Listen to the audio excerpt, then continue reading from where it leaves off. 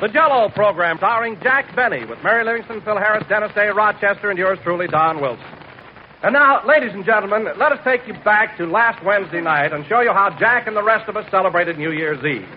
Our little story opens at Jack's house around 7 p.m., where Jack, assisted by Rochester, is getting dressed for a big night at the Rochester, where did you put the cufflinks for my dress shirt? The what? The pearl cufflinks. What happened to them? Don't you remember, boss, you said I could wear them to my lodge meeting the other night? All right, now give me my cufflinks. Well, here's what happened, boss. One of them slipped out of my cuff and rolled under the pool table. Uh-huh. And when I got down on my knees to pick it up, somebody faded me.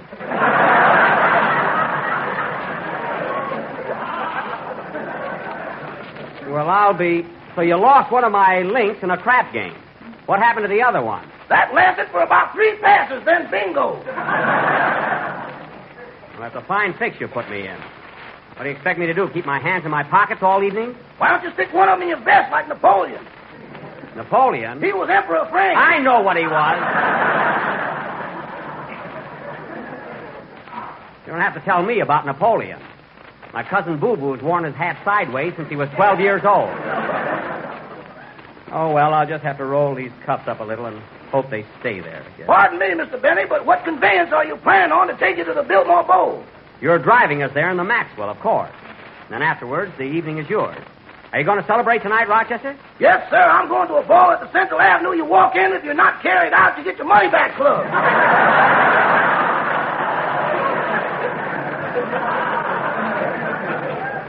Oh. Well, you better walk in and out. Now, remember, Rochester, you promised not to drink tonight. Yes, sir. I'll just order martinis and eat the olives out of them. That's right. You can eat all the olives you want. I got a bad tooth, though. I might have to float them down.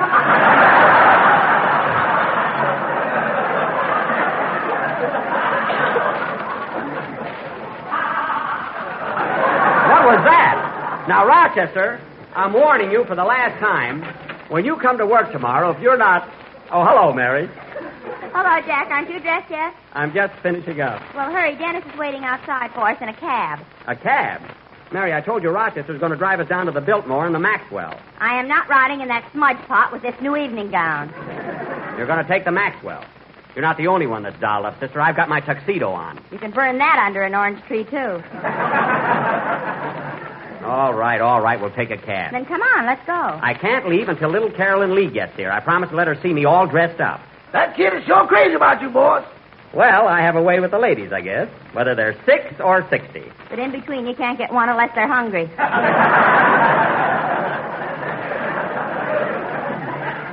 Now, listen, Mary, I'm a ladies' man at any age. Then why did you phone at the last minute and make me break a date to go out with you tonight? Because Stella Buggenhaven happens to be working.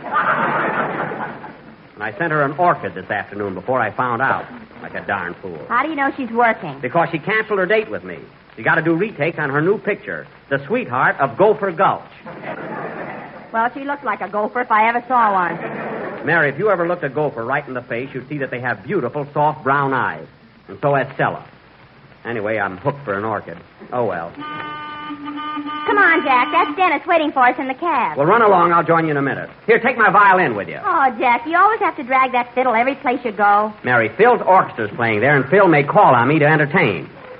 If he wants to remain on my program. Now, take it with you. Okay. Happy New Year, Rochester. Same to you, Miss Livingston. Well, Rochester, I guess you can run along, too. Have a good time tonight. Thanks, Mr. Benny. And look, Rochester, I know it's New Year's Eve, so I'm not going to be a wet blanket. I'll tell you what. It's okay with me if you take one drink at the stroke of midnight. There's 12 strokes, boss. Let's hit them all.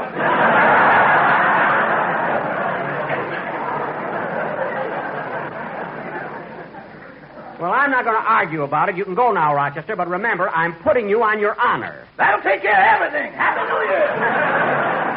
Happy New Year, Rochester. Oh, by the way, have you seen... Oh, well, I'll find it. Must be around here somewhere. Yada-dee-da-dum, da-dee-da-dum, da-dum, bum-dee-da-da-dee. Not there. Da-dum, bum-dee-da-da-dum, bum-dee-da-dee. I had it yesterday. I can't imagine what happened to it. I wonder if it's in the... Oh, hello, Carolyn. Hello, Jack. Well, I'm Wearing my tuxedo? How do I look? Gee, I think you're the prettiest man in the whole world. Now, wait a minute, Carolyn. You're taking in a lot of territory. Prettiest man. By the way, honey, this afternoon when we were playing those games, did you hide something you didn't tell me about? What do you mean, Jack? Well, I've been looking all over for a certain something, and I can't find it. Did you hide it somewhere? Huh? What do you think? I think you did. Now, tell Uncle Jack where you put it. No, you'll have to look for it. Carolyn, I'm in a hurry. Now, tell me, where is it? No, you'll have to guess. Carolyn, I'm in no mood for guessing. Look, kid, I'm going out tonight. I've got to have my toupee.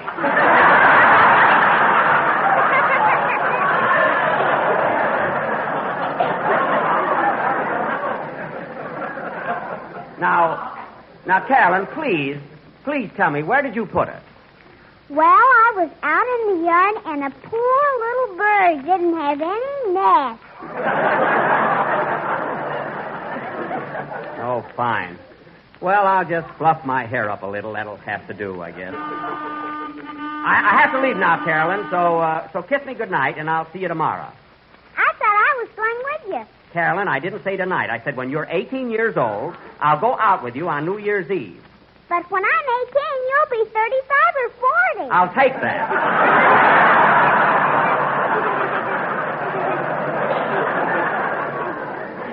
Now, good night, honey. Run along home and tell your mother I said Happy New Year. I want to stay here and have some bread and jam. You can have bread and jam tomorrow. Now, good night, Carolyn.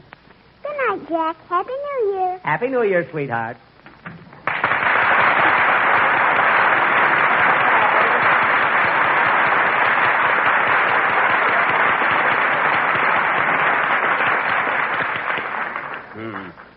Four jars of jam already this week.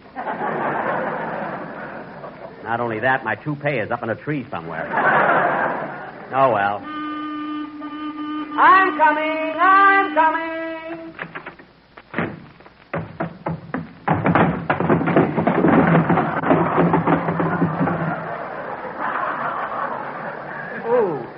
Ooh, my shins.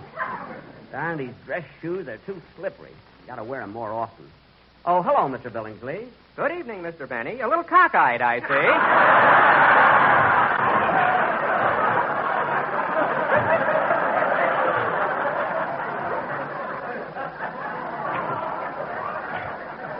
No,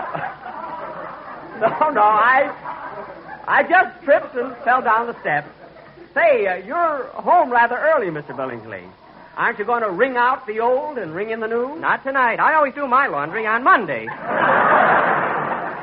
Oh, I see. Well, good night, Mr. Benny. Good night. A gentleman wouldn't say that.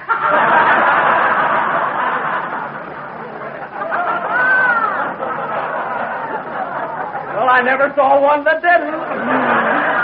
What does that mean? I can't figure him out at all. Hurry up, Jack. We can't wait here all night. I'm coming.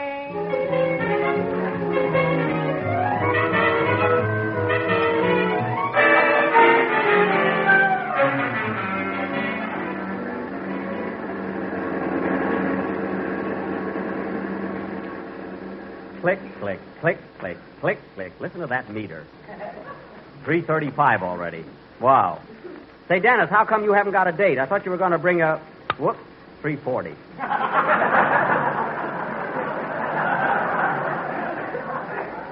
I thought, Dennis, I thought you were going to bring a girl tonight. What happened? She had to work.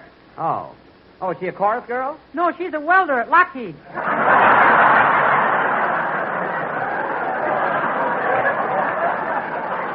Oh. Well, I can sympathize with you, Dennis. I had a date with Stella Buggenhaven tonight, but she had to do retakes on the Sweetheart of 350. I know that thing is going too fast. Go for Gulf. It's too bad I sent her that orchid. Well, here we are at the Biltmore Bowl. Look at that sign. Phil Harris and his orchestra, but come in anyway. Yeah. How much is that, buddy? Exactly what it says, $3.50. Oh. Let me pay it, Mr. Benny. No, Dennis, this is on me. But I insist. Nothing doing, kid. This is my treat. Okay.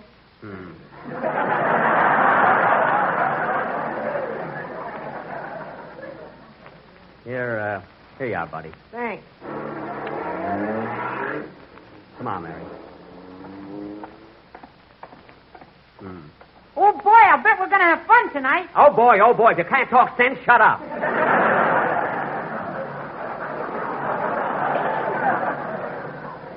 Come on, let's go in. There's Phil's band. I hope he reserved a good table for us. Where do you think you're going, Dennis? I'm going with you. Oh, you are, eh? Oh, Jack, for heaven's sake, what's the matter with you? I can't stand a cheapskate. That's all.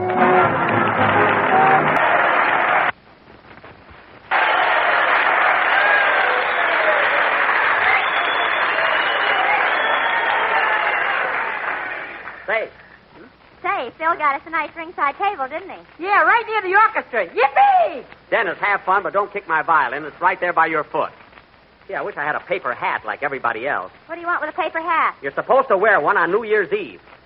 I'll straighten this out. Where's the waiter? Pardon me, are you the waiter? What do I look like with this napkin over my arm? A roller towel?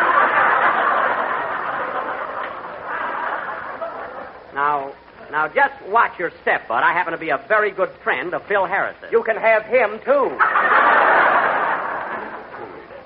Now, look, waiter, you get me a paper hat, or I'll tell this young man with me not to leave a tip after he pays the check. Scram. The thing I hate is a fresh waiter. Well, look who's here. Cash customers. Hiya, Jackson. Hello, Phil. You sure got a big crowd here tonight. Why not? Good music, good food, and just oodles of Harris. Hey, what more can anyone ask? Huh? Say, Phil, I see you've got a bigger orchestra tonight. Isn't that a new man in the front row? Where? That big guy with the mustache. He ain't no musician. That's a house detective. Well, what's the house detective doing in your orchestra? He claims the bass fiddle is full of spoons. Are you kidding? Why, that's ridiculous. Yeah, but if he ever looks in that tuba, we're cooked. Well, see you later, kids. I'm going over to say hello to Don Wilson. He and Peggy are in a big party over here. Oh, well, tell him to drop over, huh? Hey, waiter, what about that paper hat? Here you are, a gorgeous green one. How can I wear a green hat with my blue eyes? The color's clash. Oh, what are you worried about? You'll be asleep in a few minutes anyway. I'm going to stay up tonight. I took a Benzedrine. Get me another hat, waiter. And here's something else. There's no confetti at this table. When it's midnight and the celebration starts, what am I going to throw? Shake that tuxedo and let the moths fly out. Now, listen, you one more wisecrack, and I'll speak to Baron Long, the owner of this hotel. He's a pal of mine. If you don't mind, we'd like to order drinks. What do you want, Mary? I'll just have a lemonade. Okay. I'll have a glass Good of... evening, Mr. Bernie. Are you having a good time tonight? Yes, thank you. That's good. I'll have a... Who was that, Mary? Your pal, Baron Long.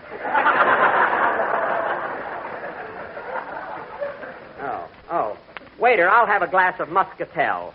How about you, Dennis? Make mine a zombie. A zombie? You'll have a lemonade the same as Mary. Okay, but I'm going to hiccup. All right, hick. Do anything you want. Waiter, that'll be 2 lemonades and a glass of muscatel for me. Yes, sir. I'll bet you're a beast when you have a couple of drinks in you.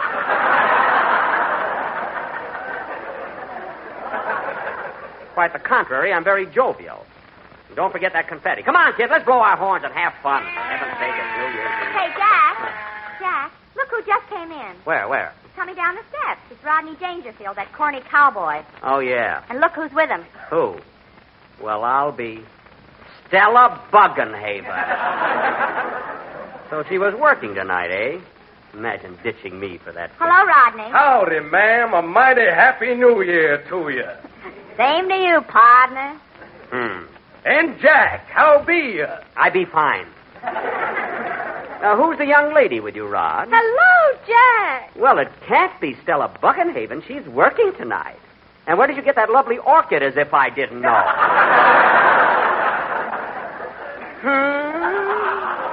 Miss Buggenhaven? Why, Jack, I do believe you're jealous. Come on, Rodney, let's go to our own table. Oh, no. Do join my little party. I bought that orchid. I'm going to smell it. One smell. Sit down. Oh, waiter. Yes, sir.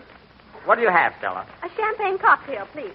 A champagne cocktail for Miss Buggenhaven. Do you want to go that high, Daddy?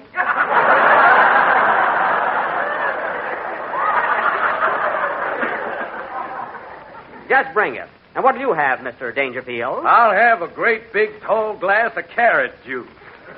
Carrot juice. Isn't that a little too strong for your rod? Sissy?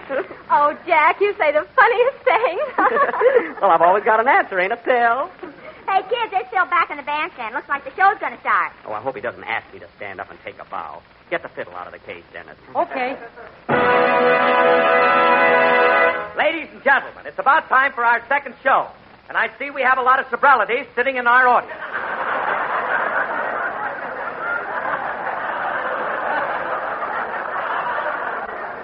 Sobrilities? And I'd like to ask a few of them to stand up and take a bow. Now, first, I want you to meet one of the greatest movie stars. Oh, I wish he wouldn't do that. That famous cowboy of Western pictures, Rodney Dangerfield.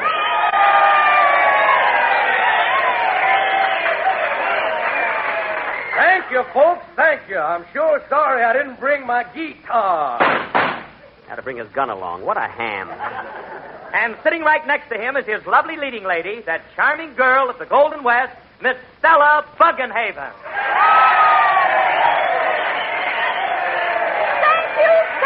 Thank you. I love you all. A very pretty speech, Stella. Brief, but it had a message. You make me sick. Behave. And now, ladies and gentlemen, it is my pleasure to introduce a very dear friend of mine, a great radio star who needs no introduction. Dennis, give me the fiddle. I have been associated with this grand personality for a number of years. And he came here tonight to relax and enjoy himself, just like everybody else. There. But I know if we insist, we can get Dennis Day to come up and sing a chorus for us. What? Come on up here, kid.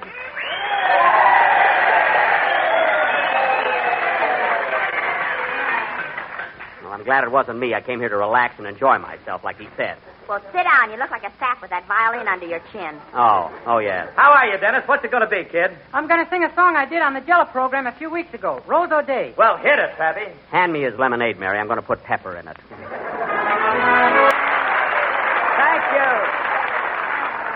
Thank you, Dennis. That was swell, kid, and I appreciate your getting up here.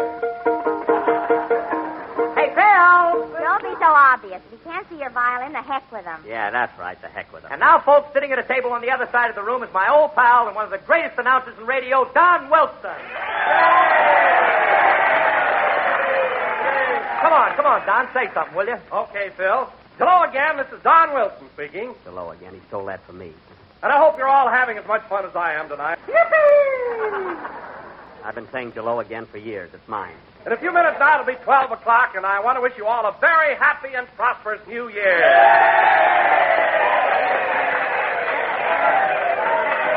Nice going, Don. Hiya, Mary. Happy New Year. Same to you. Mary, pass me that glass of water, will you? What are you taking there? Another Benzedrine. I'm getting sleepy. Thanks. And now, ladies and gentlemen... Hey, Phil. Oh, yes. And now, folks, here comes the biggest surprise of the evening. I'm sure that with a little encouragement and applause, we can get Jack Benny to come up here... and play a violin solo. Here I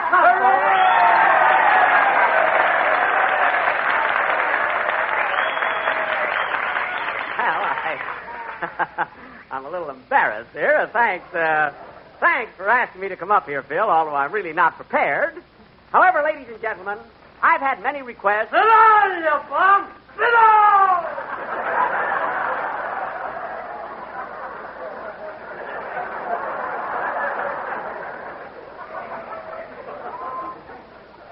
One drunk in the audience. He had to wait for me. Oh, well. Ladies and gentlemen, I've had many, many requests to play Love and Bloom. And being in a sentimental mood this evening, I'm only too happy to oblige. Love and Bloom, folks. I hope you like it.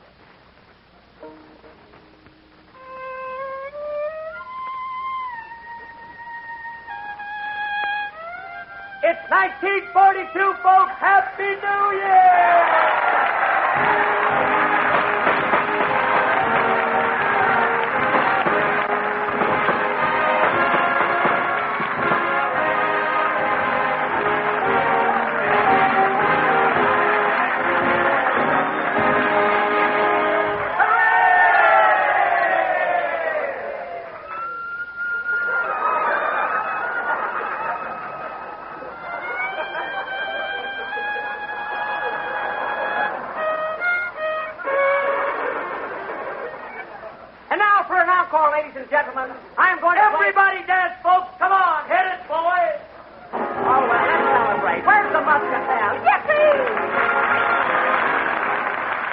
be with you again next Sunday night at the same time. And, folks, that's exactly what happened when we went out and celebrated on New Year's Eve. Tell them what happened in the cab on the way home. All right, so I fell asleep. How many Benson Reeds do you think I carry with me? Good night, folks. The Jell-O program coming to you from Marchfield, California, starring Jack Benny, with Mary Livingston, Phil Harris, Dennis Day, Rochester, and yours truly, Don Wilson. And now, ladies and gentlemen, it is with great pleasure that I bring you that eminent authority on aviation, Flying Jack Benny.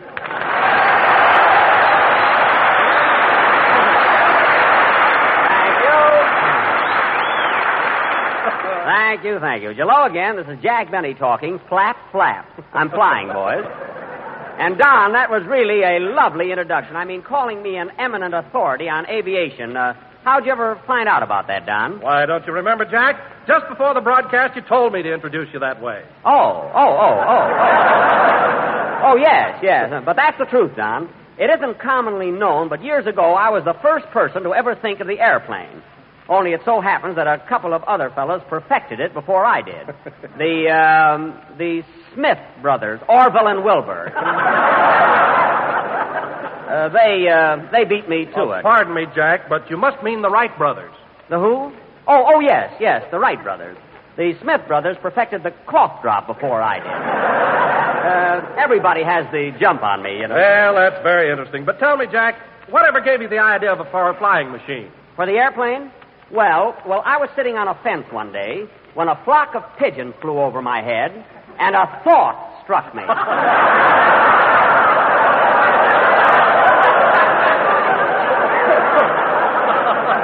Anyway, I said, if those things can fly, so can Benny. So I made a pair of big canvas wings, tied them onto my bicycle, and rode right off the roof of my father's barn. And what happened? I lit on my head, and I've been a comedian ever since. For a few years, I was quite silly, and then I became sophisticated. But that's what an inventor has to go through. Oh, hello, Mary. Hello, Jack. Hiya, fellas.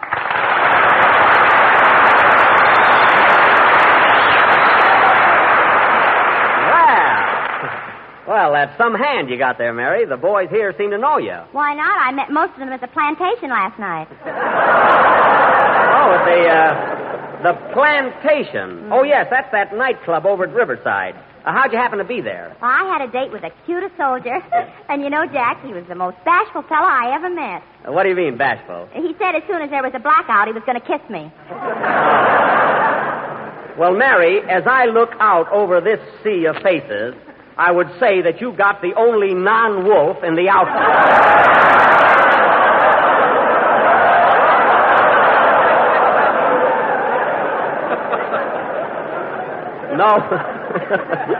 No kidding. You mean I can do better tonight? Definitely. And speaking of the plantation, Mary, I think I'll go down there some night and play my violin for the boys. That'll empty the place faster than an all-out alert. I don't know about that. Hey, Mary, you should have been here earlier. Jack was telling me how he almost invented the airplane years ago. Oh, he's full of baloney. I am, eh? Well, then let me ask you something, sister. Why is it that when I was a kid in Waukegan, everybody called me Flying Jack? Flying Jack? Yes. That's because you used to shoe flies for a blacksmith. I did nothing of the kind. I wish I had a nickel for every horse that kicked you in the face. Oh, yeah? Well, you'd have about 35 cents, Smarty. That's all. And incidentally, those kicks didn't hurt my career as a comedian either. You know, it's amazing how close I...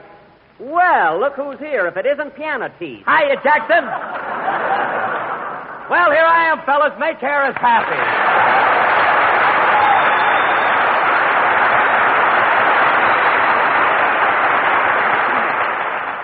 Say, Phil, why is it every time we broadcast from a new place, you always make your entrance by asking for applause? Why don't you let the audience decide whether they want to give you a hand or not? I tried that once, Jackson, and there was a lull that was a Lulu. Oh. Anyway, look, Jackson, I didn't ask for applause. I just said make Harris happy. They could have thrown money at me or anything. I don't care. And another thing, what's the idea of calling me Piano Teeth? Are you jealous because my ivories are real? Let me tell you something, Phil. Your teeth may be the McCoy, But that smile of yours must work from a button somewhere.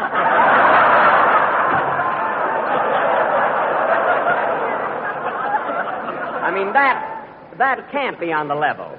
A button? You mean what I lead the band with? That's a baton. You're a fine musician. Say, Jack, can I read my poem now? Well, sure, I don't... What poem? The one I wrote about March Field. Mary, we can do without those Livingston epics tonight. Give these boys a break. Oh, let her read it, Jack. Mary's poems are always so clever. She can't do it now, Don. Phil's orchestra has to play a number. Although I wish we had a better choice. I really do. Now, wait a minute, Jackson. Are you trying to be facetious? What? I beg your pardon? I said, are you trying to be facetious? What's the matter? Didn't I pronounce it right? I don't know what to say now. I don't know. Phil, I can't understand. Where did you ever get a hold of a word like facetious? Well, I got one of them Webster's under the bridge dictionary. Under the bridge?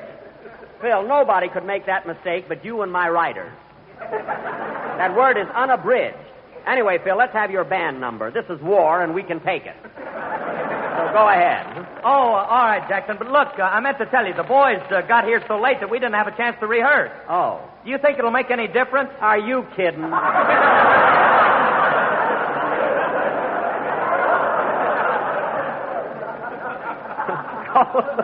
Go ahead, Phil. Hold it. Come in.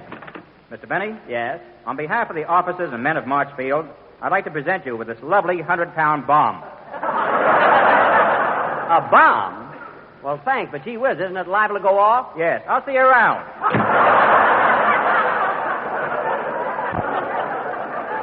Get a load of his head, fellas. What a runway it would make. Play, Phil.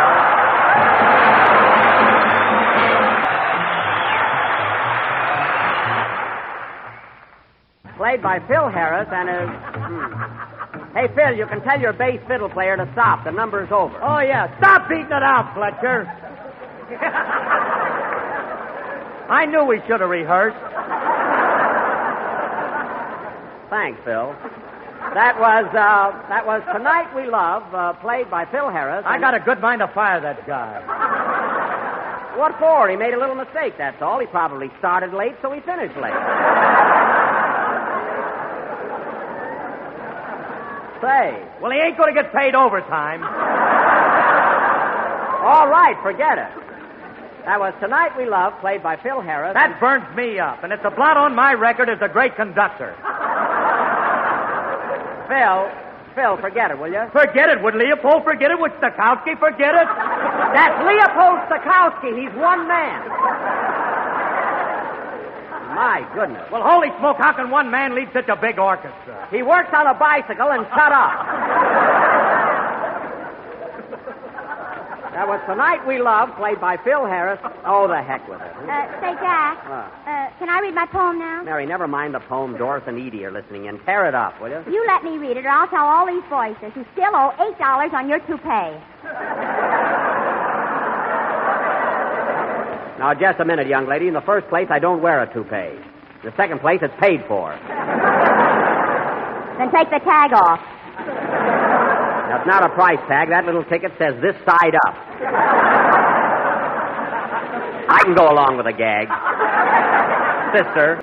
Hello, Mr. Benny. Sorry I'm late. Oh, hello, Dennis. Take a bow, okay?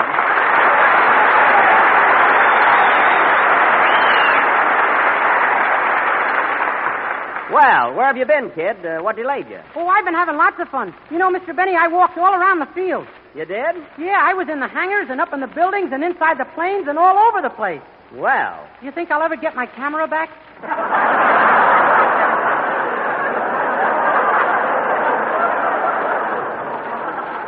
I doubt it.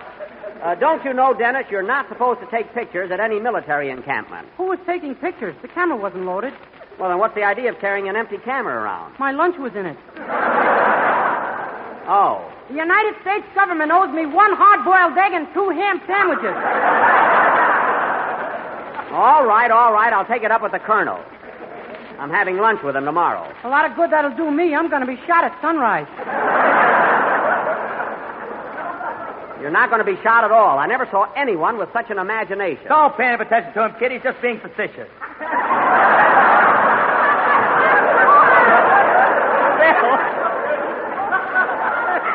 Will you forget about that word? Say, Dennis. Dennis, when you go to get... Dennis, when you go to get shot in the morning, take Phil with you. Please. I'd love to, but I don't know if I can bring a friend. Well, try. That's all I ask. And now, ladies and gentlemen... I salute you, old Marchfield, and I really think you're swell. Mary, I warned you. Well, I want to read my poem. Then start it right. What's the title of it? The title? Yes. Not January Field, not February Field, but March Field. The trouble with that title, Mary, is it tips off the fact that the poem is going to be putrid. But go ahead with it. I'm going out for a glass of water. Come back here, you coward. Okay, let's get it over with. Go ahead, Mary. I salute you, old Marchfield, and I really think you're swell. If the Japs, they get too close, you will blast them all to pieces. Nice rhyming. You want me to rhyme it? No. Continue. I think the boys here are so cute. Private, Major, Colonel Luce. I love to dance with all the soldiers. They don't keep time, but how they hold you. Well, of course, I wouldn't know. Proceed.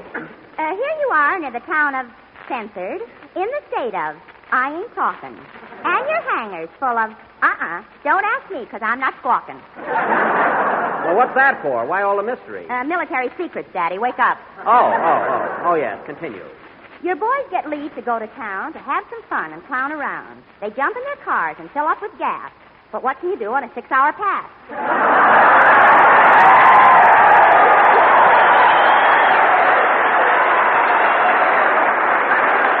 Very good.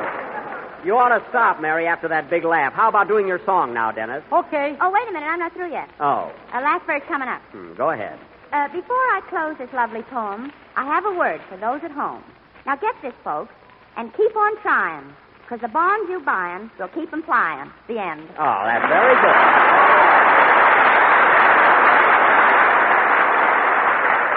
Say, that was all right, Mary. You had a nice finish. That poem turned out better than I thought it would. Well, okay, Dennis, what's your song going to be? I'm going to sing We Did It Before, and we can do it again, assisted by the Marchfield Sextet. The Marchfield Sextet? Dennis, there are 8 soldiers in back of you. 2 of them are guarding me till I get shot. Oh. Well, I guess a guy that carries a hard-boiled egg and a camera has it coming to him. Go ahead, sing, Ken. Wait a minute. Come in. Mr. Benny? Yes? On behalf of St. Peter, I want to welcome you to the Pearly Gate. Pearly Gate? Didn't that bomb go off yet? Get out of here! I wish that character would stop following me all over the country. That was We Did It Before from Eddie Cantor's Broadway show Banjo Eye, sung by Dennis Day and the Marchfield Octet. And very good, fellas. Say, Dennis, where did you meet these 8 soldiers? Well, I've got a girl in Riverside, and last night I took her to the plantation. So? What happened to my girl, fellas? Well, that's rich. So these boys took your girl away. Hey, Dennis, is she pretty? No, she's a mess. Every girl you go out with is a mess. Why don't you go out with a pretty girl once in a while? Well, if I can't hang on to a cluck, what chance have I got with a good-looking gal? Well, that makes sense, I guess. But personally, I can't keep company with a girl unless she's really gorgeous. Oh, yeah? Yeah. I have yet to see you out with a dame that didn't sag somewhere.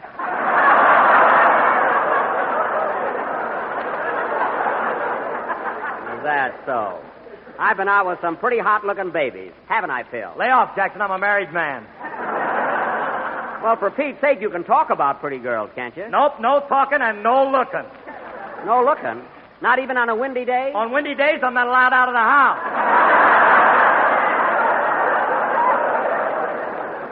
Well, that may be okay with you, but I'd like to see the woman that could dominate me.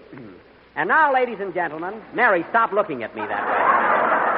And now, ladies and gentlemen, we have a surprise for you. As our guest tonight, we have one of the boys stationed here at Marchfield, the biggest soldier in the United States Army, a fellow who makes Don Wilson look like a midget, Staff Sergeant August Stackwell. Step right up, Sergeant.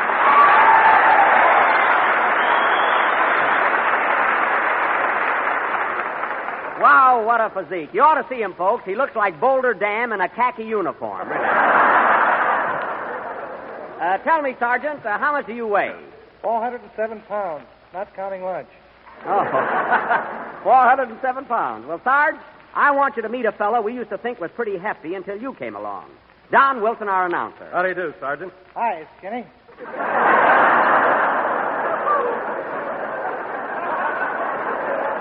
You didn't know you were going to get those kind of laughs, did you? Now, look, if you don't mind, Sarge, I'd like to ask you a few questions.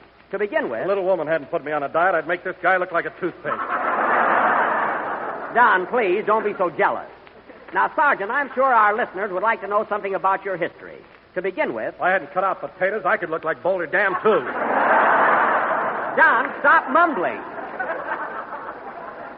Now, Sergeant Stackwell, you say you weigh 407, is that correct? Yes, sir. I see. And how much did you weigh when you were born? 150 pounds. That's 15 pounds, Sergeant. 15. Now,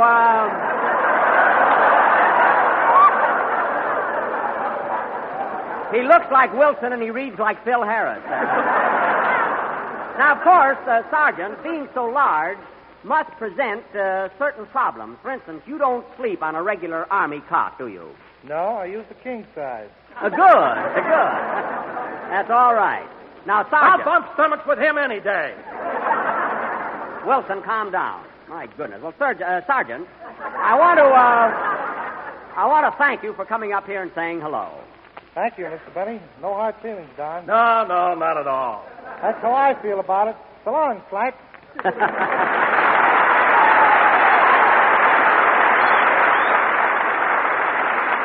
That Stackwell is an awfully nice fella. And, Don, I don't know what's the matter with you today. Andy Devine is much fatter than you are, and you've never been jealous of him. Oh, he wears pads under his clothes. Get wise, will you? Andy Devine wears pads? I can't believe it. Say, Jackson, did you hear Andy on Fred Allen's program last Wednesday? The guy was terrific. No, I missed Allen's program last week, and I'm just sick about it. Of course, not as sick as if I'd listened in. How was the show? It was darn good, and Andy sure spilled the beans about you. What do you mean? Well, Andy said you never let the actors get together on your program because you're afraid they'll organize and strike for back salary. That's the silliest remark I ever heard. What did Allen say? He seemed to think it was quite Facetious. I know, facetious. Shut up. And before we go any further, I'd like to clear this thing right now. If there's anybody in this cast that I owe back salary to, I wish he'd raise his hand. Come on. There, you see? Nobody raised their hand. I got mine up, Mr. Benny. Okay, Dennis, but come right back.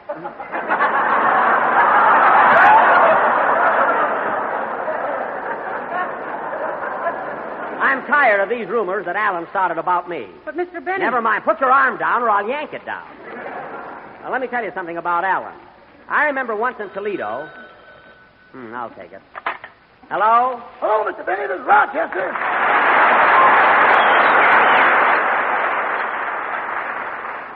Oh, hello, Rochester. What do you want? I got bad news for you, boss. You'll have to take the Greyhound back to town.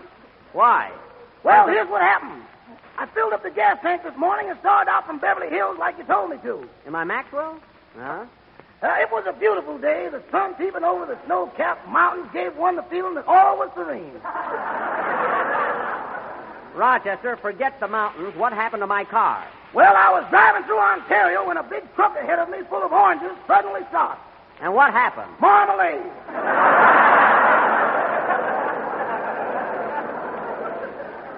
Rochester, I see no excuse for you smashing into a truck. What do you think the emergency brake is for? It ain't for stopping. We found that out. Well, tell me about the car. Is it damaged much? No, it worked out fine. The fenders are straight now. Well, good. But the right front tire's gone boom for the last time. Oh, well, I guess there's nothing else to do but go out and buy a new tire. I beg your pardon? I said go out and buy a new tire. A new tire? Yes. Just a second, I'll put Superman on the phone. Oh, that's right. It is pretty hard to get tires now. I'll tell you what. Use the spare. We ain't got no spare. What do you mean? I cut it up last week when you needed rubber heels for your brown shoes.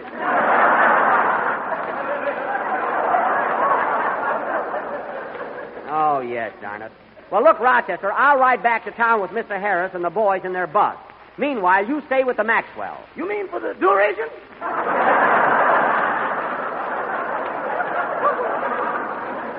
You can have that tire fixed. Now hang up. This is long distance. Okay. Oh, say, boss, looks like you owe me $10 on that bet we made. Yes, I know Buddy Bear lost. But I can't understand how Lewis knocked him out in the very first round. Well, you see, Joe's in the Army now, and he had to get back to camp before tap. Oh, well, that explains it. So long, Rochester. Goodbye. Gee, I've got to get a tire. I wonder how that rubber tree in my greenhouse is coming along. Play, Phil. We're a little late, so good night, folks.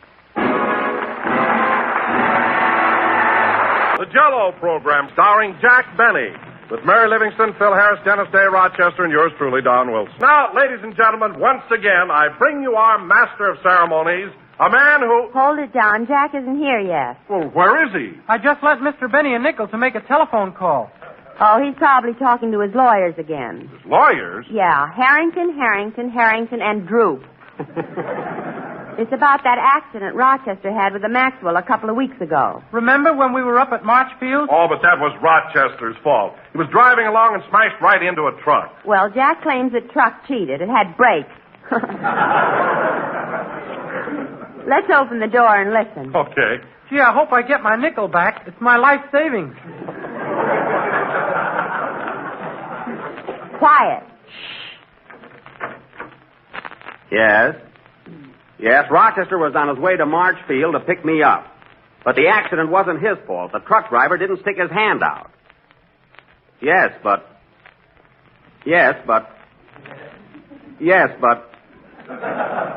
Look, who am I talking to? Harrington, or Droop? It's gotta be Droop. Well, look, Mr. Droop, make a note of this right away.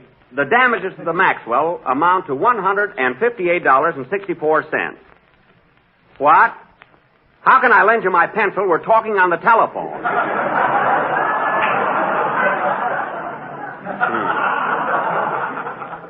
Four names on the door and no pencil. Well, now look, Droop, I'll tell you what. You get in touch with the trucking company, and if they're willing to settle out of court... What's that, operator? Another nickel for 3 minutes? Well, now look, Droop, you get in touch with the trucking company. If they're willing to settle out of court, it's okay with me, but tell them that $158.64 is what I want, and not a penny less. Goodbye.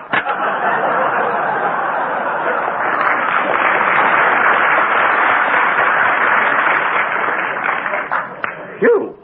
What a workout that nickel got. I'll bet the buffalo lost 6 pounds. Duck, fellas, here he comes. Oh, sorry I'm late, kids. Go ahead, Don. Introduce me. Okay. Who are you talking to, Jack? Oh, on the phone just now? Oh, that was an old girlfriend of mine from Waukegan. She just got into town.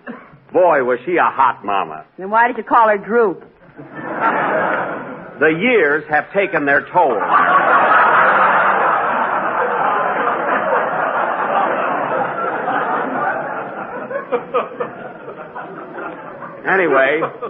Anyway, she's in town, and we're stepping out tonight. Oh, stop, will you? We heard you talking to your lawyer about that little accident with the Maxwell. Oh, so you were all snooping around, eh? Well, if you want to know something, it wasn't a little accident. My goodness, look what happened to Rochester. Well, I saw Rochester the next day, and he didn't have a scratch on him. Well, fortunately, since then, he's had the hives, and he's all bandaged up now. But I'm not bringing that into the case unless I have to. There's just one thing I can't understand, Jack. You say that Rochester bumped into the truck. That's right. The truck driver didn't stick his hand out. Well, I'd say that your brakes must have been in pretty bad shape. So if I were the judge, I'd look into that. Well, you're not a judge, and if you don't keep your big fat mouth shut, you won't be an announcer either.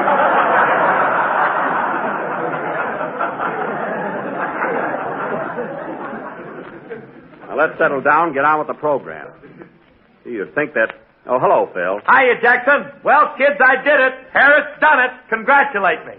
Congratulate you. What you did done do, Phil? What happened? Well, I passed the midterm examination at night school. Oh, so you're out of the beginner's class, eh? You're not a freshman anymore. Nope, from now on I'm a semaphore.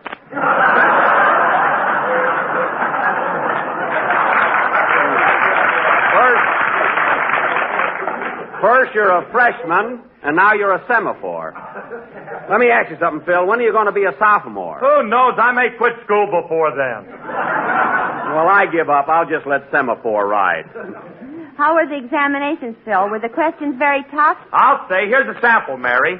Name the 48 states and give the capital of those that have them.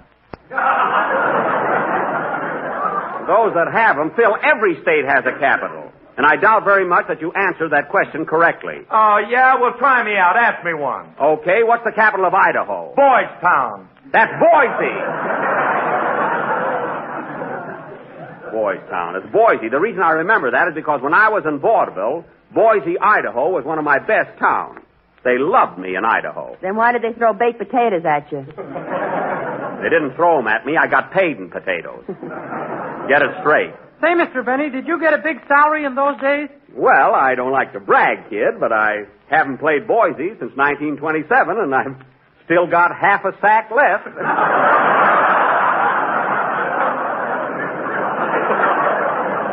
And I love my starches, if you know what I mean.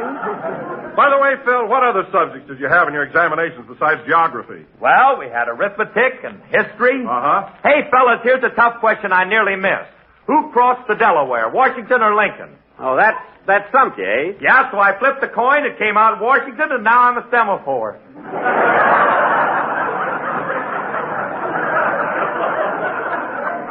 Phil, that word is... No, I won't tell him. No, now, Phil, let's forget about night school and have a band number. Okay. Say, Phil, tell Jack about that new subject you're taking up. Oh, yeah, I forgot to give you the hot news, Jackson. You know what I'm studying this term? French. French? Get a load of this.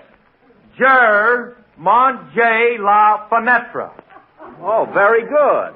What does that mean, Phil? I ate the window.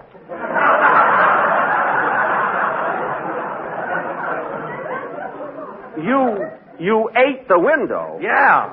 Well, what the heck do you want to eat a window for? You eat bread, you eat rolls, you eat cake. Wait till I learn them. Till then, I eat the window. Well, here's a tip for you, Phil. Stay out of French restaurants. You better stay out of them, too, till you learn the language. Oh, I can read French. Come on, Phil, let's have your band number. Tell them what happened to you at Gaston's the other night. Oh, that could happen to anybody. Come on, Phil, play. Well, wait a minute. What was it, Mary? Well, you know how Jack likes to show off. Oh. Well, we sat down at the table, and naturally, the menu was all in French. All in French. Forget it. And what happened? Jack ordered a nice, thick, juicy watch your hat and coat with mushroom sauce.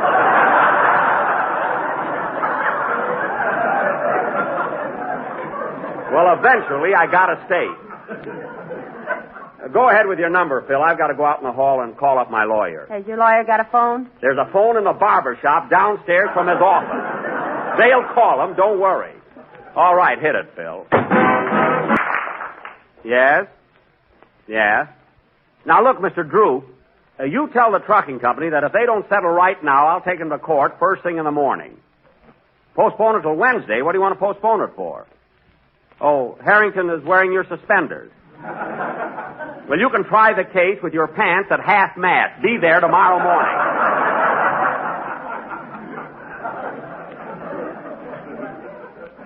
No wonder they call him Droop. Now, Droop, tell the trucking company... What's that, operator? Tell the trucking company I want $158 to straighten the chassis, $8 for repair headlights, 64 cents for a wing fatigue on radiator. Goodbye.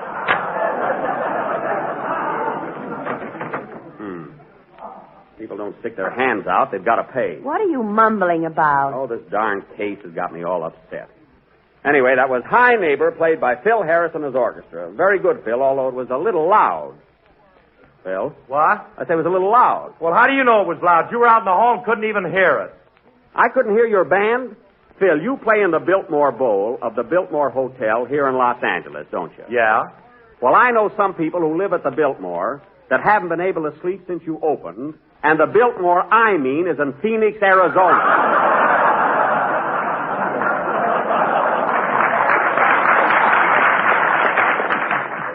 And I'm not kidding. Well, it's their own fault. They ought to close their windows.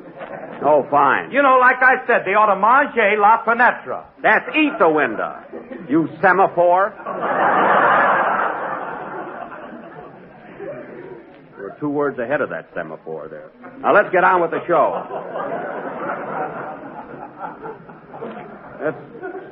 Let's get on with the show here. Come on. Now, let's see, where are we? Boise, Idaho. We are not. Well, someone just hit me with a potato. I don't care. We're in Hollywood. Now, let me announce our play. Ladies and gentlemen, for our dramatic offering this evening, the Benny Retreaded Thespians are going to present an original mystery melodrama entitled The Fright Wig Murder Case, or He Died with His Tooth On. Now, I will play the part of Detective Captain O'Benny, as fearless a bloodhound as ever sniffed a clue. Phil Harris will be Sergeant O'Reilly, my assistant sniffer. Mary, you're going to be the wife of the murdered man. And Dennis, you're going to be the victim. Gee, there's no future in that. I'm going to be your wife. What have I got? Quiet. Now, let's see. I want a bigger part, Mr. Benny. Why don't you lay on the floor and be the murdered man? I wish I could. My feet are killing me. Now, who else? Oh, yes, Don, you're going to be the butler. Oh, every time we do a mystery, I'm the butler. Why can't I be a detective? Because any man that can't look over his stomach is apt to overlook a clue. Say, that's all right. That line was pretty clever, eh, Mary? What do you care? You saved your money. Well, I liked it. Now, before presenting our mystery, folks, let me give you a brief synopsis of what happened up to now. On the night of January 24th, A.D., after dinner, Mr. Homer J. Frightwig, a social lion, was found murdered in his den. Just before the murder, his wife was in the room reading a copy of Live Alone and Like It, which may have thrown her a thought. The victim was playing solitaire when he was suddenly interrupted by a lead kibitzer. Now, who committed this crime? Was it the chauffeur? No, I didn't do it. I'm innocent, I tell you. Innocent. Was it the butler? I didn't do it, I tell you. I didn't do it.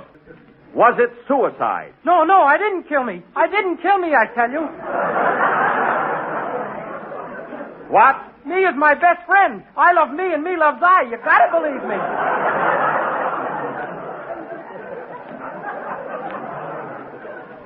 And now the wife, Mrs. Homer J. Frightwig. Did you or did you not kill your husband? I hated him. I loathed him. I despised him. So that night, Stop! We can't give it away, folks, but this mystery will go on immediately after a song by Dennis Day. Sing, Dennis. I'm going out and call Harrington, and Drew. That was The White Cliffs of Dover, sung by Dennis Day. And now, ladies and gentlemen, for our mystery melodrama, The Frightwig Murder Case, or... Now, as the scene opens... lay down on the floor, Dennis. You're the murdered man. Lay right there on your back. If I lay on my back, I'll snore. You're getting paid, and you'll stay awake till the program is over. Now, as the scene opens, we find Detective Captain O'Benny and Sergeant Phil O'Reilly in their office at police headquarters. Curtain. Music.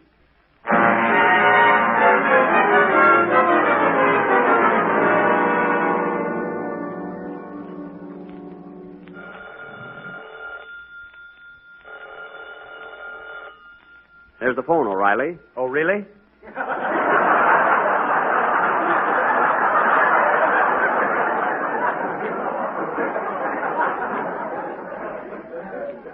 Never mind, I'll take it. Hello, police headquarters. Hello. I want to talk to Detective O'Benny. That's me. What is it? My name is Mrs. Homer J. Frightwig. I want you to come over to my house right away. My husband has been shot. Oh, really? Is that for me, Cap? I said, oh, really, O'Reilly. Shut up.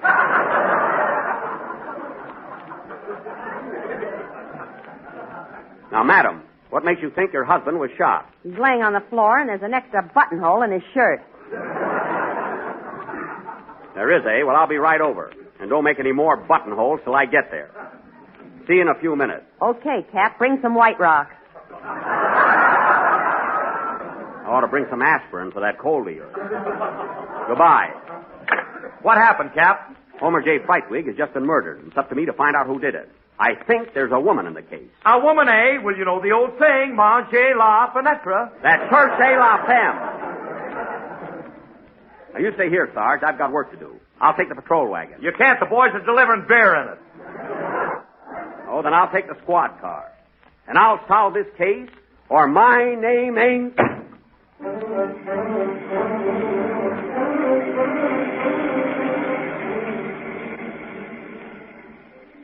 Well, here it is. This is the place, all right. Open up in the name of the law. This is police headquarters. Doggone, I forgot to release the brake.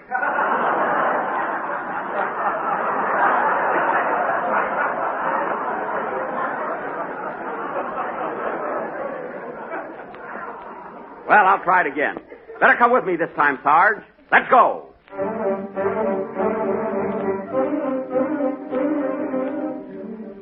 Calling all cars.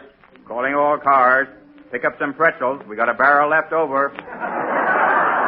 That is all. Step on it, Sarge. We got to solve this case and get back.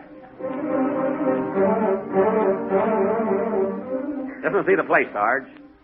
Open up in there. Come on, open up.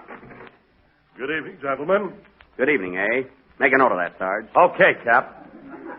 Now, come on, you. Where's the murdered man? That ain't a brass rail you got your foot on.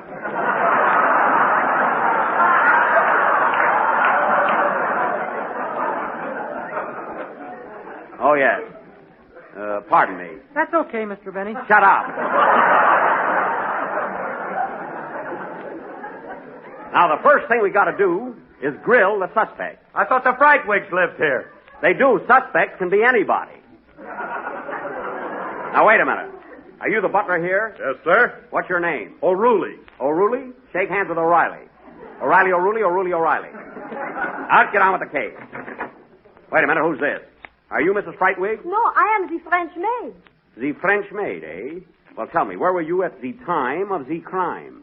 Je n'en sais rien du tout. J'étais dormi dans ma chambre et j'entendais un bruit terrible. Alors je m'habillai immédiatement et je descendais. Je ne sais absolument de ce crime féroce.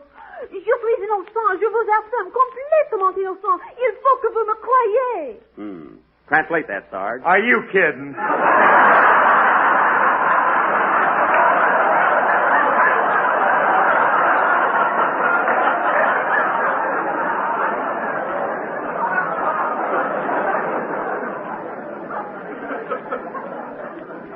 Well, you're studying French, aren't you?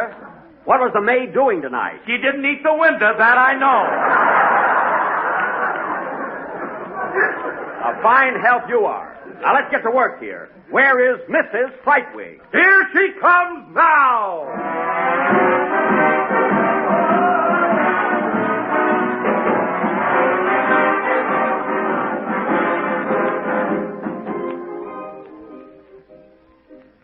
Well, good evening, gents. What's all the commotion? Oh, hello, Mrs. Frightwig. I'm here to find out who killed your husband. Well, let's not talk shop, Cappy. Come on over here on the sofa and sit down. None of that, Mrs. Frightwig. I represent the long arm of the law. Well, wrap it around me. I'm lonesome.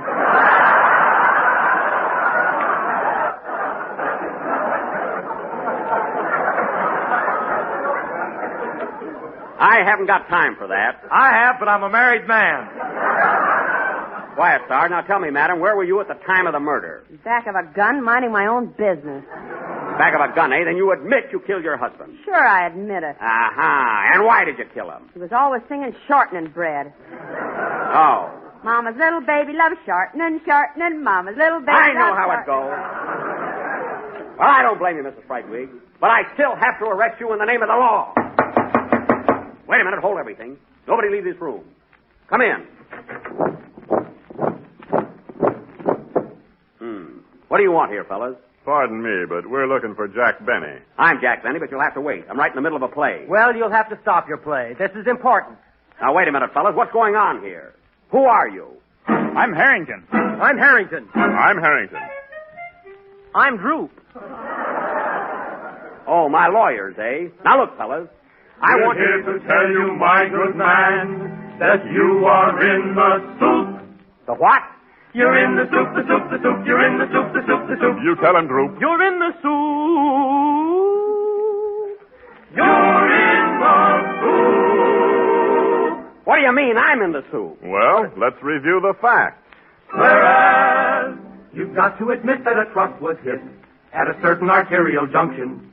Whereas they claim that your chauffeur just wouldn't pull over, or mayhap his brakes wouldn't function. Oh. Whereas they state that your Maxwell was minus an axle, thus knocking our case for a loop. To wit, you're in the soup, the soup, the soup, the soup, the soup, the soup. Now stop. Now look, gentlemen. It wasn't Rochester's fault. The truck driver didn't have his hand out. He didn't have his hand out, poor lad. Well, I would say that things for him look bad. What is this, anyway? For his ugly crime, he surely will serve time, and then hang by the neck until death. Until death, he will hang until death. No. I don't want the truck driver to hang, fellas. Now, let's get this straight. Rochester started out from Sunset Boulevard and Vine Street to pick me up at March Field. And everything was all right until he got to Figueroa Street. Figueroa? Yes. Figueroa, Figueroa, Figueroa, Figueroa, Figueroa, Figueroa, Figueroa, Figueroa, Figueroa, Figueroa, Figueroa, Figueroa. What's that got to do with Figueroa Street, fellas? Figaro, Figaro, Figaro, Figueroa. Now, wait a minute, fellas. Will you wait a minute? I can't talk to you now. Go away. I'll see you later. Goodbye. Goodbye, Mr. Benny, and don't worry. The most the judge will give you is 30 days. What do you mean I'll get 30 days? 30 days, 30 days. You get Gilligalucci, Ginnamaroocha, Balleralla, all 30 days, 30 days. For heaven's sake, 30 days. You get Gilligalucci, Ginnamaroocha, Balleralla, all 30 days. Well, that's about the silliest thing.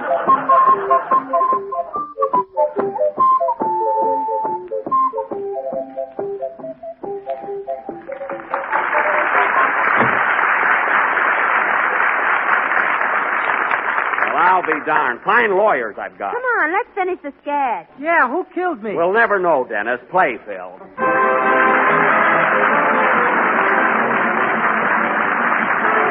And we will be with you again next Sunday at the same time. Say, Mary, do you want to come to my house for dinner tonight? Yeah, what are we going to have? Oh, Rochester fixed up some baked potatoes and a nice Virginia ham. Oh, you played Richmond, too. Yeah. I went over big there. Good night, folks. The Jell-O program, starring Jack Benny, with Mary Livingston, Phil Harris, Dennis Day, Rochester, and yours truly, Don Wilson. Now, ladies and gentlemen, inasmuch as this evening marks the halfway point of our radio season, I think it only fair that we pay tribute to the man who has contributed his invaluable services to the show. Well, a man upon whose broad shoulders rests the burden of maintaining the high comedy level of this program. gee. And here he is, folks, our sound effects man, Mr. Virgil Reimer.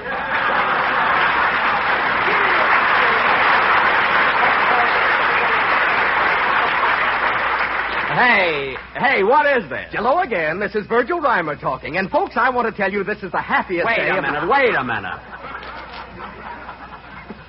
minute. What's going on here, Don? Well, Jack, I thought the public might be sort of tired of hearing me introduce you week after week.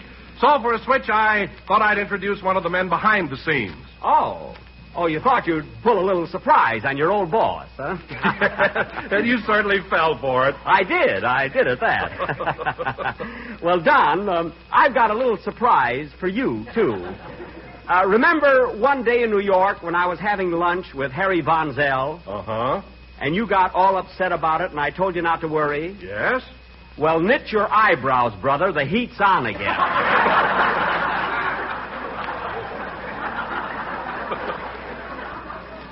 Now, let's get going with the program. Okay. Hello again. This is Virgil Reimer talking. And, folks, a funny thing happened to me on the way... Virgil! Go away, will you, and stick to your sound effect. Oh, give him a chance, Jack. After all, I introduced him, so let him say a few words. Oh, all right. Go ahead, Virgil, but make it snappy. Thanks, chum. Ladies and gentlemen, a funny thing happened to me on the way to the studio. I was walking down the street. And the traffic was something terrible. Oh, for Pete's sake. When all of a sudden a panhandler walked up and asked me for a nickel for a cup of coffee, so I gave it to him.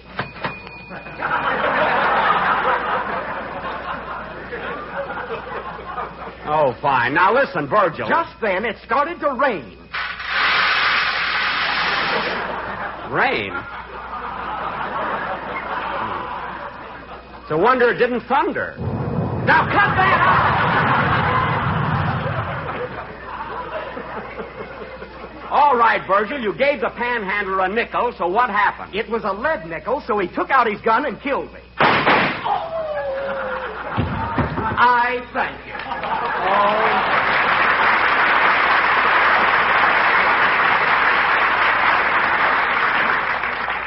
That was very clever, Virgil. Now get up off the floor and go back to your clinks and clanks. Oh, hello, Mary. Hello, Jack. What's the sound man doing on the floor? Virgil? Oh, he's just trying to be funny. Everybody working for NBC wants to be a comedian. Well, what's wrong with that? Give the kid a chance. Listen, Mary, comedians are born, not made. Take me, for instance. I got the biggest laugh you ever heard when I was only 3 months old. What'd you do, make off like a fan dancer with your diapers?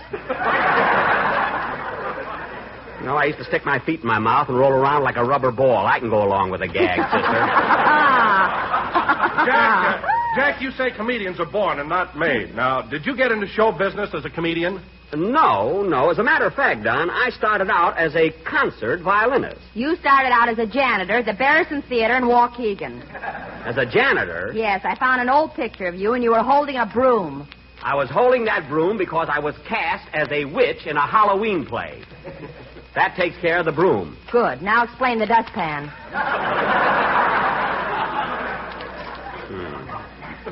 Well, you got me in a corner again. You know, someday I'd like to broadcast from a roundhouse. You know? Oh, hello, Phil. Hiya, Jackson. How's the old gent with the gray hair? He's fine. I just got a letter from my dad this morning. Phil means you. I know who he means. Anyway, thanks for asking, Phil. Say, Phil, how are you coming along with your French lessons? Have you learned anything new? Oh, yes. How's our French scholar progressing? Huh? Well, remember last week how I learned to say je mange la fenêtre? Yes, you ate the window, yes. Yes, I remember. Well, get a load of this one. Je dormais dans la encrière. Very good, Phil. What does that mean? I sleep in the inkwell.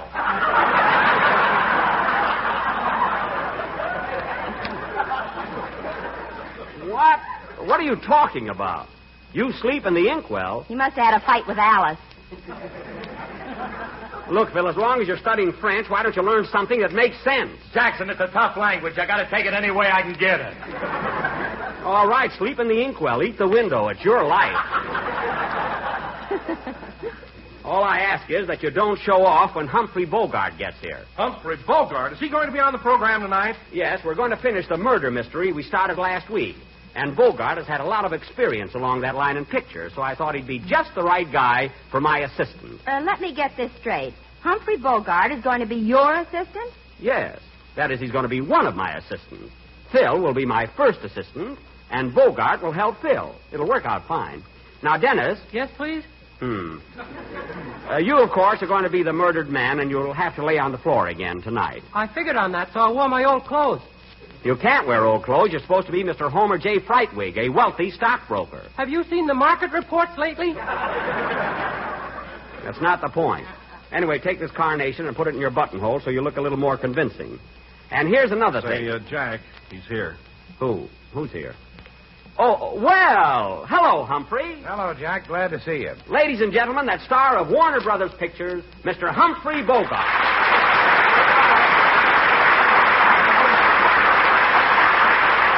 Thank you. Thank you. Well, Humphrey, it's darn nice of you to come over here tonight and help us solve our little murder mystery. I'm glad to do it, Jack. I heard you play last week, and I figured somebody should do something about it. Good.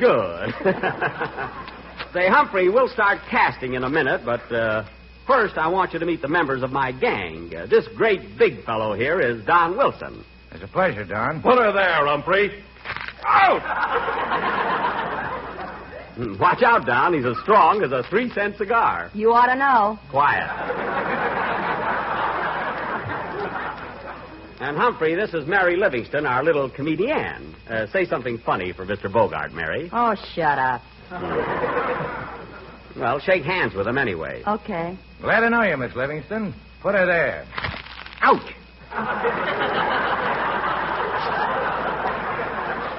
Mary. And this is Dennis Day, our young tenor, and Phil Harris, our musical genius. Hiya, fellas. Bonsoir. Come on, Talibou, Humphrey.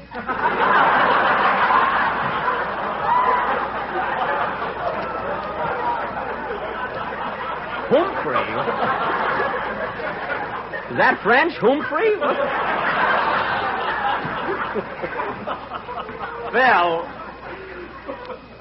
Phil, stop showing off, you know? You know, Mr. Bogart, I took my girl to see you and all through the night, and did you make a hit with her? Did you make a hit? Dennis. Oh, she kind of liked me, eh, kid? Well, she talks out of the side of her mouth now, if that means anything. Well, that's real hero worship. I guess we can get started with the casting, Humphrey. Say, where's Rochester? I'd like to see him.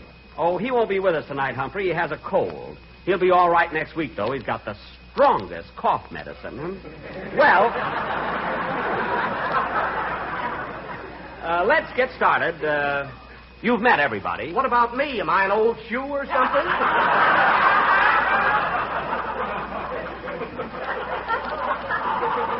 Believe me, Virgil, he's not interested in meeting you. But if it'll make you happy, all right. Humphrey, this is Virgil Reimer, our great sound man.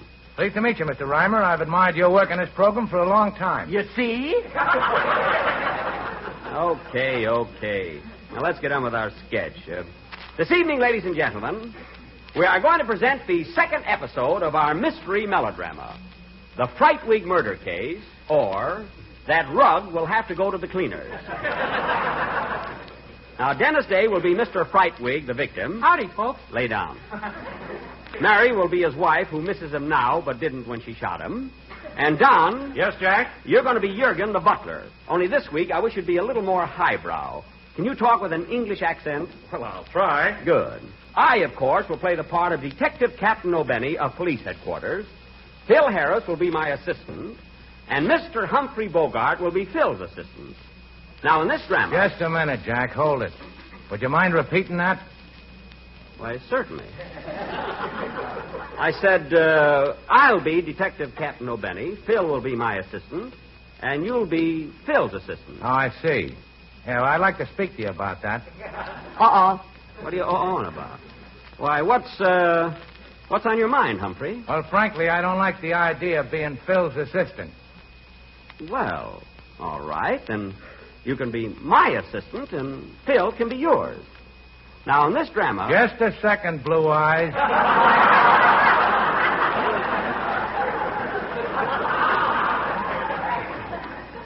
Well, thank you. What is it, Humphrey? Now, let's get this straight. Here's the way it's going to be, see? I'm the captain, Phil's going to be my assistant, and you're going to be his assistant. But Humphrey... Now, look, I don't want any trouble. I'm a nice, easygoing guy, but I didn't come over here to get kicked around. Well, who kicked you? Did you kick him, Dennis? Did you kick him, Don? You know what I mean. I'm going to be the captain, and that's final. All right. And you don't have to grab my coat while you're talking to me. Now, let go. And another thing, Mr. Bogart, I'm paying you for being here on this program tonight so you can be a little more civil. Oh, are you going to pay me? Yes. Well, I'm not exactly paying you in cash, but I was going to send you a lovely present. A fountain pen or something. Now, you send me a fountain pen, I'll squirt it right in your eye.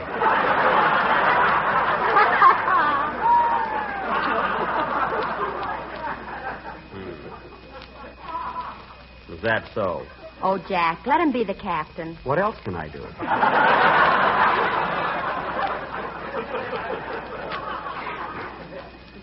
got a good mind to punch him right in the nose. Well, why don't you?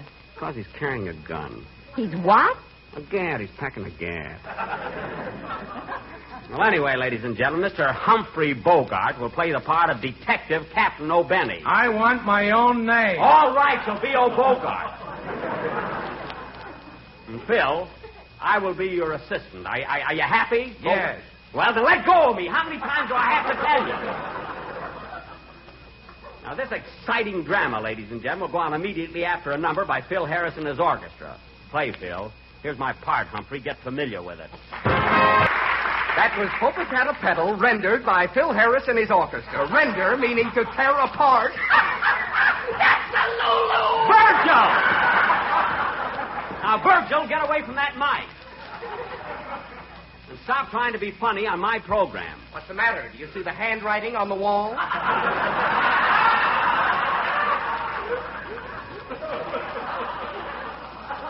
Now, listen, Virgil. Virgil, if I have any more trouble with you, you're getting out of here. And I'd also like to get rid of Bogart. What was that? What did you say? I said when I was a kid, I had a go-kart. Do you mind if I had a little fun?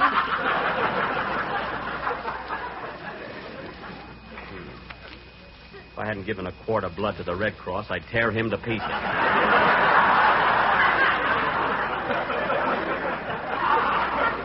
A quart of blood? Yes. You've been down there 10 times and haven't even found a vein yet. They'll find one, don't worry. Now, settle down, everybody. Let me announce our play. Pardon me, Jack. I'm announcing it. All right, announce it. Boy, I never saw such a ham. Ought to have my head examined for inviting him over here. And will you cut out that mumbling? Listen, I've been talking to myself for 20 years. I'm not going to stop now.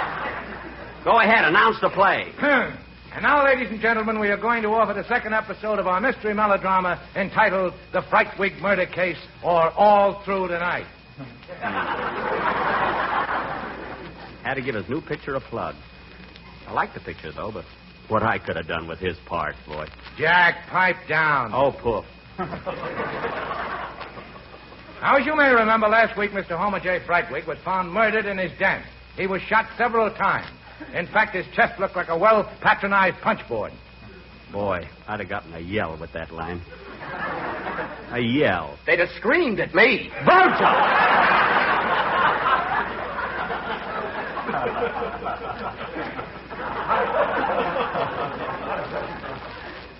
Go ahead, Humphrey, you gangster. Captain O'Benny was called into the case, but was unable to make any headway. So this week, I will solve the crime. I'll bet.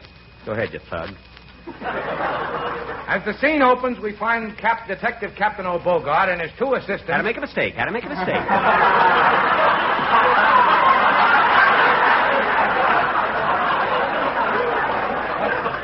We find Detective Captain O'Bogart and his two assistants. Yeah. In their office at police headquarters. Curtain. Music.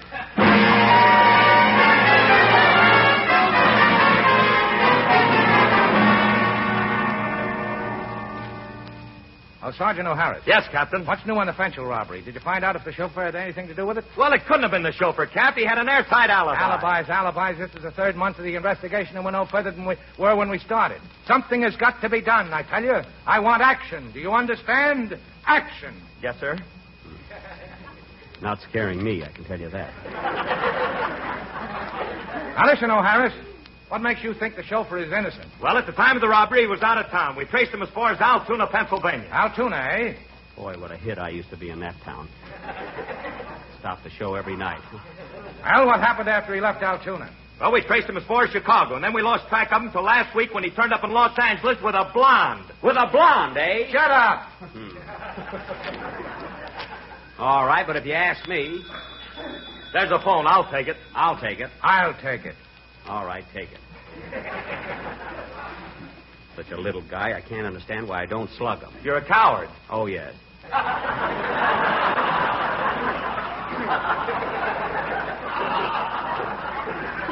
Oh, well. Hello, police headquarters, Captain O'Bogart speaking. Hello, Bogey. This is Mrs. Homer J. Frightwig. Oh, yes. What is it, Mrs. Frightwig? Listen, Cappy, why don't you come over and investigate my husband's murder? It's no use. I can't find any clues. Well, drop in anyway. It's a rainy afternoon. Come on over. Okay, madam. But I'm going to find out who killed your husband. Well, if you're real nice, I'll tell you. Come on over. Yes, ma'am. I'll be there in a few minutes. Swell. Bring some olives. I've got the toothpicks. So long. So long. Who was that, Cap? Yeah, who was it? Fine part I've got.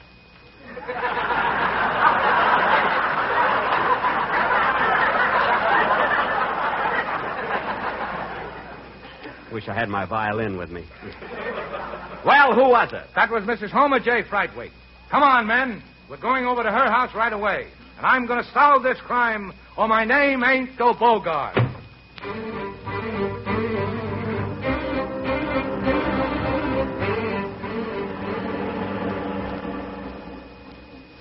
Calling all cars. Calling all cars. Enjoy your ride. You'll soon be walking. That is all.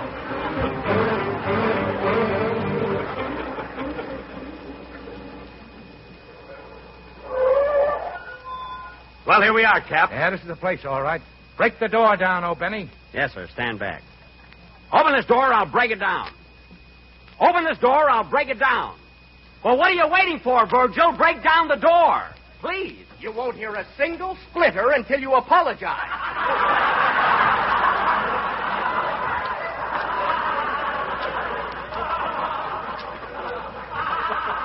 All right, I'm sorry I bawled you out. Now go ahead with the door.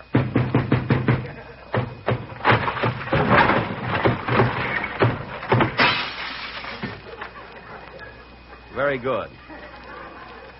Well, who's this? Good evening, gentlemen. Did you ring? Ring? This guy's the butler, Cap. I know who he is. Now listen, you. Where's the body? That ain't a bearskin rug grinning at you. That's Mr. Frightwig, all right. And he's laying there just the way he was shot. Oh, for goodness sake. Some tough guy. I bet anything he faints. What was that? Well, come on, Humphrey. Find out who done it. Just a minute, miss. Who are you? I am Fifi, the French maid. Oh, yeah? Now listen, Fee. My name is Fifi. Well, I'm in a hurry. Sit down, will you? Say, let me talk to her, Cap. I speak the language very fluent. Fluent? Now listen, Fifi. What do you know about this murder? Je ne sais rien du tout de ce meurtre. Je suis seulement la bonne ici. Et naturellement, je ne l'ai pas commis. Oui, oui. Je suis dans ce pays que fort peu de temps et je ne connais pas beaucoup de monde. Je menais une vie solitaire. Oui, oui. J'aimerais bien un rendez-vous avec un Américain. Voulez-vous me rencontrer at the corner of Sunset and Western at 8 o'clock? What'd she say, Harris? I don't know, but I'll be there. So will I. She must have a friend. Fine policeman. Why don't you get on with the case and grill Mrs. Frightwig? Where is she? Here she comes now.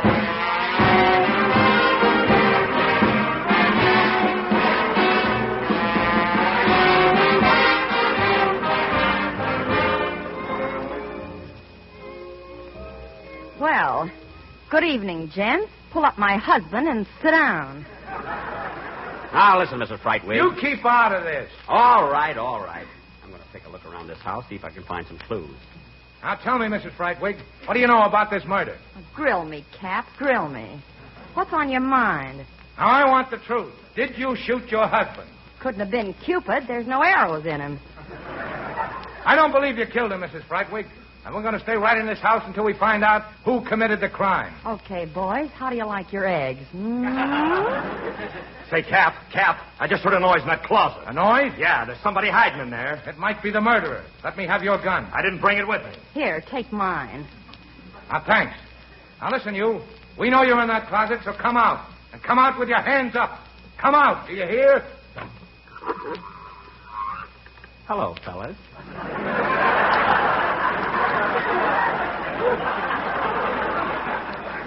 Surprise? Oh, it's you. What were you doing in that closet, O'Benny? I'll tell you what I was doing there. I can't keep it a secret any longer.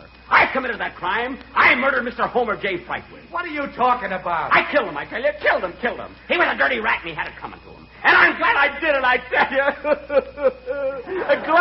glad. You did nothing of the kind. You're just trying to build up your part. I am now.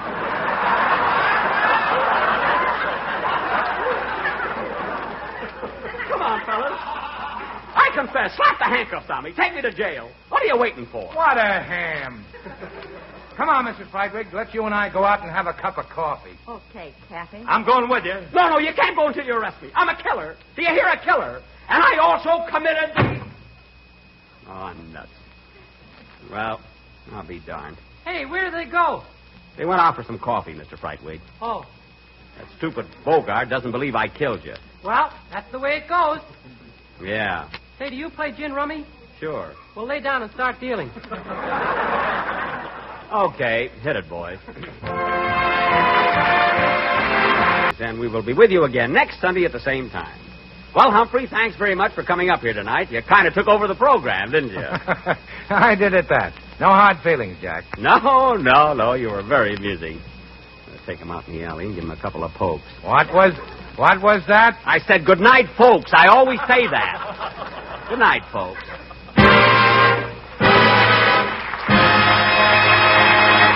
The Jell-O program starring Jack Benny with Mary Livingston, Phil Harris, Dennis Day, Rochester, and yours truly, Don Wilson.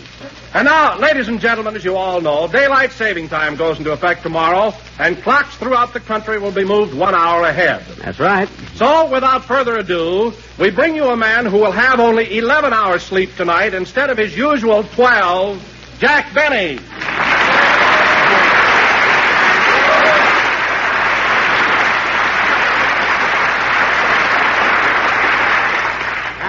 Thank you. Hello again. This is Jack Benny talking. And, Don, I don't know where you got the impression that I sleep 12 hours a night. I'm up bright and early in the morning, the same as everybody else. Yes, Jack, but look at the time you go to bed. By 9 o'clock every night, you're in dreamland. And not on Wednesday nights. They don't raffle off the Plymouth at the Oriental until 9:30. By the time I get through arguing with the manager, it's usually 2 in the morning. Well, what's the idea of arguing with the manager? Listen, Don, I've been going to that theater for years now. It's about time I won a slab of bacon or something. Anything. Huh? You mean as often as you've gone there, you've never won a prize? Well, my number was called on 2 different occasions, but, forget it. No, Jack. What happened? Well, you see, Don, when they call your number, you have to get up to the stage within 60 seconds. Uh-huh. Well, the first time I didn't get there fast enough, and the second time I was disqualified for wearing roller skates.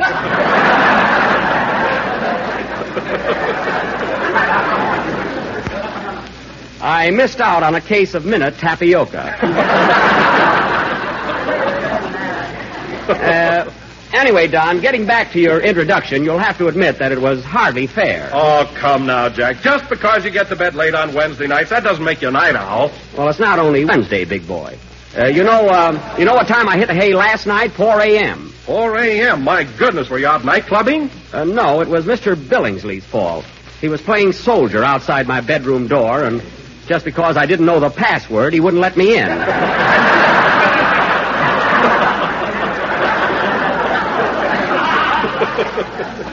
I'll know it tonight, believe me. What is the password, Jack? Well, it's not exactly a word, Don. I just have to go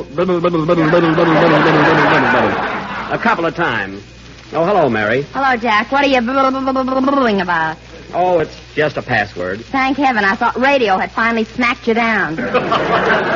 No, nothing like that. My ears ring frequently, but that's about all.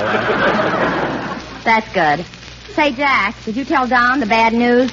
Not yet. What bad news? Well, on account of daylight saving next week, Jack is going to dock us all 1 hour's pay. 1 hour's pay? It's only for the duration.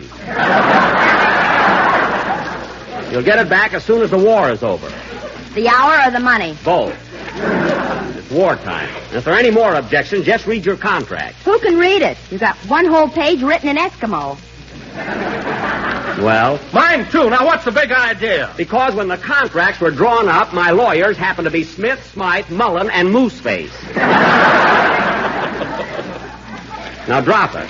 Leave it to Benny to get a lawyer that can spear fish for him, too.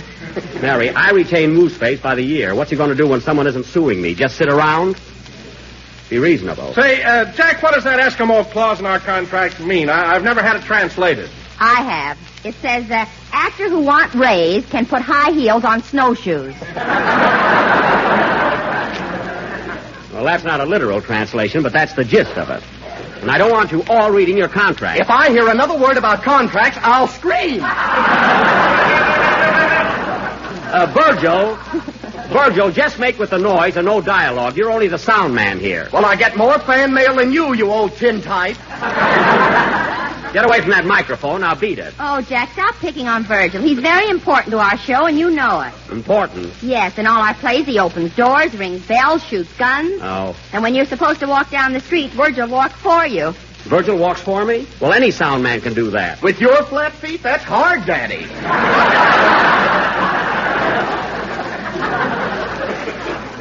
Virgil, I told you to get away from that mic. I never saw a guy with Hey, Jack, here comes Night School Joe. Oh, yes, our French student. Hello, Phil. Bonsoir, folks, bonsoir. Hello, Jacques.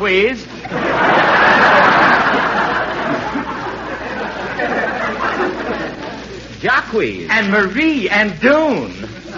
Dune? Phil, a dune is a great big pile of sand. But I guess you're right. Anyway, why don't you cut out that French? The stuff you say doesn't even make sense. Well, I learned a new one this week. Get a load of this, Jackson. Ma orchestre travaille dans Dune soupier. What does that mean? My orchestra works in the soup tureen.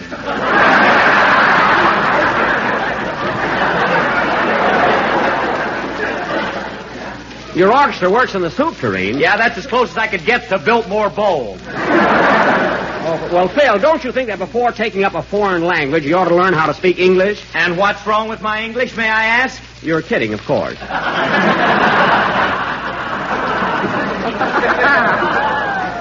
And now, folks... No, I ain't. What's wrong with my English? Phil, I met a Fiji Islander once with a ring in his nose who had only been in this country 3 weeks, and he speaks better English than you do. Much better. Well, then I got to get one of them rings.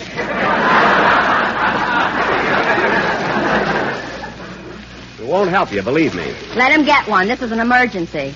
Mary, if Phil ever puts a ring in his nose, Alice will snap a leash on it, sure as anything. And now, folks, Phil Harris and his 18 dreamboats will entertain us with a band number. Hit it, Phil. Oui, oui, amigo. Phil, amigo is Spanish. You're talking Spanish now. Then I want more money. Oh, play. Play, go ahead. Hold it a minute. Come in. Mr. Benny? Yes? Do you recognize me? No, I don't. Well, that's my fault. I should never have taken that ring out of my nose. Get out of here. He's a Fiji Islander, all right. Look at that bushy head of hair.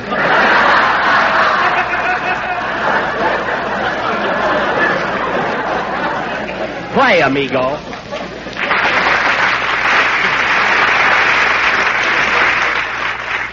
That was a medley of Deep in the Heart of Texas and The Eyes of Texas Are Upon You, played by Phil Harris and his orchestra, who may be heard nightly except Sunday in the soup tureen of the Biltmore Bowl. Say, Phil, that medley was really thrilling. How'd you happen to play it? Well, I got a lot of pals in Texas, and I don't want them to forget me. Oh, yes. You and the boys work down there every summer, don't you? Yeah, last year we did one-night stands in Fort Worth, Dallas, and Galveston, and then we played 3 months in Van Horn. 3 months, eh? Yeah, that's what they gave my guitar player for stealing a cow.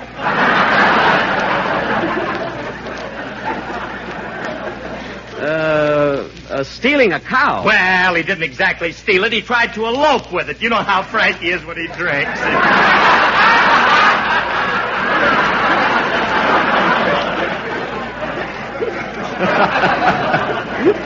Yeah. He must have eloped with that guitar, too. It's got Gene Autry's name on it. Well, I thought you were lost, Dennis.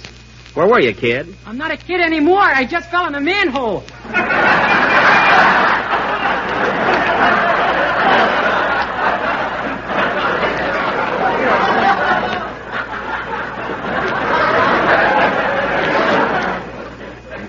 Oh, fine. He fell in a manhole. Fell in a manhole. That makes him a man. I suppose if you fell in a gopher hole, you'd be a gopher. Yeah. Jack fell in a rat hole once. Oh, quiet.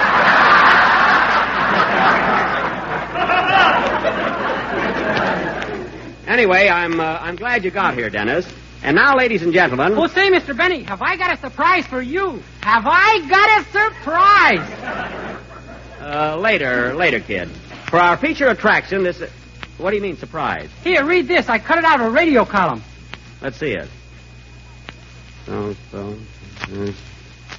Well, I'll be darned. Get a load of this, fellas.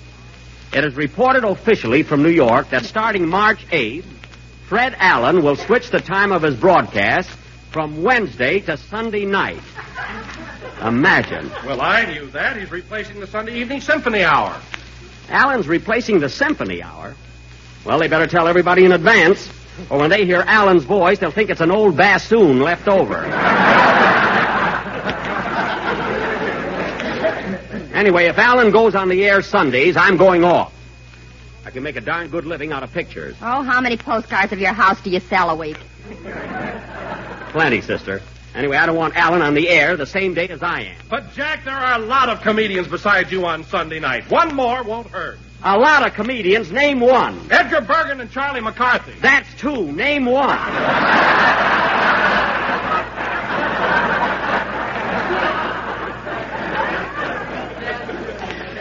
Now, I dare you. Oh, Jack, you know very well that Edgar Bergen plays both parts. McCarthy is a dummy. Oh, so you're falling for that stuff, too, eh? I happen to know that Charlie McCarthy is just as much flesh and blood as I am. On flesh, I won't argue. There's no argument on blood, either. I got plenty in my veins. Mr. Benny is right. I gave him a transfusion yesterday. You didn't give me anything. I paid you $5 a gallon.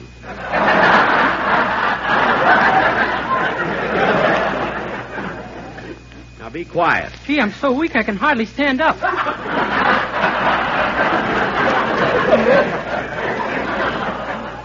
Well, it's your own fault. You didn't say when.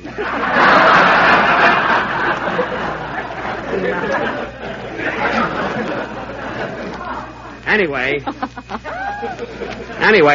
I've got to do something about Allen. Gosh, I'm dizzy. Dennis, eat liver. You'll get it back.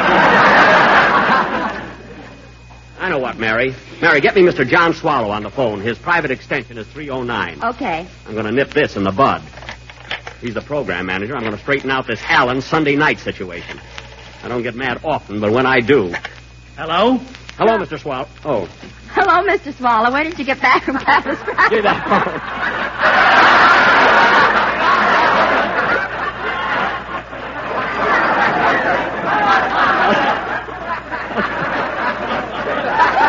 Give me that phone. Hello, Mr. Swallow. This is Jack Benny. Say, I just found out something, and I'd like to talk to you about it. Now, I'm not going to stand for any... I'm glad you called, Jack. What? Mr. Williams, the censor, tells me he's been having a little trouble with you. Trouble with the censor? Who, me? Yes. Now, Jack, when he tells you to take a joke out of your program, don't argue about it. Take it out. What? Wait a minute, Mr. Swallow. Are you referring to the gag we were going to do about cooking flapjacks on a griddle? I certainly am, and you ought to be ashamed of yourself.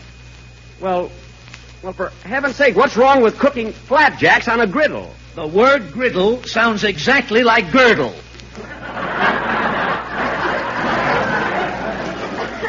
Sounds exactly... Mr. Swallow, I defy you, Mr. Williams, or Oscar of the Waldorf, to cook flapjacks on a girdle.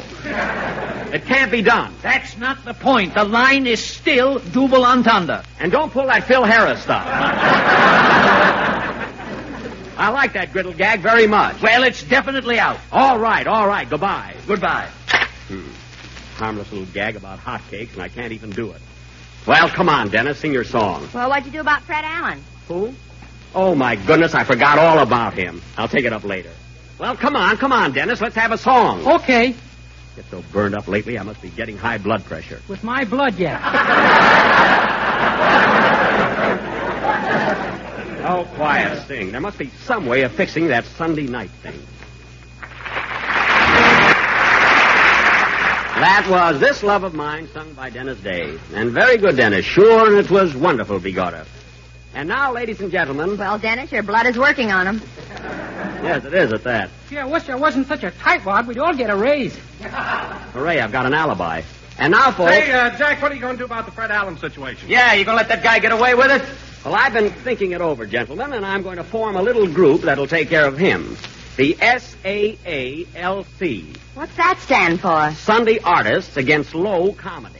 I'm going to send letters to Bergen, Abbott and Costello, Phil Baker, Gildersleeve, and all of them. What about me? I'm a Sunday artist. You're a Sunday... Well, I'm having enough trouble with Mr. Swallow. But I'll have my lawyer send you a letter anyhow. It only costs $10 to join. That Eskimo isn't getting any $10 out of me, Sugarfoot. Who asked you? Now, get this straight, Virgil. You're not a comedian. You're a sound man, and not a very good one at that. I don't know why I don't yank that wig right off your head. You lay one hand on me, and you'll... Oh, Jack, stop pointing at your glasses. He won't hit you. Never mind. I got more important things to do than argue with this guy. Until March 8th, I'll be working day and night. You mean to say that you're going to all this trouble just to keep Allen off the air Sundays? I owe it to the public. It's a crusade. That's what it is. Well, gee, I don't know what all this fuss is about. Personally, I think Mr. Allen is wonderful. Dennis, you're fired. Anyway, Don, get out, scram, kid. Anyway, Don, I think I'll send you... Leave the music here, Dennis. It's not yours.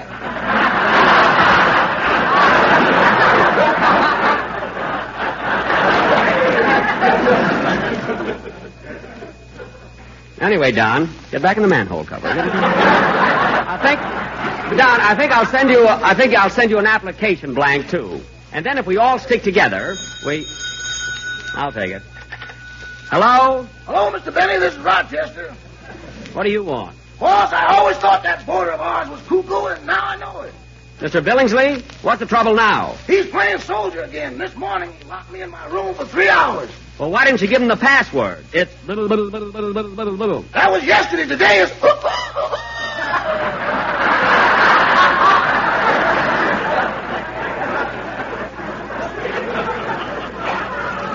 Oh, so he changed it, eh? Well, I'm glad you told me. I don't want to have to go to a hotel tonight. Now, Rochester, you just humor Mr. Billingsley and let him play soldier. He's perfectly harmless. What about that shotgun he carries around?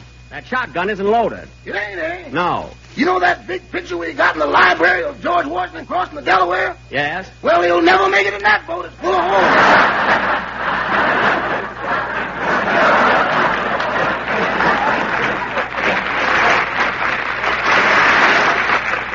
Oh, my goodness. Well, I'll tell you one thing, Rochester. He's going to pay for that painting. He paid for it already. Good. You ought to see his new $5 bills. He's got my picture on them. Oh, for heaven's sake. And you know what else, boss? What? You're Secretary of the Treasury. Oh, well, he's just having fun. He prints them on Kleenex. He can't be a counterfeiter. Well, Rochester, I'll be home pretty soon, so don't worry. Goodbye. Goodbye. Oh, say, Rochester, where's Mr. Billingsley now? He's out in the garage squeezing orange juice. Squeezing orange juice in the garage? Yeah, he nails an orange on the wall and then backs the Maxwell into it.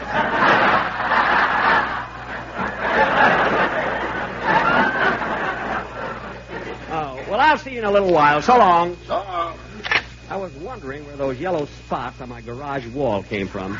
I thought there was something wrong with my eyes. Play, Phil. If you have a family that loves rich, tempting desserts, then don't wait another day to serve this one. It's a delightful Jell-O treat called Imperial Peach Mold, a grand-looking, good-looking dessert that's not only delicious, but easy to make. Here's all there is to it. Simply dissolve 1 package of orange Jell-O in a pint of hot water and peach juice and chill until slightly thickened. Next, fold in 1 cup of canned sliced peaches drained. Or, if you wish, use 1 box of quick frozen sliced peaches, freshly thawed. Then mold and chill until firm.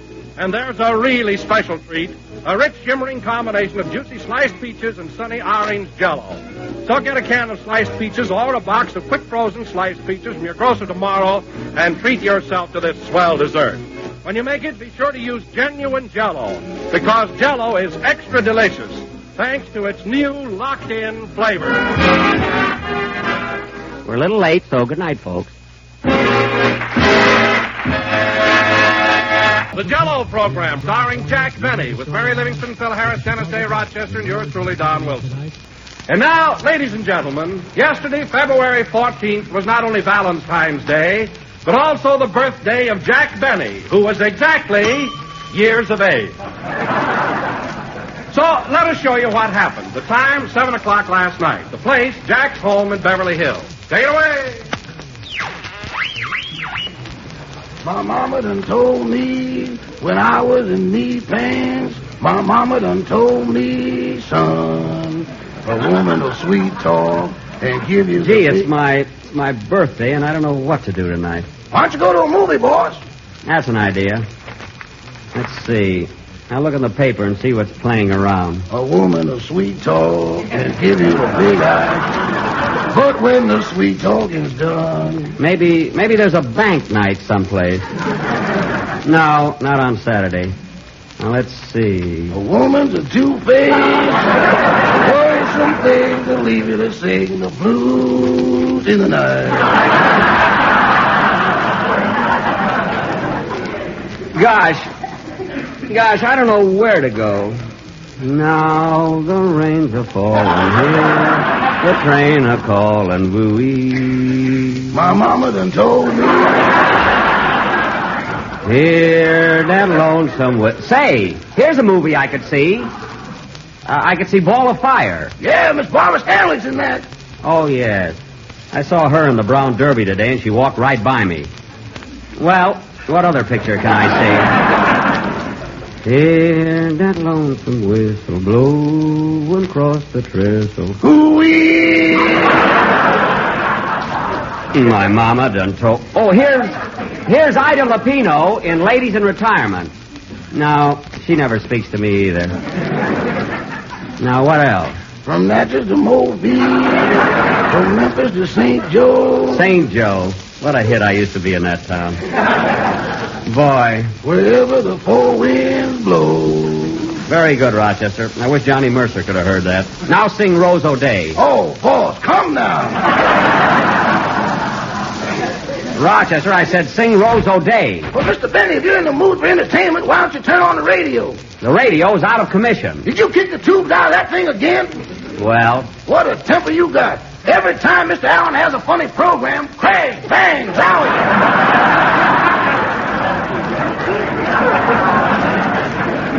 Listen, Rochester, Fred Allen hasn't had a funny program since the night his pants fell down and he had Portland's underwear on. They live in a very dark room, you know. Oh, say, here's a swell double feature tonight at the Bijou. Gary Cooper and Sergeant York, and Jack Benny and Charlie's Aunt. I think I'll go there. But, Mr. Benny, you've seen Charlie's Aunt over 20 times. I've never seen it at the Bijou.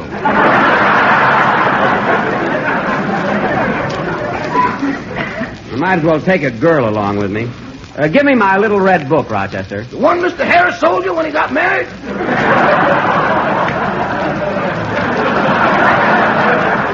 No, my red book. The one I've always had. Oh, the thin one.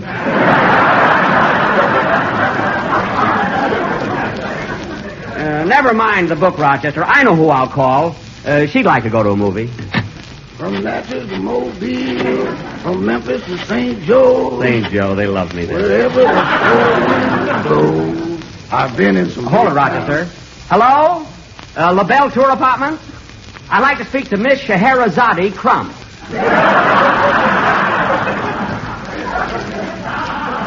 Yes, please. I've been in some big homes and her... Hello, Scheher? This is Jack. Jack Benny, Blue Eyes. Say, honey, how would you like to see Gary Cooper and Sergeant York tonight? The other feature, Charlie's Aunt. Okay, some other time. So long, Scheher. I don't blame her. She's seen it so often, you know. Oh, well, I'll go to a movie alone. On your birthday, boss? Why don't you call that girl you took roller skating last week? Oh, yes, Thelma Stronach. She might be home now, yeah. From Natchez to Mobile, from Memphis to St. Joe. St. Joe, I can still hear that applause. wherever the four winds blow. Hold it. Hello? Say, Thelma, how would you like to go to a movie tonight? Oh, goodbye. Didn't she want to go, boss? How do I know? A man answered.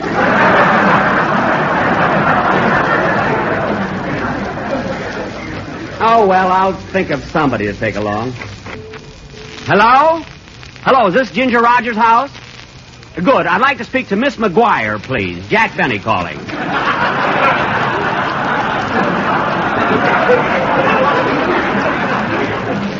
I said, Miss McGuire. Oh, she's not working there anymore? Oh, okay, goodbye. Guess she must have married that policeman. Well, I can scratch Ginger Rogers' name out of my book. I think I'll just stay home and read. Hand me that Radio Guide magazine, Rochester. Here you are. Oh, by the way, boss, there's a story about you in there. I know. I mean, there is? Well, let's see it. Say, Rochester, while I'm sitting here reading, you might as well give me a haircut. Then you won't have to do it tomorrow. Get the scissors and everything. Right with you, boss. Let's see. What page is that interview on? Oh, here it is. Jack Benny, The Real Him. Good title there.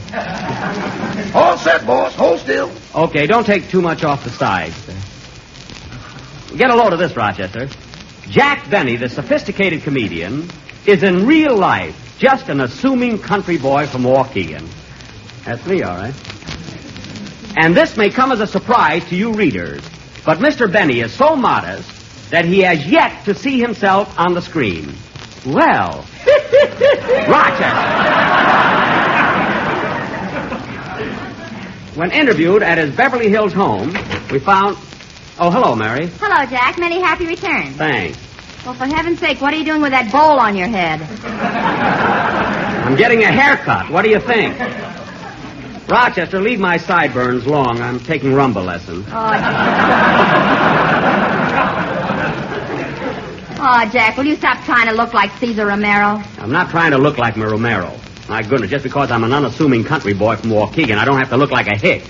Oh, you read that article, eh? What article? Right there in that magazine. Jack Benny, The Real Ham. That's him. The Real Him. It's a pretty good story, but I don't know where they get those photographs of me. Get a load of this one. Look like I've got a double chin. Well, you have got a double chin. I have not. And what's that hanging under your jaw, a cocoon?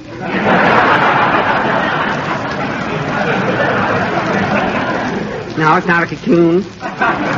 All I say is, woo, woo. Say, Rochester, woo. Rochester, there's something tickling me on top of my head. What is it? Wait a minute, boss. Well, how could I ever be so careless? What's wrong? I left a goldfish in the bowl.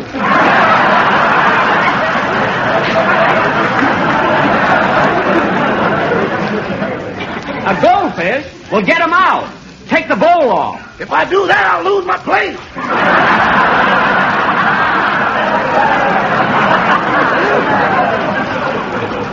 I don't care. Take this goldfish bowl off my head.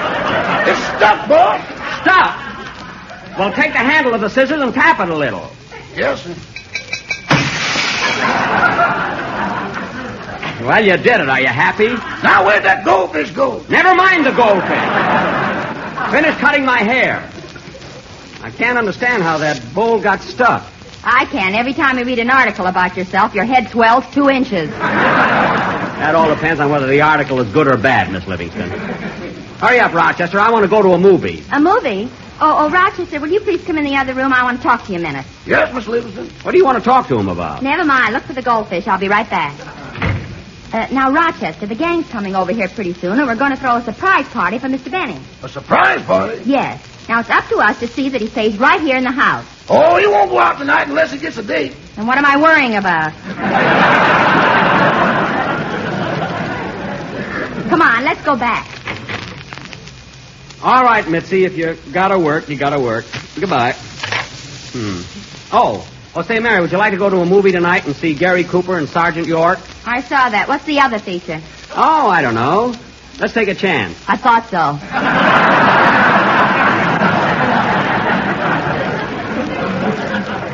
Well, Well, it's a swell double bill. Are you all through with my haircut, Rochester? Yes, sir. Good. Now, just put a little bay rum on so I'll smell sweet. Uh-oh. Rochester, what became of the bay rum? The which? The bay rum. Where is it? Well, the bay is in San Francisco. I don't know what happened to the rum.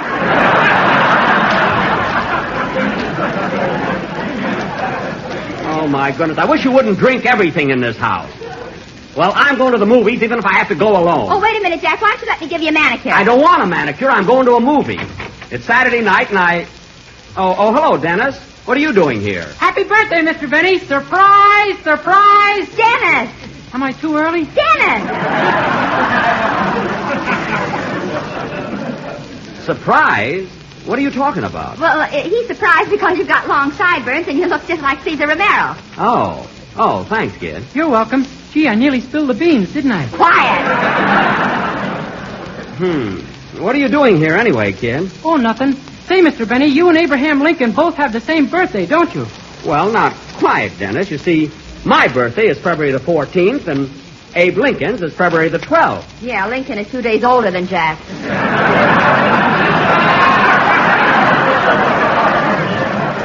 Mary, we weren't born in the same year. In fact, I barely remember him.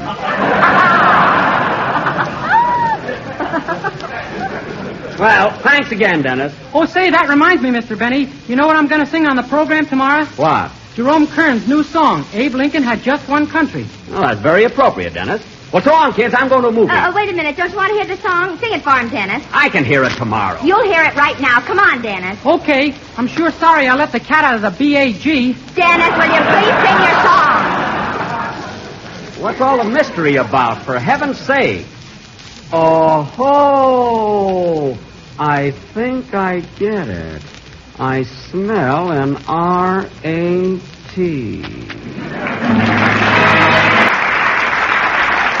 Well, Dennis, that was positively thrilling. Well, if I'm going to a movie, I might as well get started. Or maybe I should stay at home in case anybody drops in. Yeah, let's stay here and play bridge. I don't feel like bridge. What else can we play? Might I suggest a few rubbers of ivory gin rummy?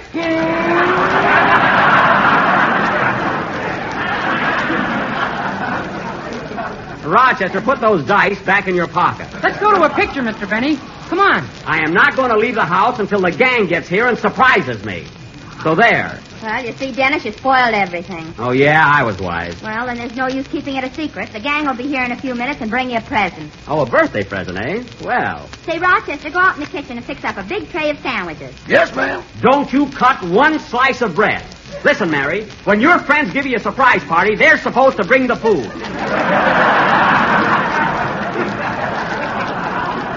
Now, do it right.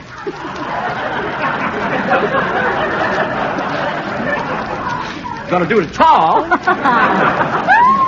Well, don't worry. We bought cold cuts, cheese, bread, and lots of stuff. Oh. And here's a nickel. We may need water for coffee. The coffee I'll furnish. All I say is that... Hey, Jack, look who's here. Oh, yes, it's Mr. Billingsley playing soldier again. Company! Oh!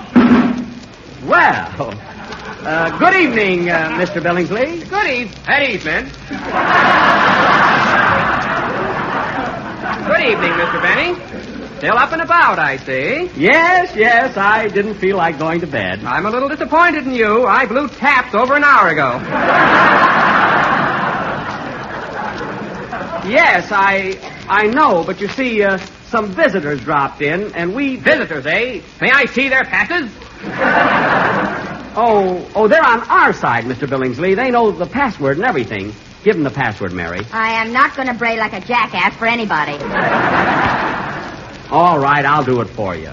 Hee-haw. Pass, friend.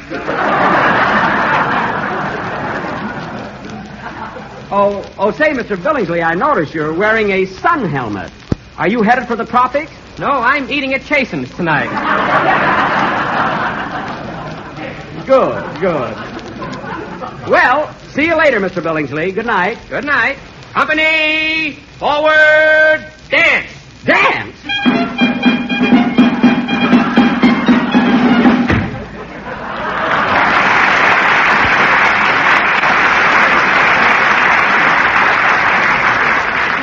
Well, there he goes.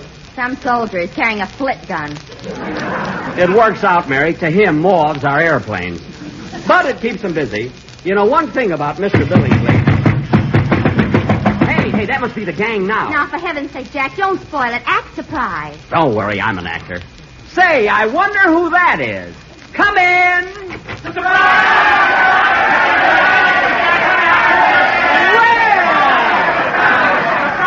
And the orchestra boys! Well! Oh, my goodness, what is this? What's going on here? It's a surprise party for you, Jack. Yeah, Jackson, a surprise party for our good old boss. For good old me?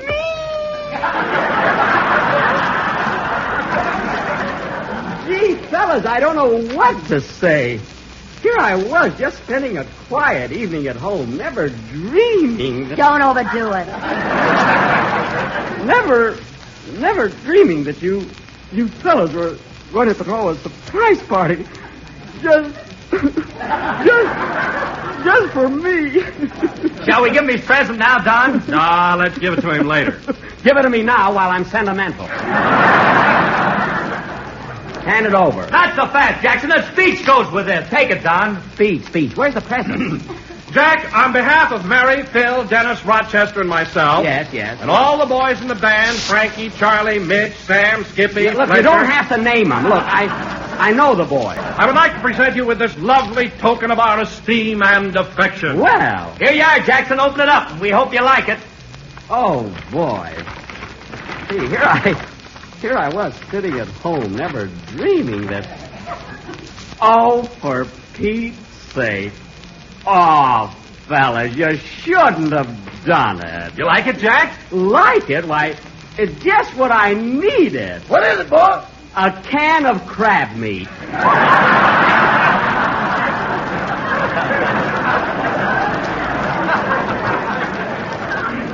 And the big size, too. You know, that stuff is hard to get nowadays. Oh, Rochester, get the can opener and we'll taste it. There's a can opener with it. Oh, well, wonders never cease. Crab meat. Well, what are we waiting for? Let's have some fun. Yeah, for I'm a jolly good fellow. I'm a jolly good fellow. Oh, someone at the door. Come in. Come in. Well, it's a Western Union boy. Hello there. Hello, stranger.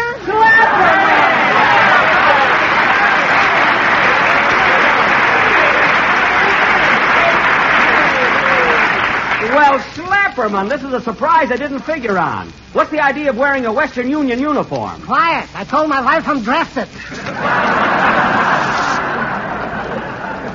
Oh, well, what's this all about, Slap? Have you got a message for me? Have I got a message? A singing telegram delivered in person by Bing Slapperman. Bing, eh? With him it's horses. With me it's a bicycle. Well, let's have the greeting, Slap. Go ahead. All righty. Hit it, boys.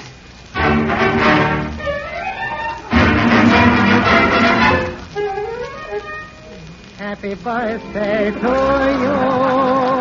Happy birthday to you. Happy birthday, Jack Benny.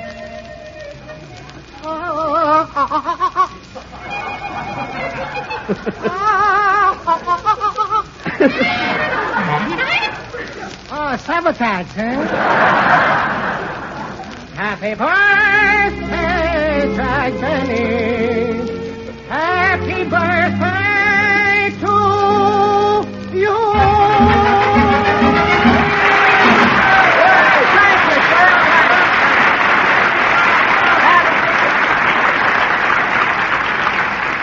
That was wonderful, Slap, wonderful. Now, stick around. We're all going to have some fun. Bring the sandwiches, Rochester. Yeah, first we'll eat, and then we'll... Woo! Woo! And then we'll... Woo! Woo! Woo! Jack, what's the matter with you? I found that goldfish that went down my back. Woo! Woo! Grab it! Darn you, Rochester, the next time you give me a hair... Woo! Woo! Watch out what you're doing. And we'll be with you again next Sunday at the same time, broadcasting from the U.S. Army Post at the Presidio in San Francisco. Good night, folks. The Jell-O program, coming to you from the Presidio in San Francisco, starring Jack Benny, with Mary Livingston, Phil Harris, Dennis Day, Rochester, and yours truly, Don Wilson. Master. And now, ladies and gentlemen, inasmuch as we are broadcasting from the U.S. Army post at the Presidio in San Francisco, and this being the birthday of George Washington, it is only fitting that we bring you a man who fought heroically for that great general at Valley Forge, Jack Benny.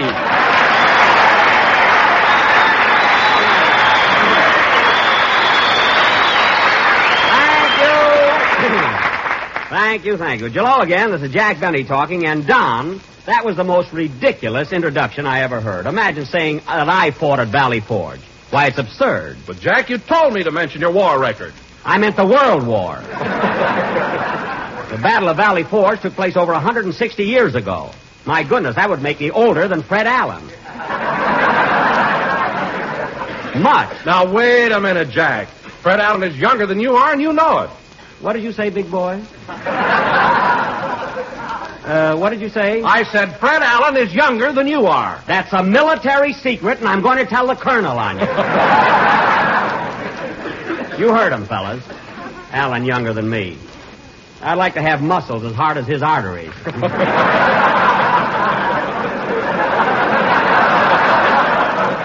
Anyway, Don, it's nice being up here in Frisco, as they don't say, isn't it, huh? Ah, yes, Jack, it certainly is. And by the way, Don, as long as I'm paying everybody's expenses on this trip, may I inquire where you're stopping? Oh, the little woman and I have a lovely suite at the Fairmont Hotel. A suite, eh? That's several rooms, isn't it? Huh? Yes. You see, Jack, I'm a pretty big man, and when I take my belt off at night, I spread out. I don't care if you overflow like a volcano. Get into one room. You don't need a suite. But, Jack, Peggy and I have a lot of friends here in town, and we wanted a place where we could serve tea in the afternoon. Oh, tea, eh? Well, from now on, brother, your friends can lift their Liftons in the lobby. Get into one room. Huh? All I say is what's good enough for me is good enough for my cast. Well, perhaps you're right. By the way, Jack, where are you stopping? Who, me? Dennis and I have a beautiful room at Ye Ocean Spray Auto Court. Over in Alameda. It's a lovely place. It's run by a retired ferry boat captain. Well! In fact, that's what it is, an old ferry boat. We're living in what was formerly the poop deck. Of course, it's been redecorated, you know. Well, that sounds quite novel. Have you a private bath? What was that, Don? I said, have you a private bath? Well, there's a bolt on the door, if that's what you mean.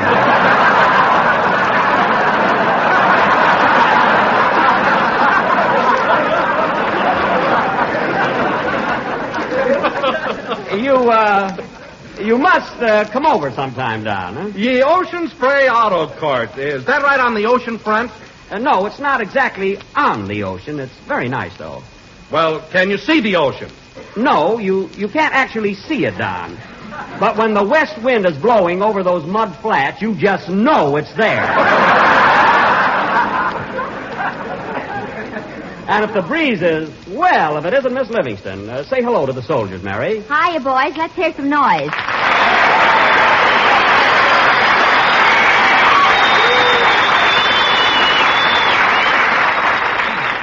You asked for it, and you got it. I can't understand it, Mary, but every time we entertain the soldiers, you get a much bigger reception than I do. Why is that? I guess my legs are prettier than yours, huh, cutie? Oh, I don't know about that, young lady. Now, I'll leave it to any... Oh, roll down your pants. Who cares? Well, you started it. By the way, Mary, as long as you're here, I want to settle something right now in front of Don Wilson and all the fellas here.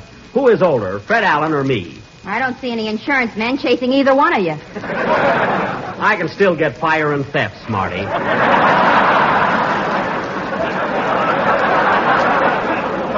And anyhow, just because I have a few gray hairs doesn't mean I'm an old dodo. Doesn't mean you're cutting teeth either.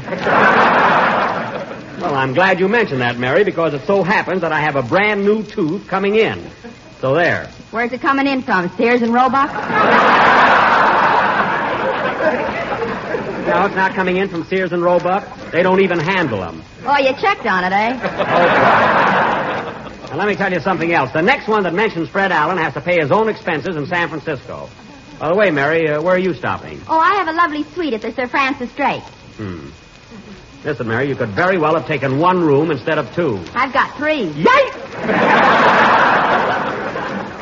What do you need 3 rooms for? Well, I've got a lot of friends in town, and I have to have a place where I can serve tea in the afternoon. Tea. Everybody giving tea parties. Funny thing, I'm never invited. But, Jack, how can we reach you? Yeah, you haven't even got a telephone on that broken-down ferry boat. You could wigwag, sister.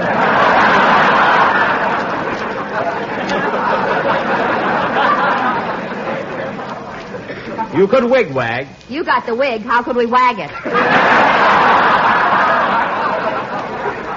I mean with flag. You may laugh at the Ocean Spray Auto Court, Mary, but it's lovely there, isn't it, Dennis?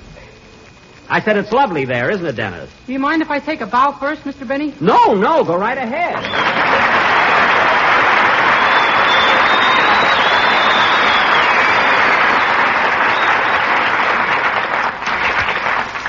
Yeah, it's lovely there. What? Oh, you mean the auto court? Yes, it is. What a kid. Well, Dennis, this is your first trip to San Francisco, isn't it? I suppose you've been sightseeing and everything. I'll say. I went to Seal Rocks in Chinatown and Twin Peaks in Chinatown and Fleischacker Zoo in Chinatown and... What do you keep going back to Chinatown for? I left my hat there someplace.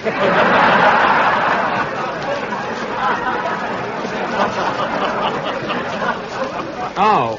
Well, I hope you find it. Me too. Am I sick of chop suey? Dennis, you don't have to eat every time you go there. What else did you do, Dennis? Well, now, let's see. Oh, yes, last night I went over to Treasure Island to see the World's Fair.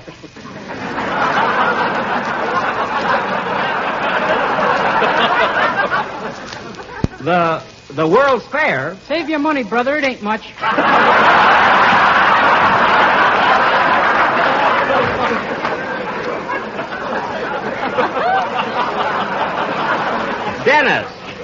Dennis, there isn't any World's Fair. It's been closed for 2 years. Gee, I could swear I saw a fan dancer. A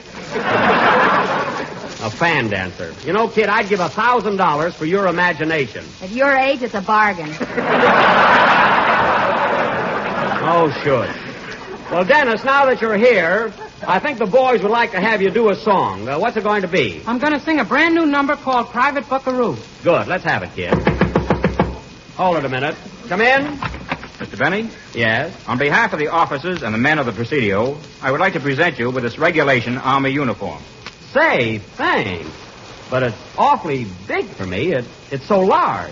Well, we thought you might want a place where you could serve tea in the afternoon. Get a load of his head, fellas. There's a GI haircut if I ever saw.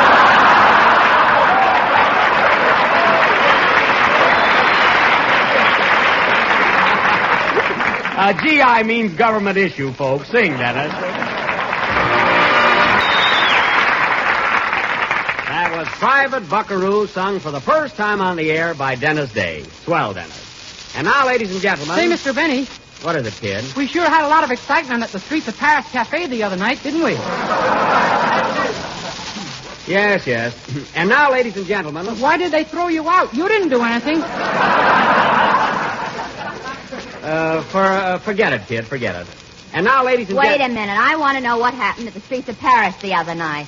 Oh, there was a little argument, that's all. Dennis and I were out for an evening of fun, so we walked into this cafe with a couple of cute girls. Yeah, we followed them for miles.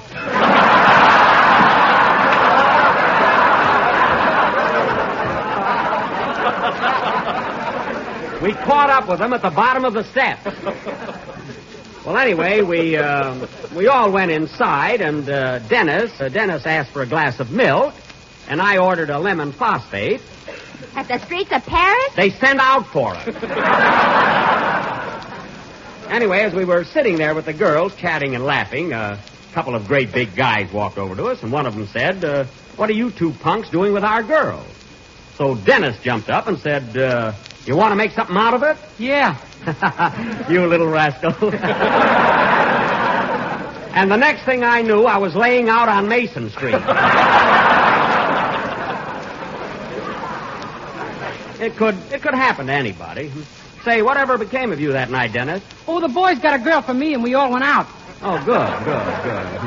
Oh, hello, Phil. Hiya, Jackson. Hello, fellas. Were you worried about me?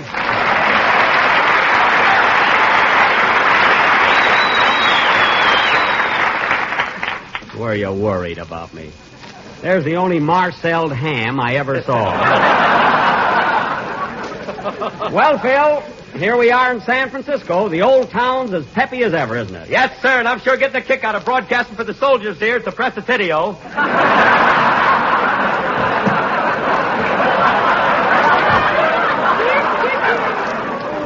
That's Presidio. Presidio.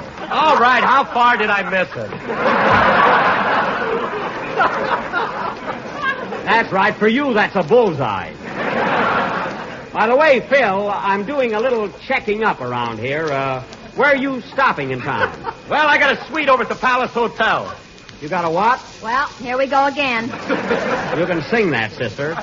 Listen, Harris, what's the idea of getting a suite? Well, I got a lot of friends in town, and I need a place where I know. A place you can serve. What's that?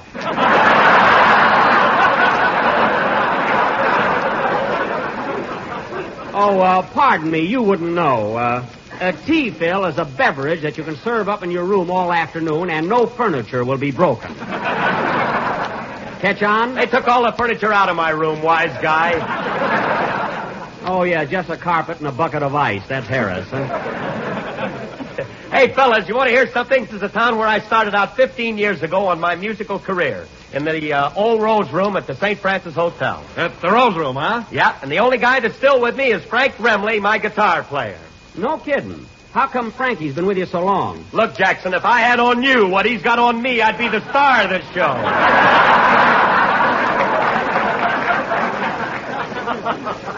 Oh, I always thought that guitar had a dictaphone in it. Well, let's have a band number, Phil, and show the boys here how you've improved in 15 years. Okay, Jackson. Wait a minute. Nobody's playing anything until I read my poem. Mary, what is this? Every time we visit a camp, you have to write a poem. That's right. Well, you're not going to read one today. I forbid it. Colonel Montanoo said good. Oh, he did, eh? Listen, Mary, who's running this post? Me or the... Uh-oh, what am I saying? Gosh. Boy, are you going to peel potatoes? Well, Mary, if the Colonel wants to hear your poem, I'm only too happy to oblige him. What's the title of it? I like a soldier. Boy. She means I like a soldier boy. I know what I mean. Okay, read your poem. I love soldiers, they're so gay, and they're charming, I might say. So give me a soldier any day, or any night if he can get away. Hey, not bad. Continue. I went dancing at the Y, and I saw a handsome guy. I dropped my hanky trimmed with lace. He picked it up and wiped his face. You mean he passed you by? He passed me by without a glance. So I spoke to him and took a chance. Say, buddy, would you like to dance? I'd love to, miss, but I ripped my shirt.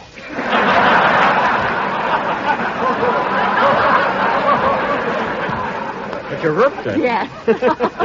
Mary, that doesn't rhyme. It rhymed at rehearsal. Oh, yeah.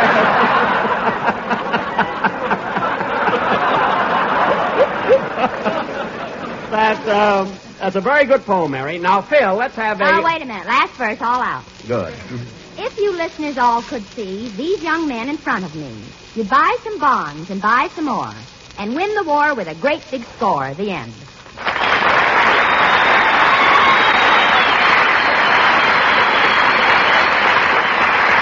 Well,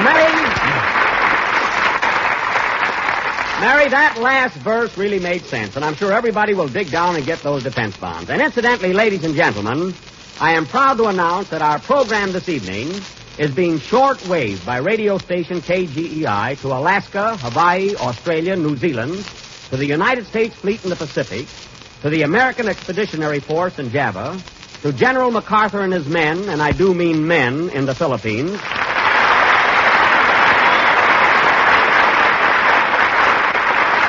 and also to the American volunteer flyers guarding the Burma Road. So go ahead with your number, Phil, and I don't have to tell you to play loud. You will anyway. That was How About You, played by Phil Harris and his Golden Gate Orchestra. Golden meaning golden notes, 4/4 from their instruments.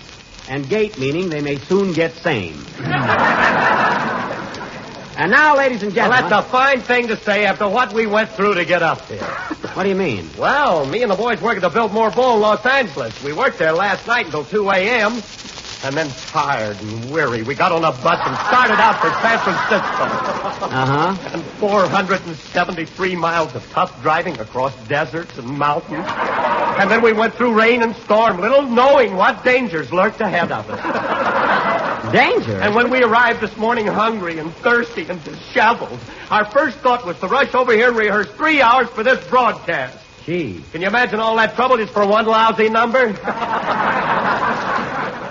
Yeah, don't seem right. Hungry, thirsty, and disheveled. Well, that's loyalty for you. Yeah, remind me, Phil, when we get back to Hollywood, I'll give the boys a bonus. They do look disheveled. Those guys look disheveled every week. Come to think of it, they're thirsty every week, too. Forget that bonus, Phil. And now, folks... You mean to say you're really going to hand out a bonus? Yes, I was going to hand out a bonus. What are you laughing at? You wouldn't give a dog us a bonus. Mary, one more crackus like that, and a floor walker at the May Company will be your new straight man. I wish you'd go to Sausalito. Wait a minute, I'll take it. Hello? Hello, Mr. Benny, this is Rochester.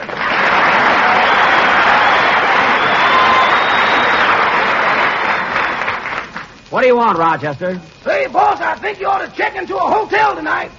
Why? What's the matter? You know that old ferry boat we've been living on? Yes? Well, the tide came in and it went out.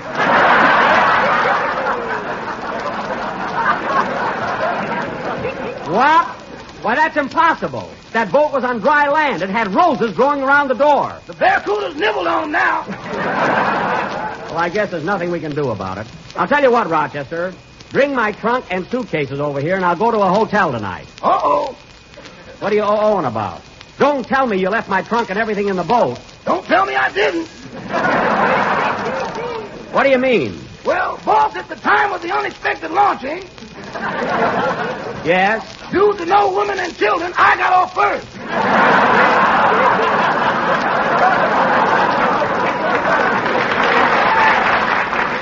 Now imagine leaving my trunk and all my stuff on the boat. I'll bet you even left my washing hanging up on the mat. Yeah, you ought to see it, boss. The sun shining through your shorts is a vision of sheer beauty. The heck with the beauty, I want my clothes. Now, let's see, there's no rowboat around there. I got it. Rochester, can you swim? What's that, boss? I said, can you swim? No, sir. You can, too. Not with a trunk on my back. I can read your mind. Well, I'll tell you what, Rochester, I'll be through here pretty soon. Then when we can rent a motorboat and go out and get it. Okay, goodbye. Goodbye. Oh, say, boss. Now what? After we get all straightened out, can I have the night off? Why, where are you going? Well, I got some friends in Oakland, and they invited me over for tea. Tea? Yeah, only we're going to break up the furniture. I thought so. Well, all right, if we get through early enough. So long. So long, boss. Can you imagine anything like that? What's the matter, Mr. Benny? You know that ferry boat you and I were living on? Yeah? Well, your blue third suit will be passing the Bay Bridge any minute now. Play, Phil.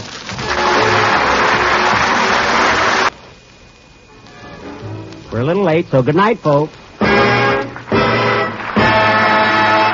The Jell-O program, starring Jack Benny, with Mary Livingston, Phil Harris, Dennis A. Rochester, and yours truly, Don Wilson. So now, ladies and gentlemen, as is my custom every Sunday night at this time, I bring you a man who... Hold it a second, Don. Jack isn't here yet. He isn't? No, he's been wandering around in a daze ever since last Thursday. Why? What happened Thursday? That's when they had the Academy Award banquet, and boy, was Jack disappointed. You mean to say that Jack actually expected to win the award for Best Actor? Yeah. He even sold that stuffed owl on his mantle so he'd have room for the statue.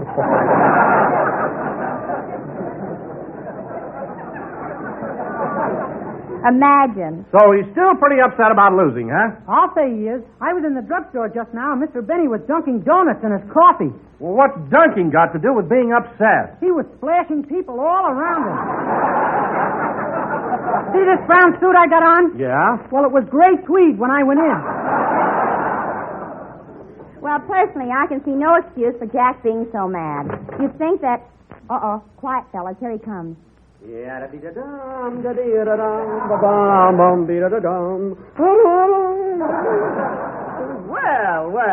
Hello, everybody. Sorry I'm late, Don. Well, for heaven's sake, why so cheerful all of a sudden? Why shouldn't I be cheerful? It's a lovely day, the sun is shining, birds are singing. Are you sure that was coffee you were drinking? I get it. So you had to tell him about the coffee I splashed on you, eh, Dennis? Well, gee whiz, my suit is all wet. Your suit will dry out. It may dry out, but it will never be gray again. All right, brown suits are coming back. Well, let's get started with the program, shall we, Donzie? Okay, Jack. But first, I'd like to say right now that you're a darn good loser. You mean about the Academy Award? Well, I will admit I was a little perturbed at first, but I've got it all figured out, Don. I didn't lose. I was merely an unfortunate victim of circumstance.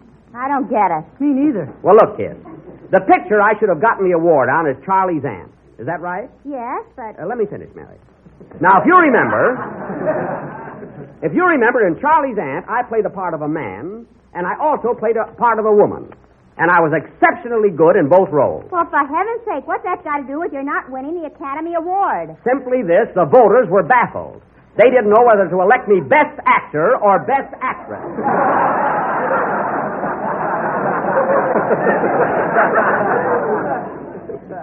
That's very logical. Then you're not jealous because Gary Cooper won. No, and I'm not jealous of Joan Fontaine either. But I must say that I had them both worried there for a while. They're very good friends of mine, too. So you're not jealous of Cooper, eh? Not a bit. Tell him what happened at the banquet Thursday night. Never mind. What was it, Mary? Well, all evening, Jack kept smiling at everybody and bowing and pointing to the speech in his pocket.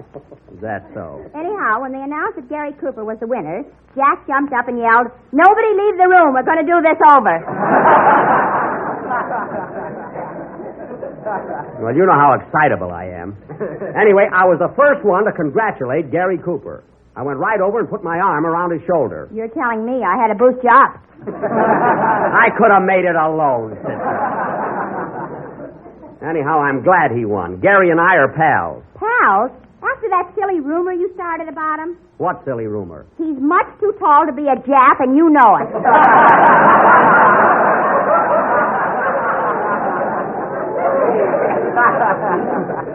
I never called him a Jap. I said he was a chap. A full-blooded chap. If I don't talk plain, that's his worry. Now, let me tell you another thing. Holy smoke, get this. What's the matter, Dennis? I think my suit is shrinking. You could be growing. Keep still. Forget it. No, sir, my suit is shrinking. So what? It's shrinking. Your sleeves were too long anyway. I know, but my elbows are getting cold. Dennis, what goes up has got to come down. Don't worry. Now, where was I? We were discussing the Academy Award, Jack. Oh, yes. Now, let's get this straight, fellas. I don't begrudge Gary Cooper getting recognition for Best Actor, but I still think I'm the most versatile. Jeepers, I can do anything. A man, a woman, do comedy, drama. I can play hokum. I can play Shakespeare. You can sell Christmas cards. That's seasonal. Now, take me as Hamlet. To be or not to be? That is the question. Boy, this suit is cheap material.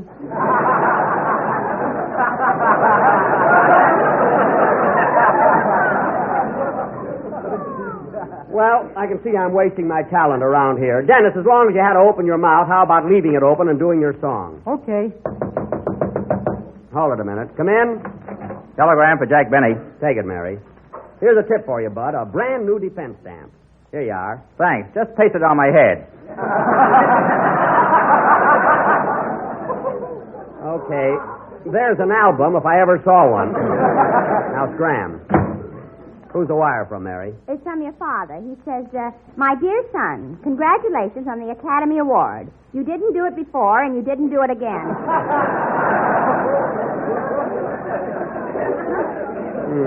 Good old Dad. He'd have voted for me. Sing, Dennis, before your suit strangles you, will you? Very good. Very good. That was Everything I Love, sung by Dennis Day. Everything I Love. There's a beautiful idea for a song. Yeah, sure is. Yes, sir. It's so sentimental. Everything I Love. What do you love, Dennis? Apple pie and Hedy Lamarr. Ice cream on the pie. All right, ice cream on it. That's a marvelous title, though. Everything I love. You know, a song like that... Tutti Frutti.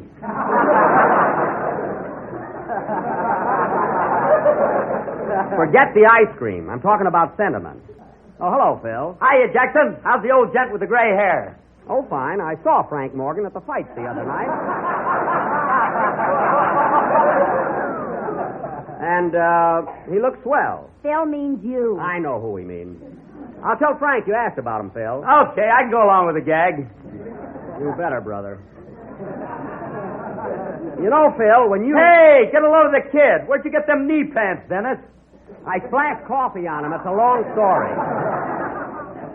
Forget it. Oh, say, Jackson, I hate to mention it, but that's a pretty tough break you got the other night. What tough break? You know, not winning the Academy Reward. Reward? If you're talking about the award, Phil, in my opinion... Hey, what's that? Well, there goes my coat button.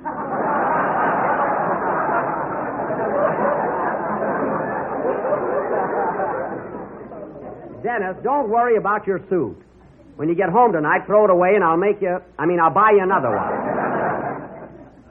Phil, getting back to the Academy Reward, as you so quaintly put it, I am a little bit disappointed, but those things happen. I thought I had friends, but apparently they didn't vote for me. You're right, Jackson. And there's an old French proverb that fits that to a T. It goes, "En histoire qui mal y pense." Well, that proverb sounds familiar. What does it mean, Phil? Evil to him who says you stink.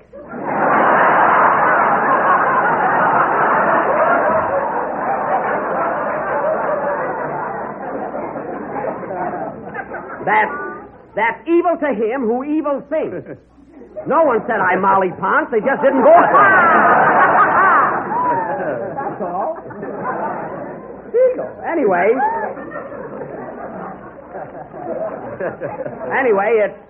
it didn't bother me. I can take it. It didn't bother you, eh? Not a bit. Well, then why did you try to kill yourself Friday morning? I tried to kill myself. What happened, Mary? Now, listen. Jack went out in the garage, closed the doors, got in the Maxwell, Oh. put a rubber hose on the exhaust pipe, the other end in his mouth, Mary. turned on the ignition, stepped on the starter, the car was out of gas, and here he is. Mary, that wasn't me in the garage, so don't make up things. Well, Jack, I don't blame you for being broken-hearted. After all these years of hard work, you should have won that award. Darn right I should. I'd have won it, too, if it hadn't been for a... Dennis. Should I get a bow, Mr. Benny? No, pull him up. And I'll tell you something, Phil. I'd have won that award if it hadn't been for politics. I'm as good an actor as Gary Cooper any day. What? You're as good an actor as Gary Cooper. Yes, only he's taller than I am. That's why Jimmy Stewart won it the year before. They're both taller than I am. What about the time Spencer Tracy won it? He's shorter than I am.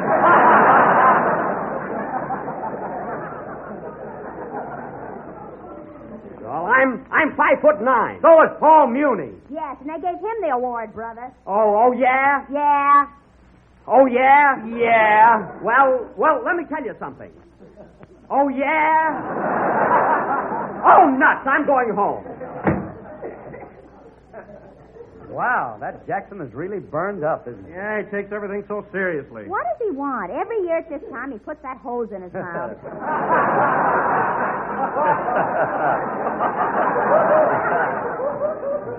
What a guy. Well, Phil, I guess you might as well play something. Okay.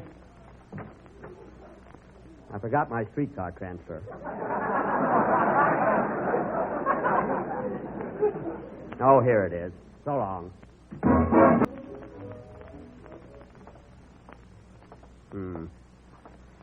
Can't understand it. How they could overlook me for the award after that magnificent... Oh, well. I don't mind Gary Cooper winning, but... Now, where's that Rochester? Oh, hello, boss. Ain't you home kind of early?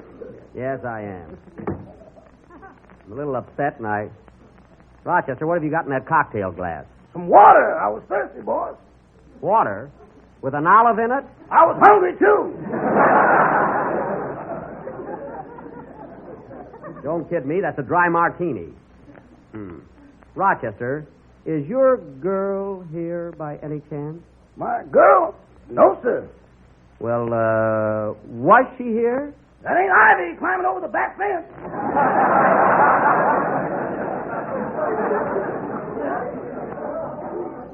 I thought so. Well, I'm not going to boil you out tonight. I'm too exhausted. I'm going upstairs to bed. I'm all in. Oh, say, boss, the man from the exterminator company was here. Oh. Did he find that mouse? Yes, sir, and it sure was a big one. Put in an awful fight. Oh. Well, where's the man now? He went out to get another man. Holy smoke, it must be a big one. I wonder if Frank Buck is in town. He could catch that mouse. I'd catch it myself if you only let me put a piece of cheese in the trap. No, there must be some other way. Sure be glad to get to bed. Here, hang this up, Rochester. You need a new one, boss. Just comb it out. It's okay.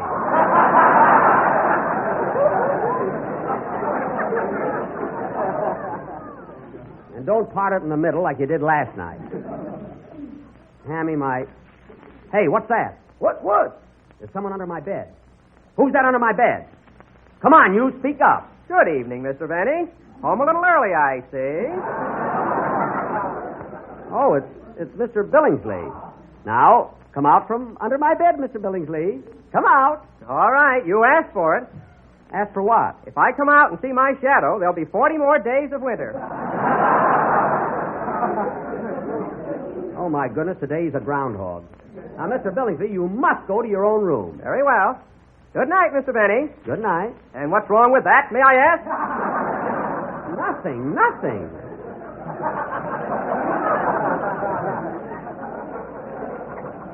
Good night, that's all. Gosh, he's so sensitive.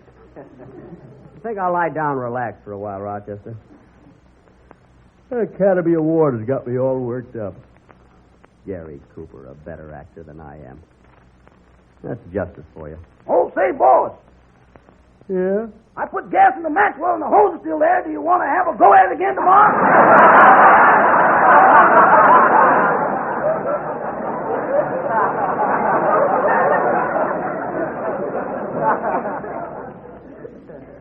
No. Next year, maybe. Rochester, take Mr. Coleman's hose back to him and thank him very much. He don't know we got it. Good. Yeah, I hope I'll be able to sleep. Rochester, sing something, will you? That always lulls me. Okay, boy. Gee, I'm just a bundle of nerves tonight. My mama done told me when I was in knee pants. My mama done told me, son. Gary Cooper. A woman sweet talk and give you the big eye, but when the sweet talking's done, those tall guys get all the praise. A woman's a two-faced, a worrisome thing who leave you to sing the blues in the night. I think I'll get out of pictures. I didn't even get one vote. I know I sent it in.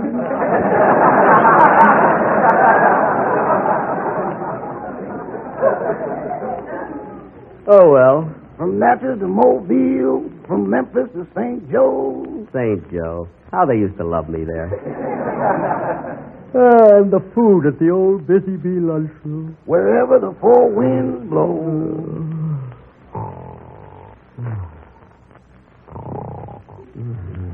A woman's a two-faced, a worrisome thing who leave you to sing the blues in the night.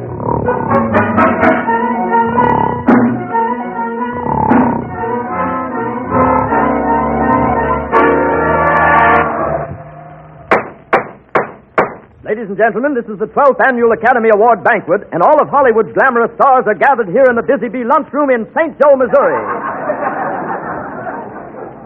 St. Joe. Gee, they love me here. I can't miss that award. I'm sure to win.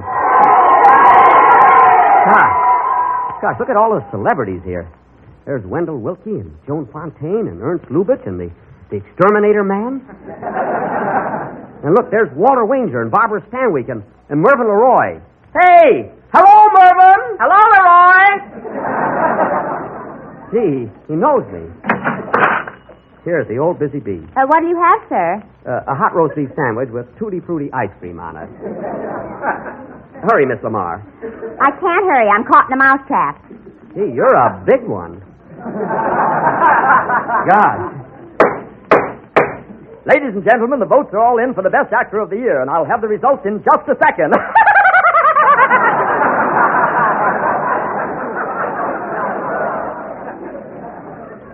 Gee, I'm nervous. Hey, there's Gary Cooper. He's got a pretty good chance of winning, too. Hello, Gary. Hello, Jack. How do you like it here in Memphis? Memphis? We're in St. Joe, aren't we? You're in Memphis. I'm in St. Joe. You see, I'm taller than you are. Oh, yes. Yes, that's right. Look, the master of ceremonies is getting up. It must be Bob Hope. Thank you. Good evening, ladies and gentlemen. That's not Hope, it's Allen. Fred Allen. I'm very happy to be here in good old St. Joe. They love me here. Listen to him.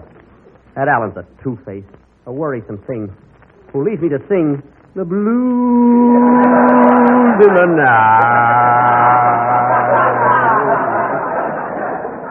I thank you. Ladies and gentlemen, the votes have been counted, and I have the honor to announce that the best actor of the year is that old gent with the gray hair, Frank Morgan. No, Benny, me. Jack Benny. Yes, Jack Benny. And here's that gold statue for you, Jackie. Ouch. Thanks.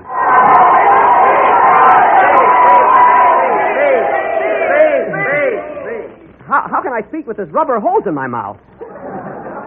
But I'll try. To be or not to be? That is the question. Here's your hot beef sandwich, mister. Make it a steak. I just won the award.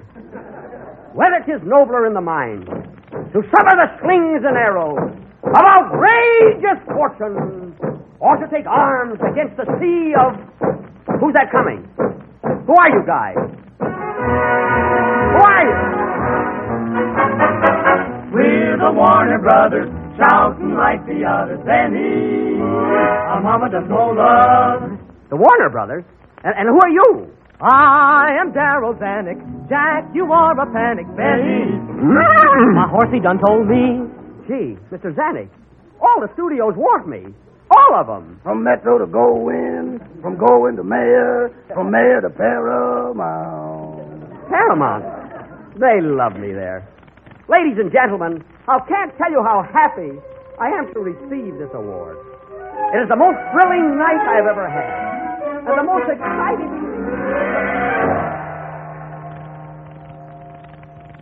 What's the matter? The banquet's over. Everybody's gone but Gary Cooper and me.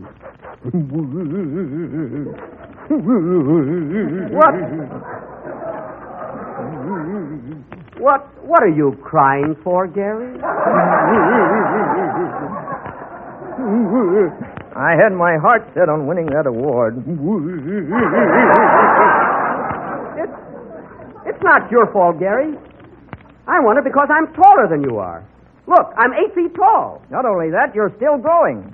Still growing? That's right, I am. Look at me. I'm 9 feet, 10 feet, 12 feet. Whoop, whoop, hold it. I'm tall enough, hold it. I'm going right through the roof.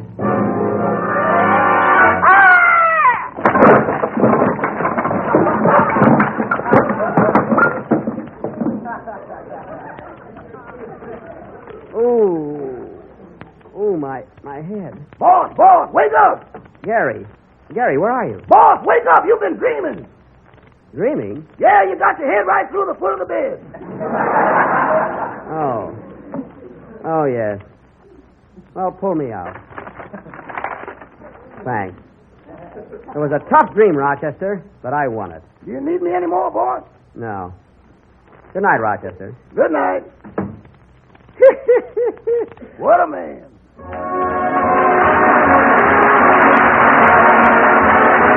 And we'll be with you again next Sunday at the same time. And by then, I'm sure Jack will find something else to worry about. Good night, folks. The Jell-O program, starring Jack Benny, with Mary Livingston, Phil Harris, Dennis A. Rochester, and yours truly, Don Wilson. Extra. Now, ladies and gentlemen, our program this evening comes to you from the United States Marine Corps base in San Diego. Yes, sir. The Marines who sail the seven seas on our battleships and cruisers, who pitch their tents in the blazing heat of tropical jungles or face the wintry winds of the far north. You said it. So, without further ado, we bring you a man who thinks Marine is something to drop in your eyes, Jack Benny.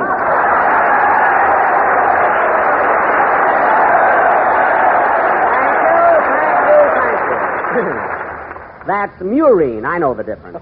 Anyhow, hello again. This is Jack Benny talking. And, Don, that was a beautiful tribute you just gave to the Marines. They're a swell bunch of fellas, and they deserve it. They certainly do. By the way, Jack, during the First World War, you were a Marine yourself, weren't you? Me? No, I was no, forget it, Don. Anyway, it sure is great. Well, now, Jack, I'm sure these boys here are interested in your military record. Did you serve in the artillery? No. The infantry? With my feet? Are you kidding? Forget it, Don, forget it. No, I'd like to find out. Which branch of the service were you in? Come here, Don, I'll whisper it to you. Don, I enlisted in the for 3 years. Oh, you were a sailor. Quiet! Don, for heaven's sake, I want to be friends with these boys. God. Oh, now there's no need of getting upset, Jack. Nowadays, sailors and Marines are the best of friends. Why, they're pals. Pals, eh? Well, years ago, when I was in the service, they weren't quite so chummy. I'll never forget one time when I was at the Great Lakes Naval Training Station. I was in love with a girl, and so was this Marine, about 6'2". Your girl? No, the Marine. My girl was only 6 foot. That is, in her bare feet. Well, anyway... Oh, didn't she wear shoes? No, this was in the summertime. Well, anyway, we both came up to this girl's front door one night, and the Marine said to me, where do you think you're going, tight pants?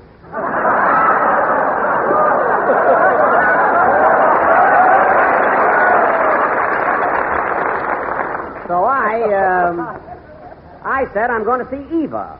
That was the girl's name, Eva Slatko. So this Marine said to me, oh, you are, eh? And I said, yeah. You want to make something out of it? And what happened? What was that? What happened? Oh, the next morning I had 3 teeth put back in, and I haven't seen the guy since. I'm sorry, Don. I missed my place there for a minute.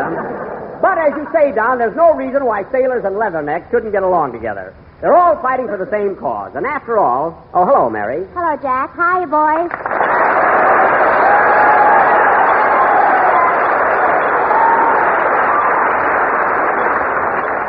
Well, Mary, here we are in San Diego. Yeah, and let me tell you something. The next time I come down here, it won't be in that Maxwell of yours. What a trip. What's the matter with you? I'm so black and blue, you think I went dancing at the Paris Inn last night.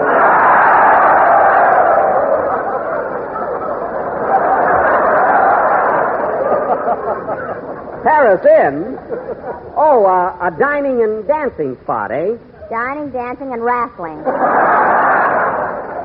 Well, I must go over there later. So you had a pretty tough ride in the Maxwell, huh, Mary? Don, it would have been a very pleasant trip if we hadn't had that blowout at San Clemente. The blowout was at Laguna Beach. We came down in San Clemente.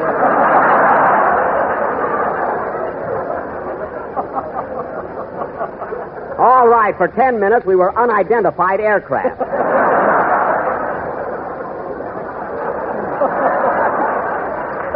All we had was a blowout. And that silly experiment of yours. That's what held us up. Mary, that experiment may not have worked, but it's ideas like that the government wants nowadays. What was it, Mary? Oh. Well, Jack didn't have a spare, so he bought 1,000 packages of gum and told Rochester to chew them into a tire. Listen, if it had worked, I'd be famous. Well, look who's here. Goldilocks and his 3 curls. Hello, Phil. Hiya, Jackson. Here I am, men. Tear down the roof.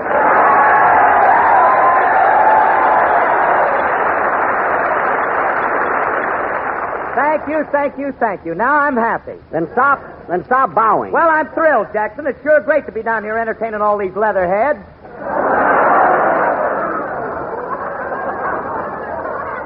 They're leather necks. You're the leatherhead. However, I must say, I can't understand how I made that mistake before. However, I must say you got here on time for a change. Did you just blow into town, Phil? No, we got in last night, and then Frankie, my guitar player, and me went down to Tijuana. Tijuana, eh? You know, on a goodwill tour. I'll bet. May I inquire what you boys were drinking? A little Mexican buttermilk. Tequila, they call it. Tequila? Say, I hear that's pretty strong stuff. You ought to try it sometime, Jackson. First you swallow a glass of it, and then you chew on a lemon. I see. And after the fourth drink, if you ain't got a lemon, just chew your glass. It don't make no difference.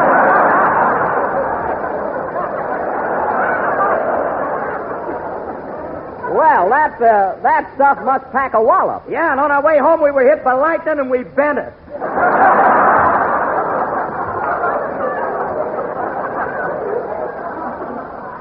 Oh, stop dreaming it up. Well, Phil, now that we've heard about your adventures in Tijuana, how about playing a band number for the boys? Okay, Jackson. And play something nice, will you? Hold it a minute. Come in. Mr. Benny? Yes? I was wondering, would you like to join the Marines? Yes, I would. Well, join us. We're going to the Paris Inn tonight. Get out of here. Silly guy. Gee, I wish I could join the Marines, though. They're a red-blooded organization. They wouldn't give you any whether you joined or not.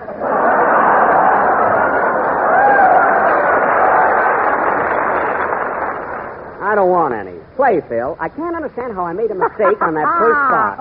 I don't know what happened to my script, you know. Really, it was amazing. See, I can't understand how I made that mistake. Oh, well. That was he's 1A in the Army and A1 in my heart, played by Phil Harris and his internationally famous orchestra. Internationally famous meaning they're as well known in Tijuana as they are in San Diego. And now, ladies and gentlemen... Tijuana, they love me there. Isn't it amazing? You can't insult the guy.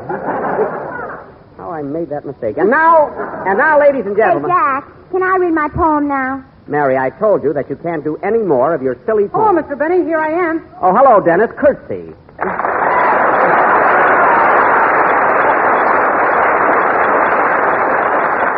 Well, our little gang is all assembled. Hey, is Joan Bennett here yet? Quiet. That's our surprise. What a kid. Well, Dennis, are you enjoying yourself here in San Diego? I sure am. I went to Balboa Park this morning, and what a zoo they got there. What a zoo! You had fun, eh? Yeah, and you know what, Mr. Benny? What? I saw a baboon there that looked exactly like Fred Allen. Like Fred Allen, eh? That's a good one. He has got long arms, you know. What was the baboon doing, Dennis? He was picking fleas off another one that resembles you somewhat.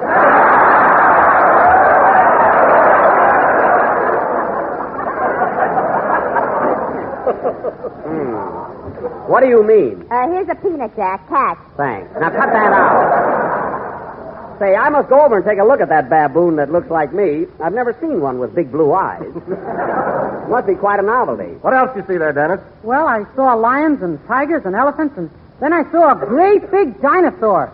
Dennis, that's impossible. You couldn't have seen a dinosaur. Of course not. She's in New York with Eddie Cantor. That's dinosaur!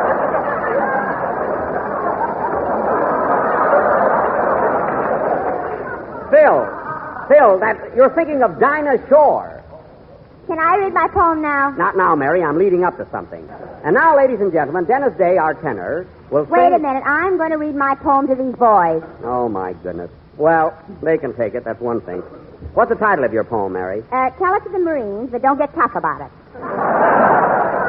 Say, you got something there. Proceed. I salute all you Marines, old and young and in between. And I really think you're tough. You're just the guys to stop the job. Job? Mary. Jops? You mean Japs? Jap. Knock the sukiyaki out of them.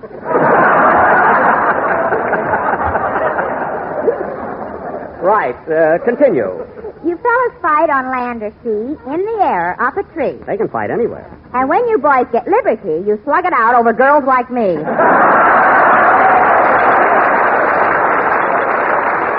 Well, That keeps them in condition, I suppose. Go ahead.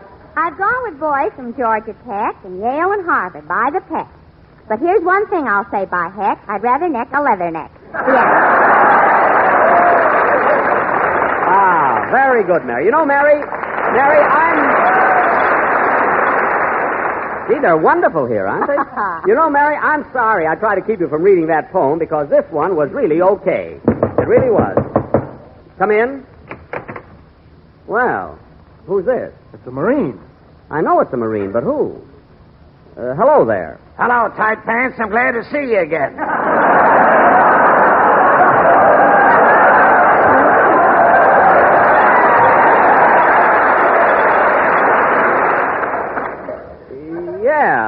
Yeah, glad to see you again. Well, who is it, Jack? I don't know. Yes, sir. Yes, sir. Glad to see you. What do you have from the old gang? Oh, you know, same old gang, like you said. You know how it is. Well, who is he? I'm trying to find out. What are you doing here? I'm still in the service. By the way, I see you got those 3 teeth put back in.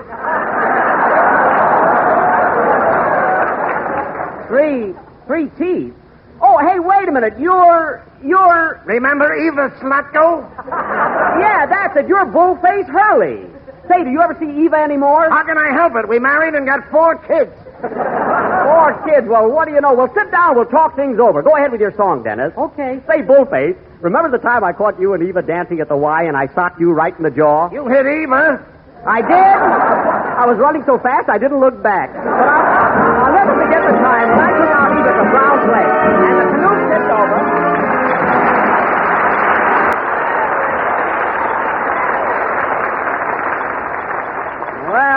Well, that sure is good news, Bullface. So you named one of your boys after me, eh? Yeah, he was kind of a puny kid. Oh. Well, it's good seeing you again, Bull. Say hello to Eva for me. I will. So long, tight pants. So long. So they finally got married. Gee, Eva was a cute gal. I wonder if she ever got shoes. I suppose so. Anyway, that was always in my heart, sung by Dennis Day. And dedicated to Miss Joan Bennett. Where is she? Oh, she ought to be here any minute, Dennis. Well, I hope so. A man can stand just so much, you know. What are you talking about? Well, Miss Bennett and I got to be pretty good friends on the way down here. Pretty good friends. Dennis, the only reason Miss Bennett sat on your lap is because the car was crowded.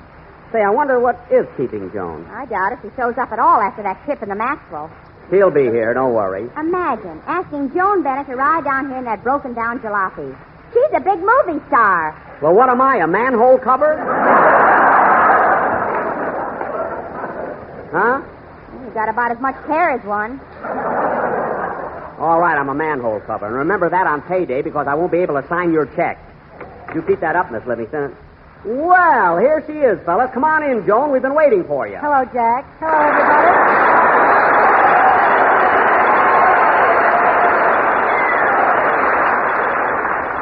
There, you see, Mary, she's here and she looks wonderful. Well, Joan, I was a little worried about you. How do you feel after your ride down here in my Maxwell? How do I feel? Now I know what a mold of milk goes through. Well, you see, you're a little light, Joan. I'll tell you what. On the way back, I'll let Dennis sit on your lap. Put Don Wilson there. That'll do the trick. Okay, anything you want, Joan. Oh, boy, ain't she a dish. Dennis. Dennis, behave yourself. Leave him alone, Jack. You a young one yourself. And I still am, Joni. I still am. He takes a little vitamin B and he wants to skip rope. Oh, sure. Say, Joan, you remember Phil Harris, don't you? Why, certainly. Hello, Phil. Hello, Joan. Ever hear Alice say she's my wife?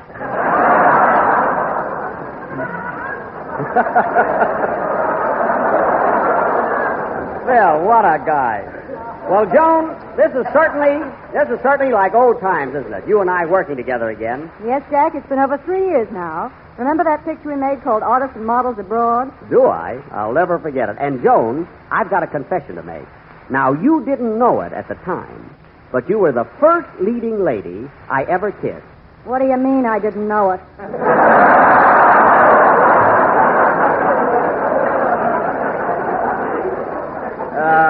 What? You should have seen him, Mary. He was so nervous he missed my upper lip entirely. Well, I did pretty good considering I had my eyes closed. That would never happen with me, sister. Dennis, pipe down. Say, Joan, I've been wondering. I've thought of this often. Why is it you and I have never made another picture together? Jack, you asked me that a dozen times on the way down here, and I told you. But, Joan, I don't eat salami anymore. Honest, I don't. Well, I'm glad of that. And I'll say one thing for you, Jack. Your acting has improved. Well, I hit both lips now, if that's what you mean. Yes, ma'am. Not only that, but I saw your picture the other night, and I just couldn't believe that Jack Benny was playing Hamlet. That was me, all right. To be or not to be? That is the question. Someone give him the answer. He does this every 5 minutes. Mary. So you like me as Hamlet, eh, Joan? I certainly did. And what amazed me, Jack, was the way you looked in tights. Your legs were simply gorgeous. Oh, you're just saying that. Heavens to Betsy. my legs gorgeous. They really are. Why, everybody in Hollywood is saying they're even prettier than Betty Grable. Prettier than Betty... Oh, so that's why she's been snubbing me lately. Now I get it, jealousy. Well, Joan, getting back to me... Excuse me a minute. Hello? Hello, Mr. Benny. This is Rochester.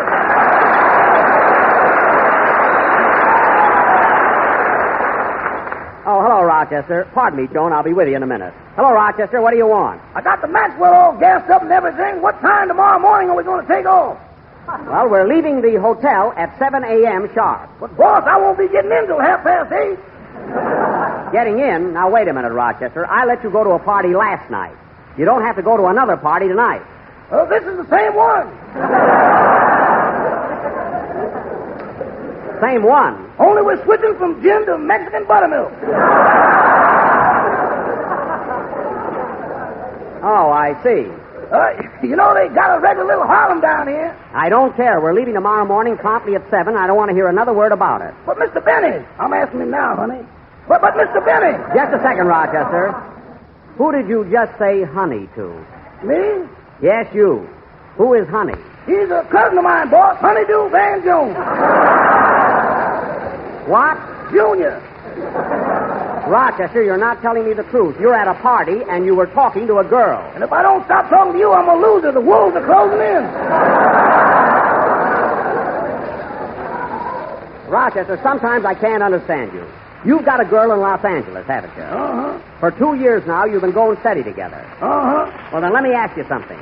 Did you ever hear of Fidelity? Oh, yeah, that's an insurance company, ain't it? I don't mean that. I mean you should be true to one girl. Oh, boss, reconsider.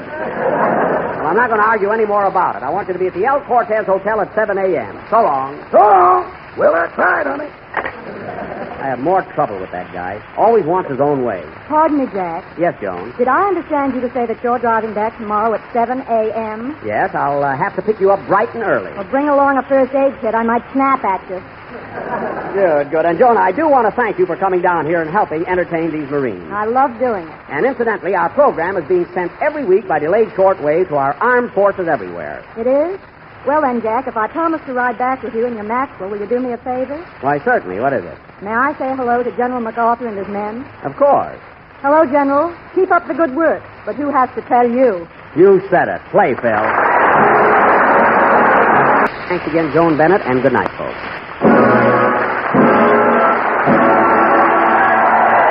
The Jell-O program starring Jack Benny with Mary Livingston, Phil Harris, Dennis Day, Rochester, and yours truly, Don Wilson. And now, ladies and gentlemen, as you all know, next Tuesday, March the 17th, is St. Patrick's Day.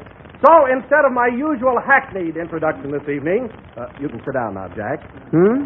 Sit down. Oh, So instead of my usual hackneyed introduction, it gives me extreme pleasure to bring to you a young Irish lad who has become a great success on this program. Irish? I wonder if he means... No, he told me to sit down. Could it be? Jack, will you please keep quiet? Okay.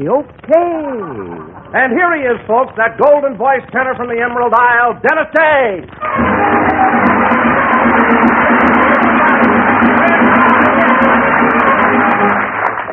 Well, take a bow, Dennis. Thank you. Hello again. This is Dennis Day talking.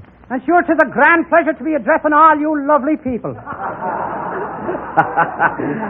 Listen to the blarney. And folks, right now I'd like to tell you a little story about Pat and Mike. Oh, fine. Well, Pat and Mike were walking down the street when all of a sudden a parrot flew out of a pet shop right in front of them. A parrot, eh? And Pat turned to Mike and said, "My, hasn't that thing got beautiful feathers? What do you suppose it is?"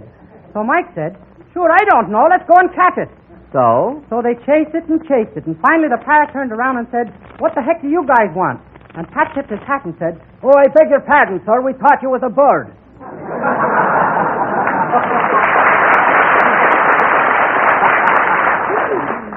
Very good, Dennis, very good. Now, go and sit down. Sit down? Gee whiz, Mr. Benny, I thought I was going to do the whole program tonight. No. Don thought that on account of it being so close to St. Patrick's Day, it would be a nice gesture to introduce you first. But that's all. Oh. You see, Dennis, you haven't had enough experience to handle the whole program. Well, let's get going. Hello again. This is Jack Benny talking. What are you trying to do, hold me down?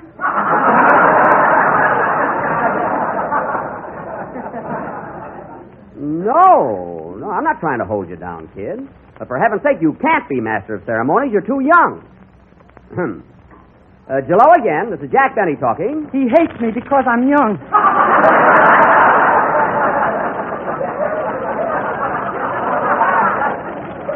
I don't hate you, Dennis. I simply can't take the chance of letting you handle this program. You might be a flop. But, Jack, on the other hand, he might be very good. Don, either way, I'm taking a chance. Now, let's drop it. Hello again. This is Dennis Day talking. And sure, folks... Oh, nuts. This is all your fault, Don Wilson. You had to introduce the kid. You had to be topical. Well, I thought it was a good idea, Jack. After all, our listeners may be tired of the same old thing week after week. Oh, so now I'm an old thing. Well, Mr. Wilson, I'd watch my step if I were you, because the time of year is fast approaching when your contract comes up for renewal. I'm glad you brought up the subject, Jack, because I may not be with you next season. I'm sick and tired of it. Oh? You may not be with me? Oh, now, here's the situation. I've had a splendid offer to do the announcing on the Baxter Beauty Clay program. Beauty Clay? Yes. They offered me a very nice salary and all the mud packs I can use.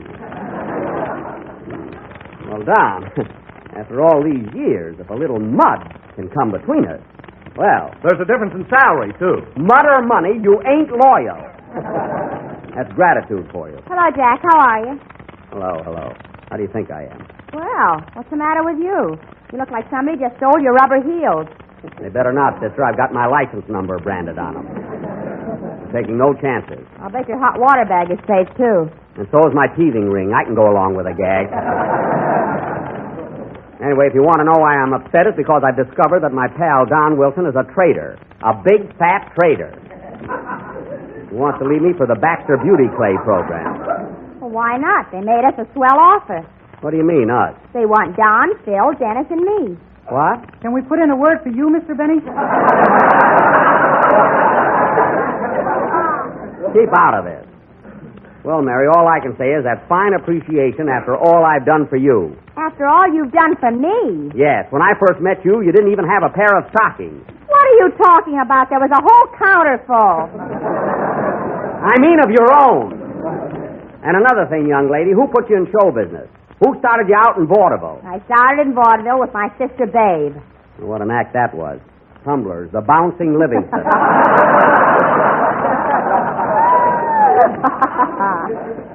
A lot of us helped to kill vaudeville, but you and your sister jumped on it. Now, wait a minute, Jack Benny. You never even saw our act. I did, too, and I'll never forget your sister Babe. She was so nearsighted, she used to take bows with her back to the audience. She knew what she was doing. Oh, yeah? And furthermore, she's not nearsighted. She's not, eh? Well, I'd like to have a nickel for every weighing machine she said hello to.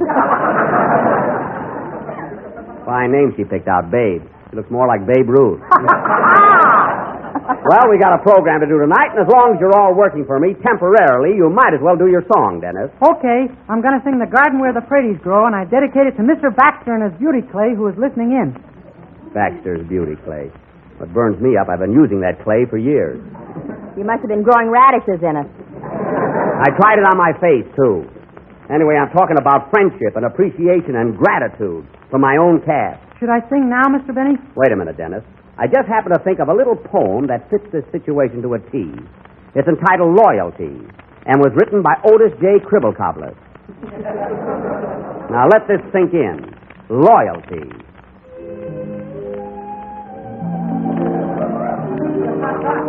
Ahem. Hey, where's that music coming from? Like in the movies, it just comes.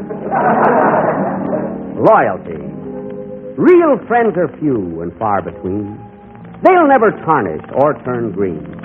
They'll stick with you through stormy seas. They'll go through heat or even freeze. So when you've a friend who is a friend, do not kick him in. The end.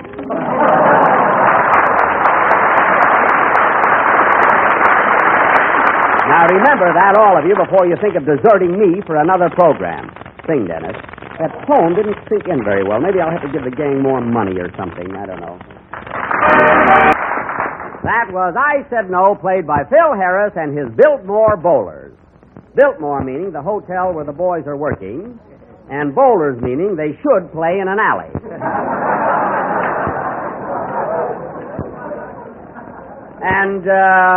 And now, ladies and gentlemen... Gee, thanks for the plug, Jackson. You can't insult the guy. It's amazing. And now, ladies and gentlemen, for our surprise feature attraction.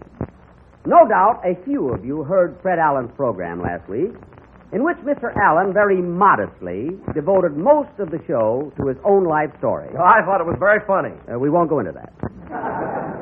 Now, when Mr. Allen presented this soggy saga of his miserable life, he completely overlooked one very important incident which marked the turning point in his crummy career. Now, in order to bring to light this hidden chapter of Mr. Allen's drab existence, we are going to present the life of Jack Benny. What's that got to do with Alan? Because I'm the guy that... Be patient, Mary. We'll come to that. So here we go, folks, with the life of Jack Benny. First, I am born. Take it, Mr. Wilson. The scene, ladies and gentlemen, is the little farmhouse of Mr. and Mrs. Zeke Benny, located on the outskirts of Waukegan, Illinois. The date is February 14th. The year... Let's go!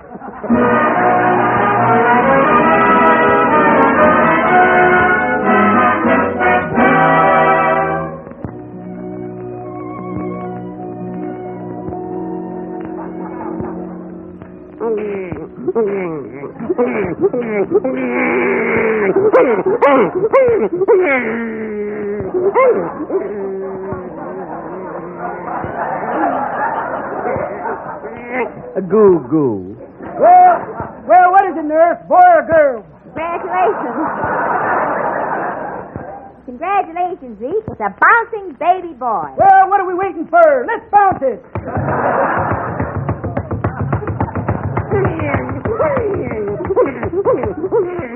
A fine start I got.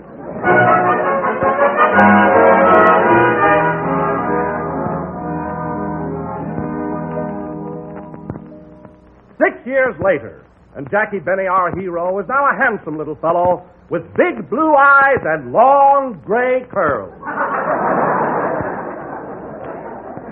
They were golden, and they came way down to my ankles. You must have looked like a weeping willow. Quiet. We find Jackie practicing on his violin while his old music teacher stands by with a look of rapture on his face.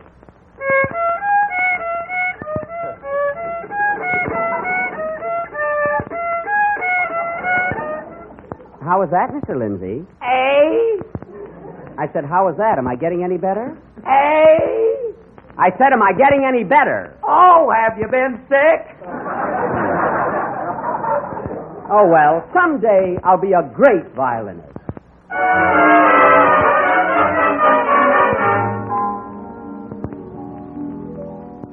10 years later.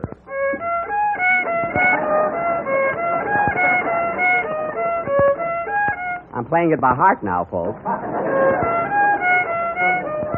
And then came 1917, the World War, somewhere in France.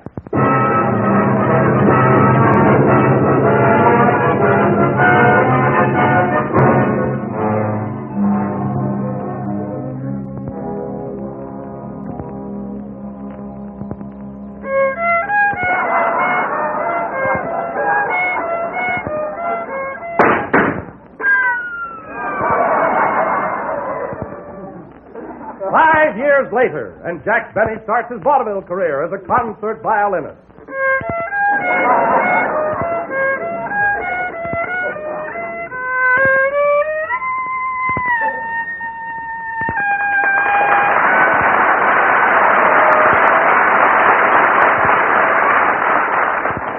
I thank you. Wait a minute. What's all this got to do with Fred Allen? We're coming to that. Continue, Mr. Wilson. The scene changes. It's a cold winter's day in 1927. And Jack Benny, now a vaudeville headliner, is appearing at the Electric Theater in St. Joe, Missouri. St. Joe. They love me there.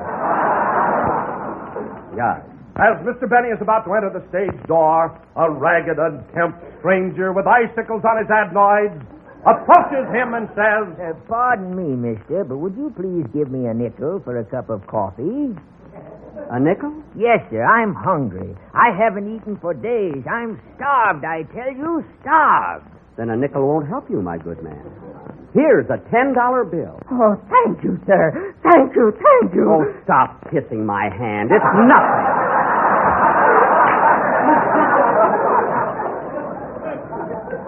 Poor boy. Oh, but I'll never forget you for this. Never, never. Don't wipe my shoes. It's quite all right. Tell me, my good man, what is your name? Sullivan. Fred Sullivan. Fred Sullivan. Remember that name, ladies and gentlemen. And that voice. Remember that Jack Benny gave him $10 when he was starving. And remember his words when he said, I'll never forget you for this.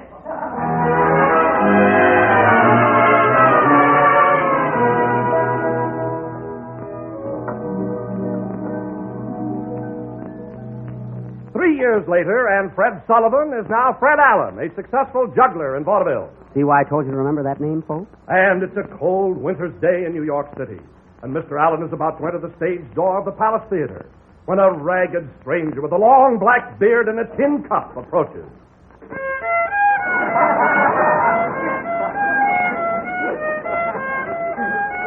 Pardon me, sir. Would you please give me a nickel for a cup of instant postum?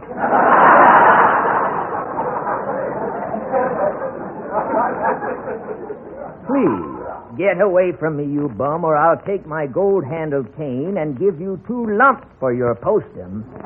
See what a rat he was, folks? But I'm hungry, starved, I tell you, starved. Out of my way, you derelict. Fink's mules are just taking their bow, and I'm on next. Very well, but I'll tell Variety about this.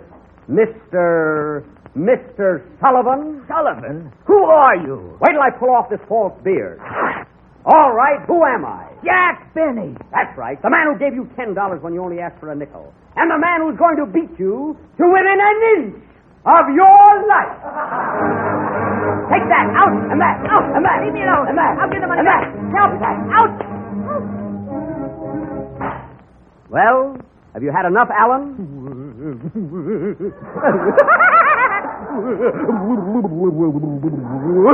I knocked him silly, folks. And that's how Fred Allen became a comedian. Play, Phil. Then we will be with you again next Sunday at the same time. Say, Jack, did you really give Fred Allen a $10 bill when he only asked for a nickel? Oh, it may have been a 20 or a 50. Who knows? I couldn't see very well. It was snowing. You mean to say you took off your shoe in the snow? I carried a wallet then. Good night, folks.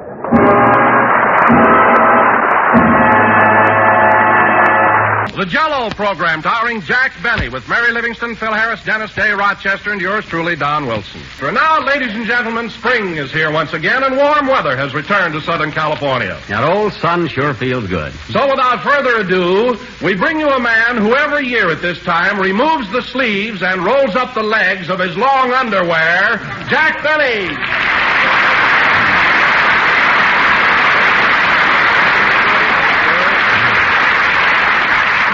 Thank you. Jello again. This is Jack Benny talking, and Don, you're right. When I take off my longies, I feel like a fat lady getting out of a phone booth.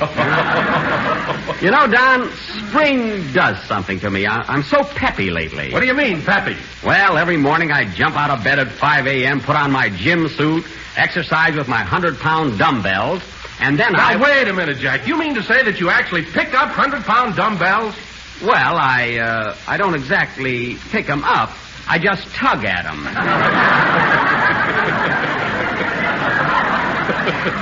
It develops the shoulders. Huh? Well, anyway, after that, I put on the gloves and spar around for about 45 minutes with Rochester. You know, this morning he got in a quick punch that darn near knocked me cold. Packed quite a wallop, huh? Well, it's not that so much, Don, but I found out later he was saving tinfoil for the China relief in his left glove. Imagine, we were only doing morning exercise, and Rochester had to put a heavy tinfoil in his glove. Huh? Well, Jack, didn't you have anything in your glove? Well, I did insert a small flat iron. But the cord got caught around my neck, Rochester swung, and the birdies reminded me that spring was here. Oh, hello, Mary. Hello, Jack. Hello, Don. How are you, Mary? How do you feel? Oh, wonderful. I love spring. Me too. You know, Jack, I saw my first robin this morning, and he came all the way from Alabama. Now, wait a minute. How do you know the robin came from Alabama? He had a banjo on his knee. Oh, Susanna. Now, this may be a coincidence, Mary, but I saw a robin today that came in from St. Joe, Missouri. How do you know? He kissed me. They loved me there.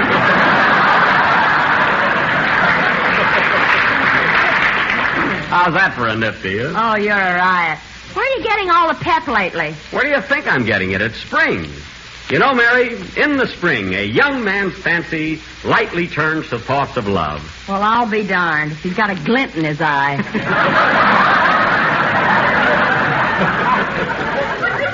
In my blue eye, if you please. Say, Mary, Jack tells me that he's been doing all kinds of exercises.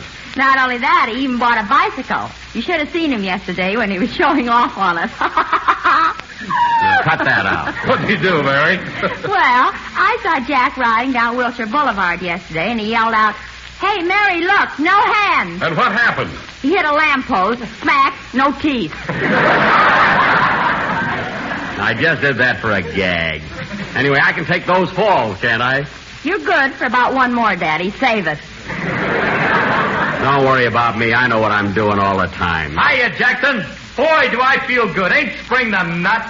Well, look who's a nature lover all of a sudden. I ain't kidding. I went out in the garden this morning, and you know what, Jackson? What? I seen a robin that just flew in from Chattanooga. All right, Phil. How do you know the robin came from Chattanooga? He was choo-chooing on a worm.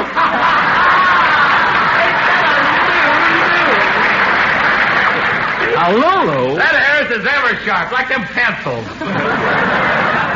Oh, you're a cliff. Say, Phil, what do you mean you were out in your garden? Have you got a garden? Sure, I got one of them victory gardens. I'm going to raise tomatoes and beans and radishes and, what's that stuff that grows on them long stalks? Corn. You know what it is.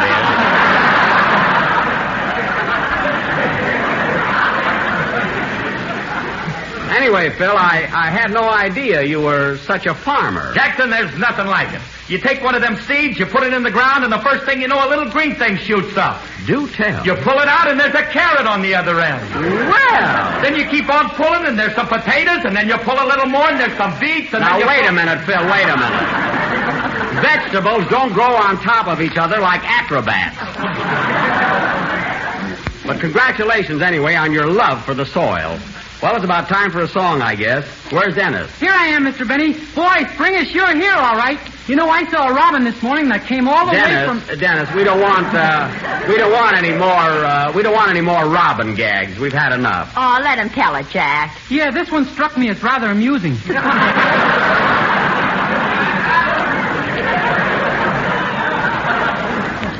All right, let's hear it. Well, I saw a robin this morning that came all the way from Natchez to Mobile. How do you know? My mama done told me.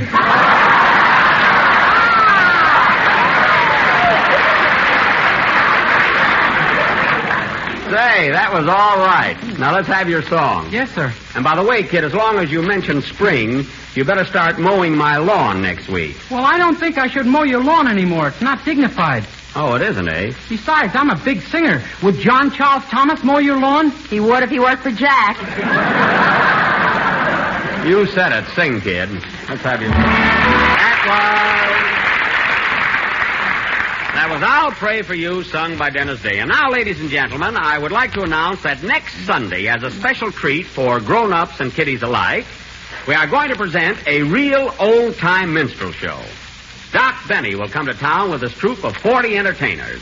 Count 'em, 40. A minstrel show, eh? Yep. Hey, Jackson, can I be the interlocutor? I'm going to be the interlocutor. You can be the tater if you want. Now, fellas, this is the real thing, so I want you all to put burnt cork on your faces. Everybody bring tambourines. And Mary, I want you and Dennis to wear bandanas. But why? Well, what do you say, Phil? It's about time for a band number. So soon? Yeah, I want to leave early today. I'm going out to Hillcrest and play 9 holes of golf before it gets dark. Golf? You mean to say you still want to play golf after what happened Friday? Mary, I was a little off my game. I generally shoot in the high 70s. Or the low 80s. Or the gay 90s. Oh, shush. I play all right. Now, wait a minute, Jackson. You ain't so hot. I gave you a good trimming the other day, and you never even paid off the bet. The reason I didn't pay off, Phil, is because the match was never finished. Never finished? Why, what happened, Phil? Let me tell him. Oh, you're always telling everything. You see, Don, last Friday was a beautiful day. So Jack and Phil went out to play a round of golf, and they invited me to come along and be scorekeeper. Scorekeeper. Well, anyway, the boys went into the locker room to change their clothes. So I waited and waited. You know how Jack is. He's worse than a woman when it comes to...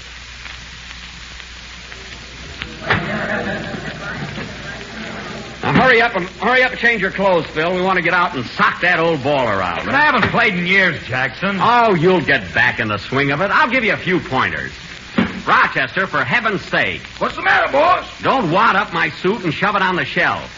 Put it on a hanger. Well, if I take too good care of it, it ain't never gonna be mine.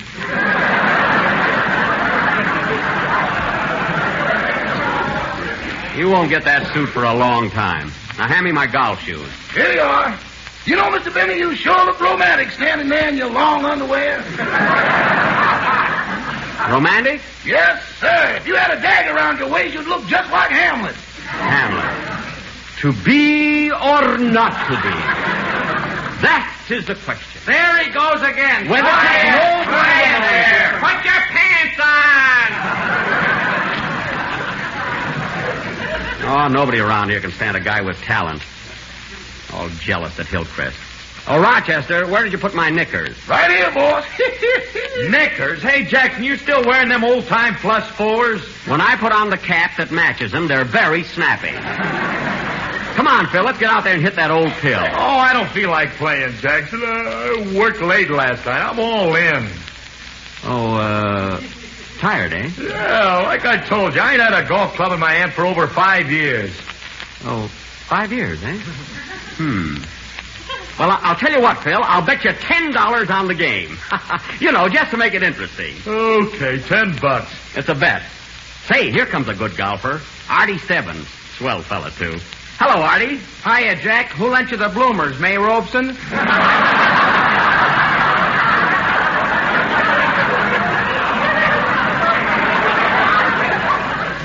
These are knickers. What a guy. Always got some corny crack. Well, let's get going. Here's your sweater, boss. Oh, Rochester, I want my old sweater. The one that says, get the chili bowl habit on it.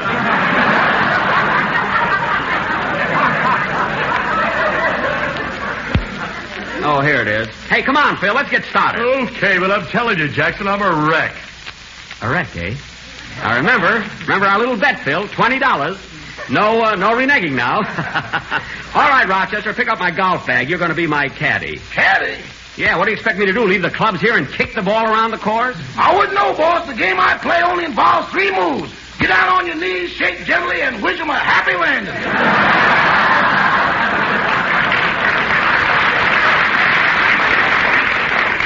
Well, there's no comparison. Shooting craps is no exercise. It ain't, eh? No. Boss, did you ever try to make a four with a pair of loaded dice when the eyes of Texas were upon you? No, and I'm not interested. Oh, Mr. Benny, Miss Livingston's waiting for you on the first tee. You better hurry and put your pants on. I've got my pants on. These are knickers. Oh, a victory suit, huh? Dennis, tell Mary we'll see her in a minute. Okay. Hello, Jack. How are they going? Oh, hello, Charlie. That's Charlie Lacey, the golf pro here, Phil. Boy, what that guy has done for my game. Hey, Charlie, we're just going out for a round. You want to join us?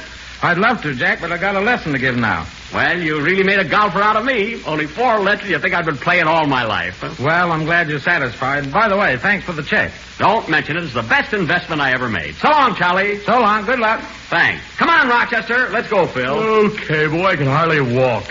Hardly walk, eh? Remember our bet, Phil, $30. And may the best man win.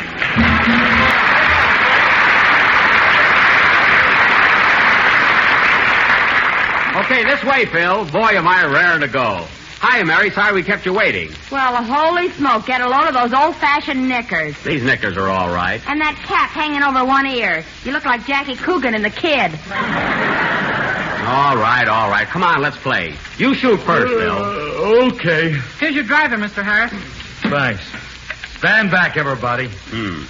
If you don't mind a suggestion, Phil, you're standing too far away from the ball. Look, Jackson, let's get it over with, will you? 4. Wow, look at that ball go. Look at it go. Look. 250 yards at the most.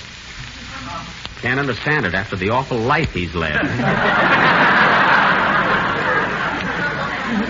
Well, it's my turn now. Rochester, tee up my ball a little higher. Higher? It looks like a lollipop now.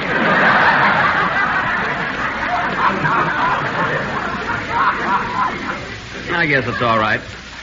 Well, here goes. Quiet, everybody. 4.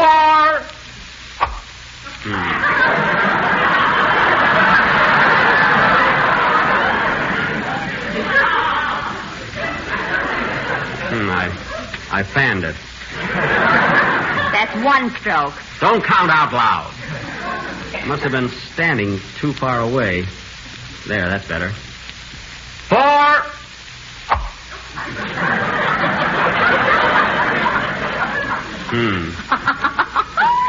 Darn it, another fan. I guess I'm holding the club too tight. Well, I'll get it this time. 4.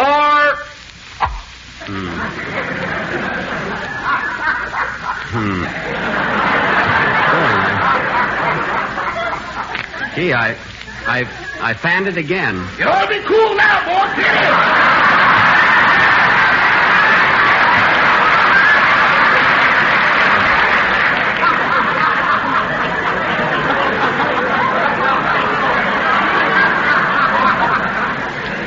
Hit her with all these interruptions. Everybody yelling and screaming at me. Now, here goes. 4. What are you foreign about? There's some people standing down there on the green. Well, you won't be there till Labor Day. Oh, yeah? Well, watch this. 4. Wow!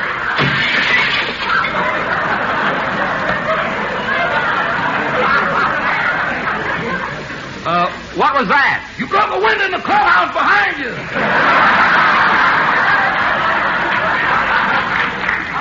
Gee, I can't get rid of that slice. Oh, well, I'll take a 5 on this hole.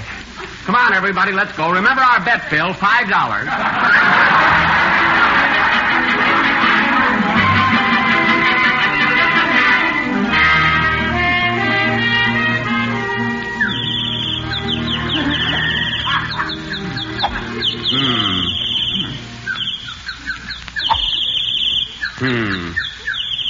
Darn those birds. I wish they'd stop singing. They're throwing me off my game. Maybe they don't know you're playing for money. You can pipe down, too. It's a fine country club anyway with birds all around. And trees and grass. Oh, it's awful. Oh, keep still. Hey, what hole are we on? You just finished the 7th. Wake up. What's the score, Mary? It's pretty close. Phil is 28 and you're 128. Well, there are 2 more holes. I've still got a chance. I don't like this club. Hand me my spoon, Rochester. You broke it over my head on the last hole. Oh, yes, and give me my brassy. Well, this is the worst game I ever played. Thank heaven it's not for money. Hey, wait a minute. No, go back to sleep. All right, stand back, Mary. 4. God darn it, what's the matter with me? What did I do that was wrong, Mary? Should have never left Waukegan.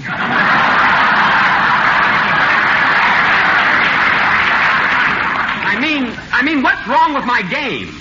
Rochester, you've seen me play better than this. I have? Yes. What am I doing that's wrong here? I think you're holding the club a little You keep out of this, kid. When I want your advice, I'll ask for it. Hey, Jack, here comes Mr. Lacey, your golf teacher. Oh, yeah. Well, hello, Jack. How you going? I want my money back. That's how it's going. Fine teacher. Oh, come on, Jack. Hit the ball. It'll be dark pretty soon. Okay. 4.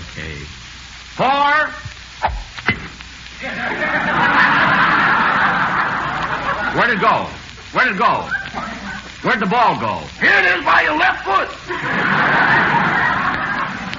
Oh, yes. Congratulations. It was by your right foot when you started. You don't have to get cute about it.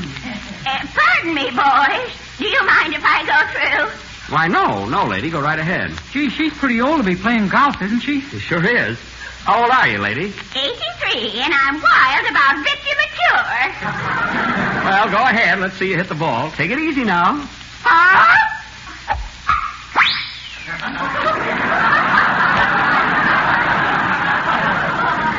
Well, I'll be darned. Yippee, I'm on the green. Thanks, boys. You're welcome. Gee, 83 years old, and look at her hit that ball. 83 nothing. That dame isn't a day over 70. I'm too upset. Let's finish the game tomorrow, Phil. We're finishing it right now. Go ahead and shoot. Okay. 4, lady. Wow, look at that ball go. Yeah, right in the woods. What a slice. Oh. Well, come on, Rochester. Let's look for it. Oh, Jack, you'll never find it. Don't worry. I'll join you on the fairway. See you in a minute.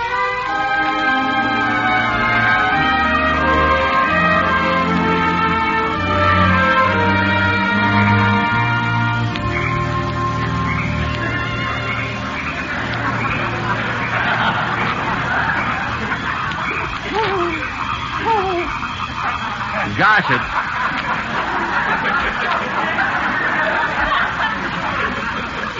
it's dark. That ball must be around here someplace. I wish I had a flashlight. Rochester, where are you? Right in front of you, boss.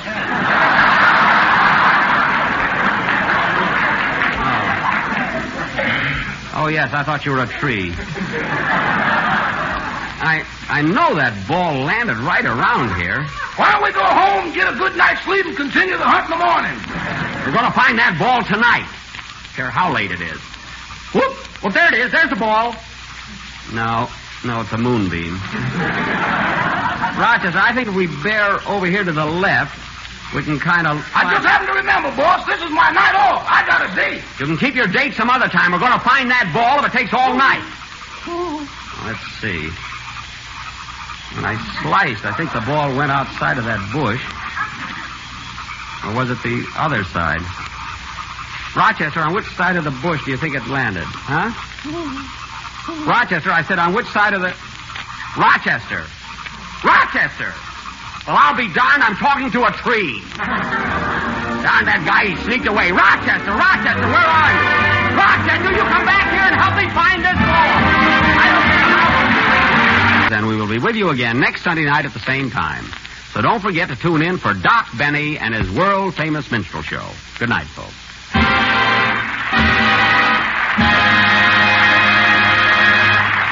Rochester, I'm sure that golf ball sliced over here to the right. No, it's not here. Boss, why don't you give up? We've been looking for that ball all week. We'll find it. Don't be so impatient. Now, let's see. When I hit it, I know it went over here by these Hey, trees. Jack. Oh, hello, Mary. Hurry up. We've got to get to the studio. It's Sunday again. Oh, my goodness, how time does fly. Come on, Rochester. We better get going. Come on. Jell-O program brought to you by Jell-O and Jell-O Pudding, starring Jack Benny, with Mary Livingston, Phil Harris, Dennis Day, Rochester, and yours truly, Don Wilson. And now, ladies and gentlemen, as we announced last week, we're going to present for your entertainment, Doc Benny and his world-renowned minstrel show. That's right, so let's get going. Is everybody here? I think so. Say, Mary, where's Dennis? Dennis? I don't know. I haven't seen him. He must be around here someplace. That's you dodo. Come here, Dennis. We've got a minstrel show to do. I see you've got burnt cork on your face. Where were you? I was over in the corner practicing how to talk like Amos and Andy. Good. Good nothing. It comes out like Lum and Abner. Oh. Wonderful world.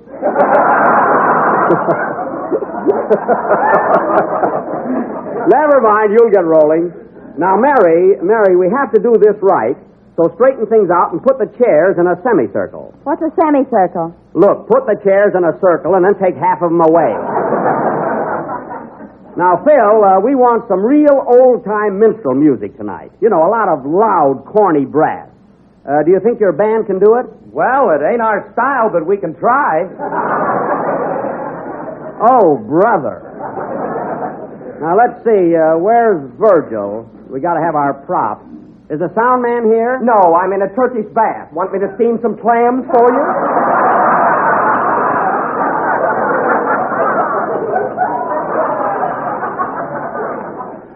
Now, Virgil, you don't have to get cute about it. We're doing a minstrel show tonight, so pass out the tambourine. I passed them out already. You did? Yeah, and they're swell, nice and juicy. Those are tangerines. Now, Virgil, there's a whole pile of tambourines right there on your table. Now, pass them out. Okay, here they are. You didn't have to throw them on the floor.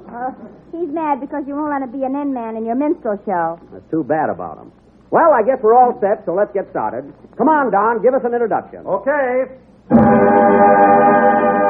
And now, ladies and gentlemen, here they are. Doc Benny and his world-renowned minstrels, including the incomparable Mary Sweetstuff Livingston. Mary.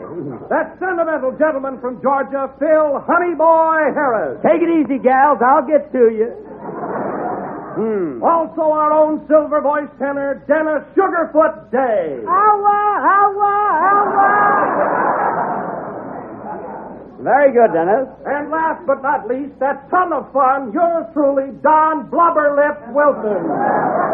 Yes, sir. The time was a bright summer afternoon many years ago. The place, Main Street of St. Joe, Missouri. They love me there. Take it away.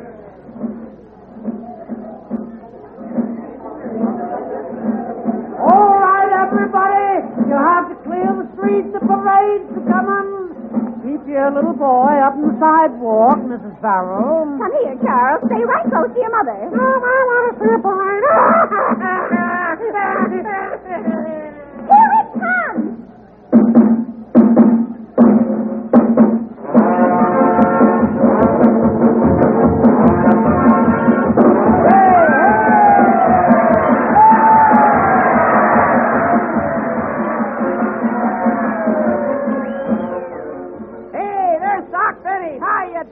Howdy, folks, howdy. It's sure good to be back in St. Joe. Great to see so many bright and smiling faces here to greet us. Howdy, Doc. Howdy, Constable. I see you got some new traveling salesmen sitting on the porch of the mansion house. They ain't you. We just dusted them off. Well, see you at the Opry House, Constable. Follow the parade, folks. The show starts promptly at 2:30.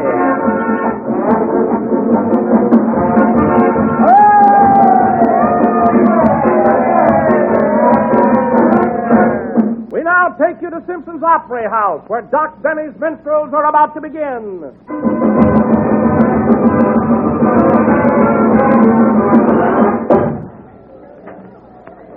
Let me see your tickets, please.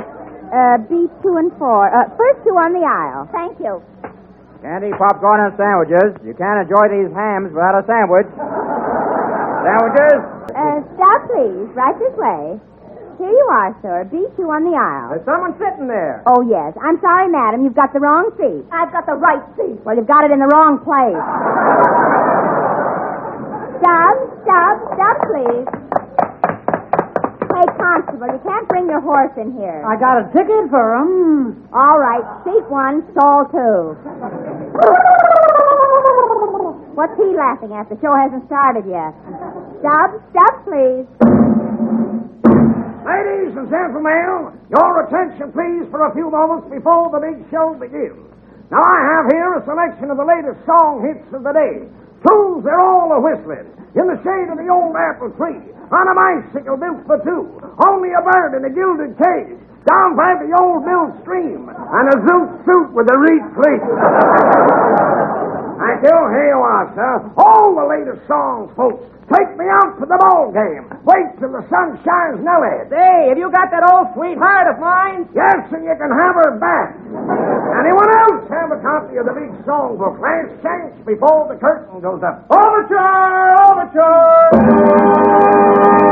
The Doc Benny Minstrels. On the Mississippi, where those boats go puffing along. Through the Mississippi, dear old Mississippi, that's where I was born.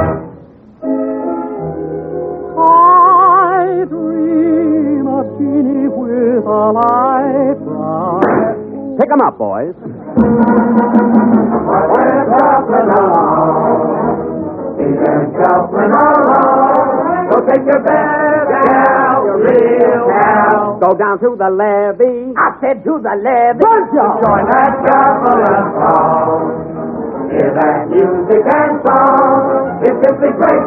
Make waiting on the levee, waiting for the robbery.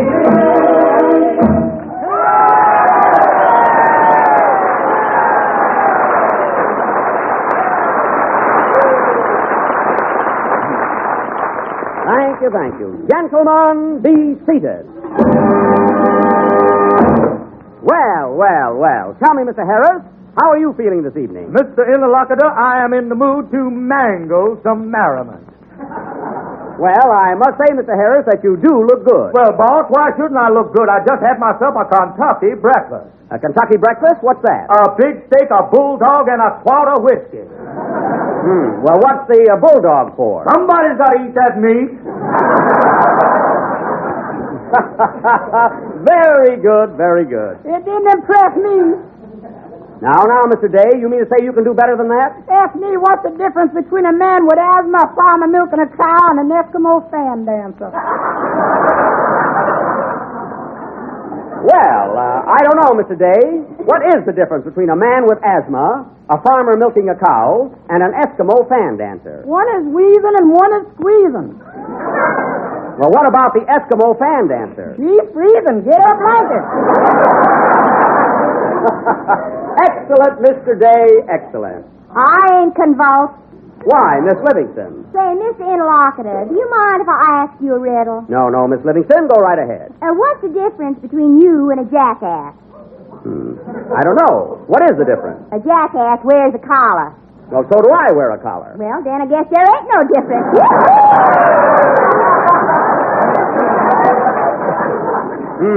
Say, Mr. Interlocutor, when it gets to me, I wish you to convey that I am mentally and physically fastidious. Well, Brother Wilson, what makes you so happy? I got a wife and a cigarette lighter, and they's both working. Very funny, Brother Wilson, very funny.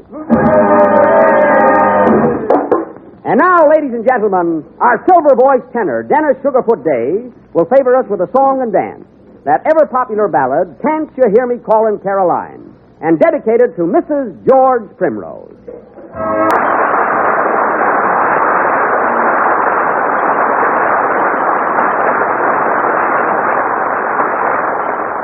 That was very good, Mr. Day, very good. Thank you, sir. Yes, sir. That was rendered with feeling, sweetness, and tenderness. I didn't like it. Why, Mr. Harris, I noticed that you and Mr. Day have been quarreling quite a bit of late. What have you got against him? Nothing, except he's dishonest, disloyal, and hen-coop conscious. Oh, come now. That's a fine way to talk after I invited you over to my house for dinner. Who cares? Don't you remember that nice fat chicken I served you? Remember, boy, I recognized it. Mr. Harris, that's a bold allegation. I think you should apologize. I'll say he should. I can't believe that Mr. Day has been stealing your chicken. Not only that, boss, he stole my wife. I didn't steal that old thing. She jumped in the bag with the rest of the hens. Why, Mr. Day, I'm ashamed of you stealing Mr. Harris's wife and chicken. I'll bring them back. I'll bring them all back. Don't bring back nothing that ain't got feathers on it, son.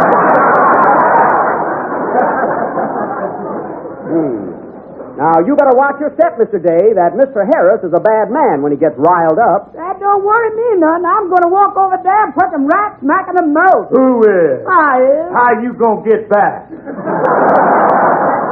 Gentlemen, please, let this bickering cease.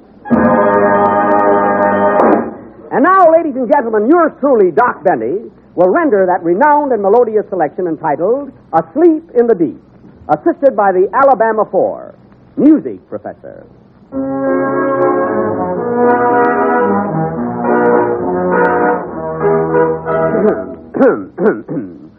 Loudly the bell in the old tower ring, bidding us listen to the warning it brings. Sailor, take care. Sailor, take care. A danger is near thee. Be aware. Be aware. And many brave hearts are asleep in the deep. So beware. Be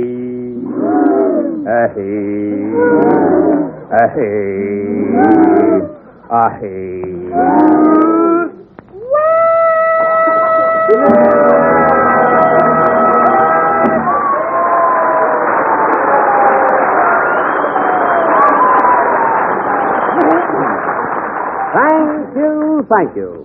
Say, Mr. Interlocutor. Yes, Miss Livingston? I just thought of another riddle. Another one? Well, let's hear it. Why are the Japs nervous like a man on his way to the dentist to get a tooth pulled? I don't know, Miss Livingston. Why are the Japs nervous like a man on his way to the dentist to get a tooth pulled? 'Cause the Yanks are coming.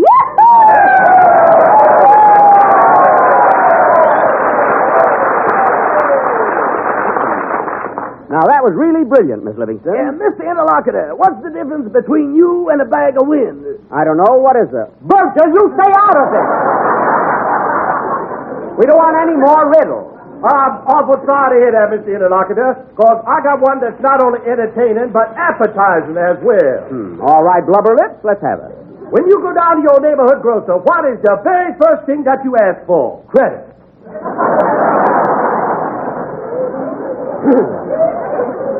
Mr. Harris, please. I don't know, Mr. Wilson. What is the very first thing you ask for at your neighborhood grocer's? Jell-O. G-E-L-L-O. Blubber lips never went to school, folks.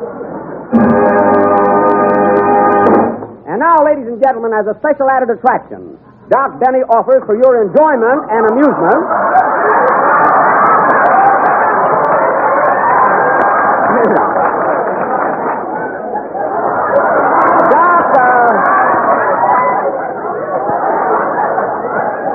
Doc Benny offers for your enjoyment and amusement that well-known minstrel man, Rochester Van Jones. Yeah, Mr. Interlocutor.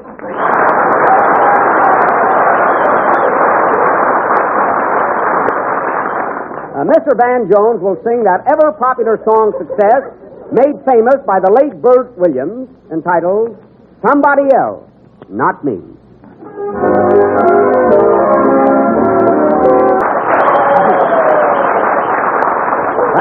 Thank you. That was Somebody Else, Not Me, rendered by Rochester Van Jones. Oh, Rochester? Yes, Mr. Bennett, Mr. Interlocutor?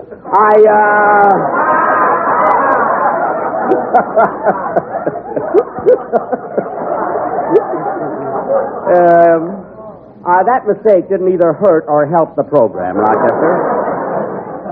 I noticed that in looking over your expense account for your costume and so forth, you put down $1.50 for makeup. Is that correct? Yes, sir. Well, that seems a little unnecessary. Would you mind explaining what you spent that money for? Well, I heard you tell everybody to buy burnt cork for their faces. Uh-huh. And then as much as I didn't need it, I bought a cork with a bottle of gin around it.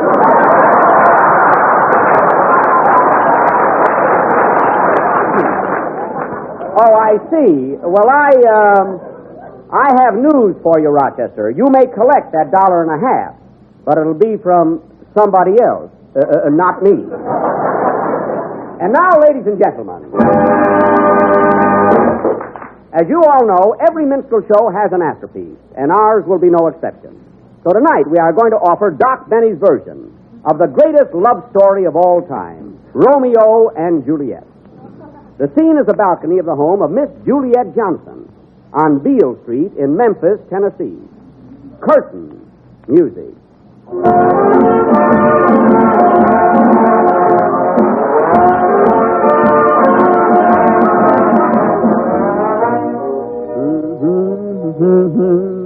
Romeo and Julie were sweethearts, and oh, how that Romeo could love. That's me, folks.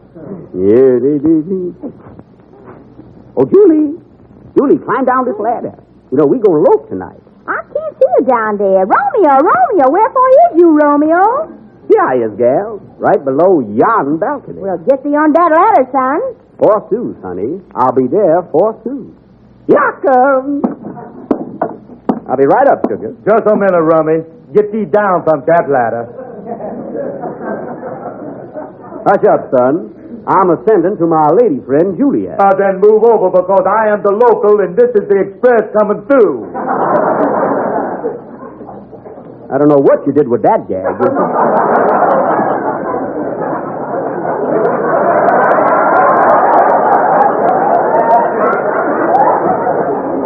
I know you can't be the local and the express. I must be the local. Now, wait a minute.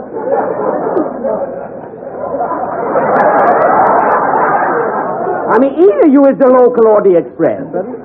Now, wait a minute. Who is you, anyway? Here's my card.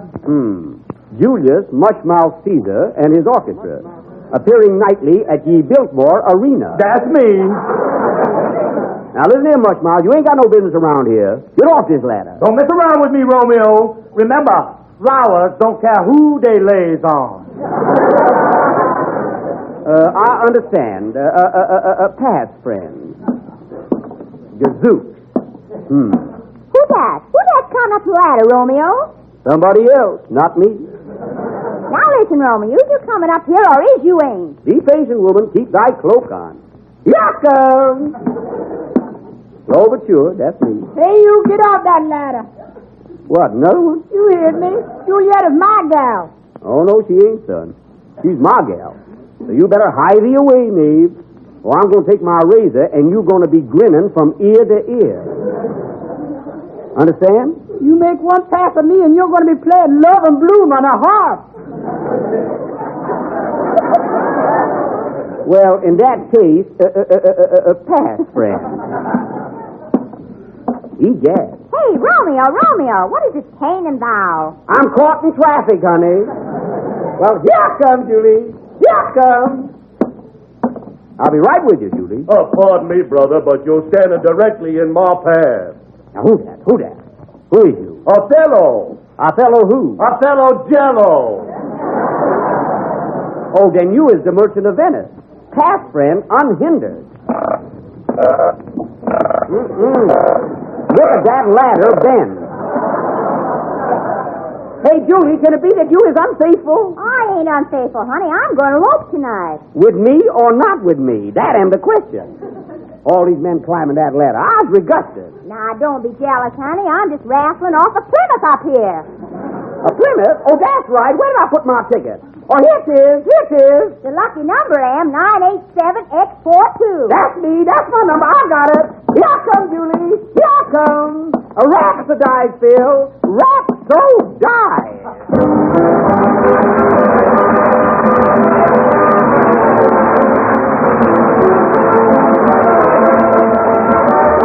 And we'll be with you again next Sunday night at the same time. Jack had to run away and do a show for the Motion Picture Relief Fund. Good night, folks.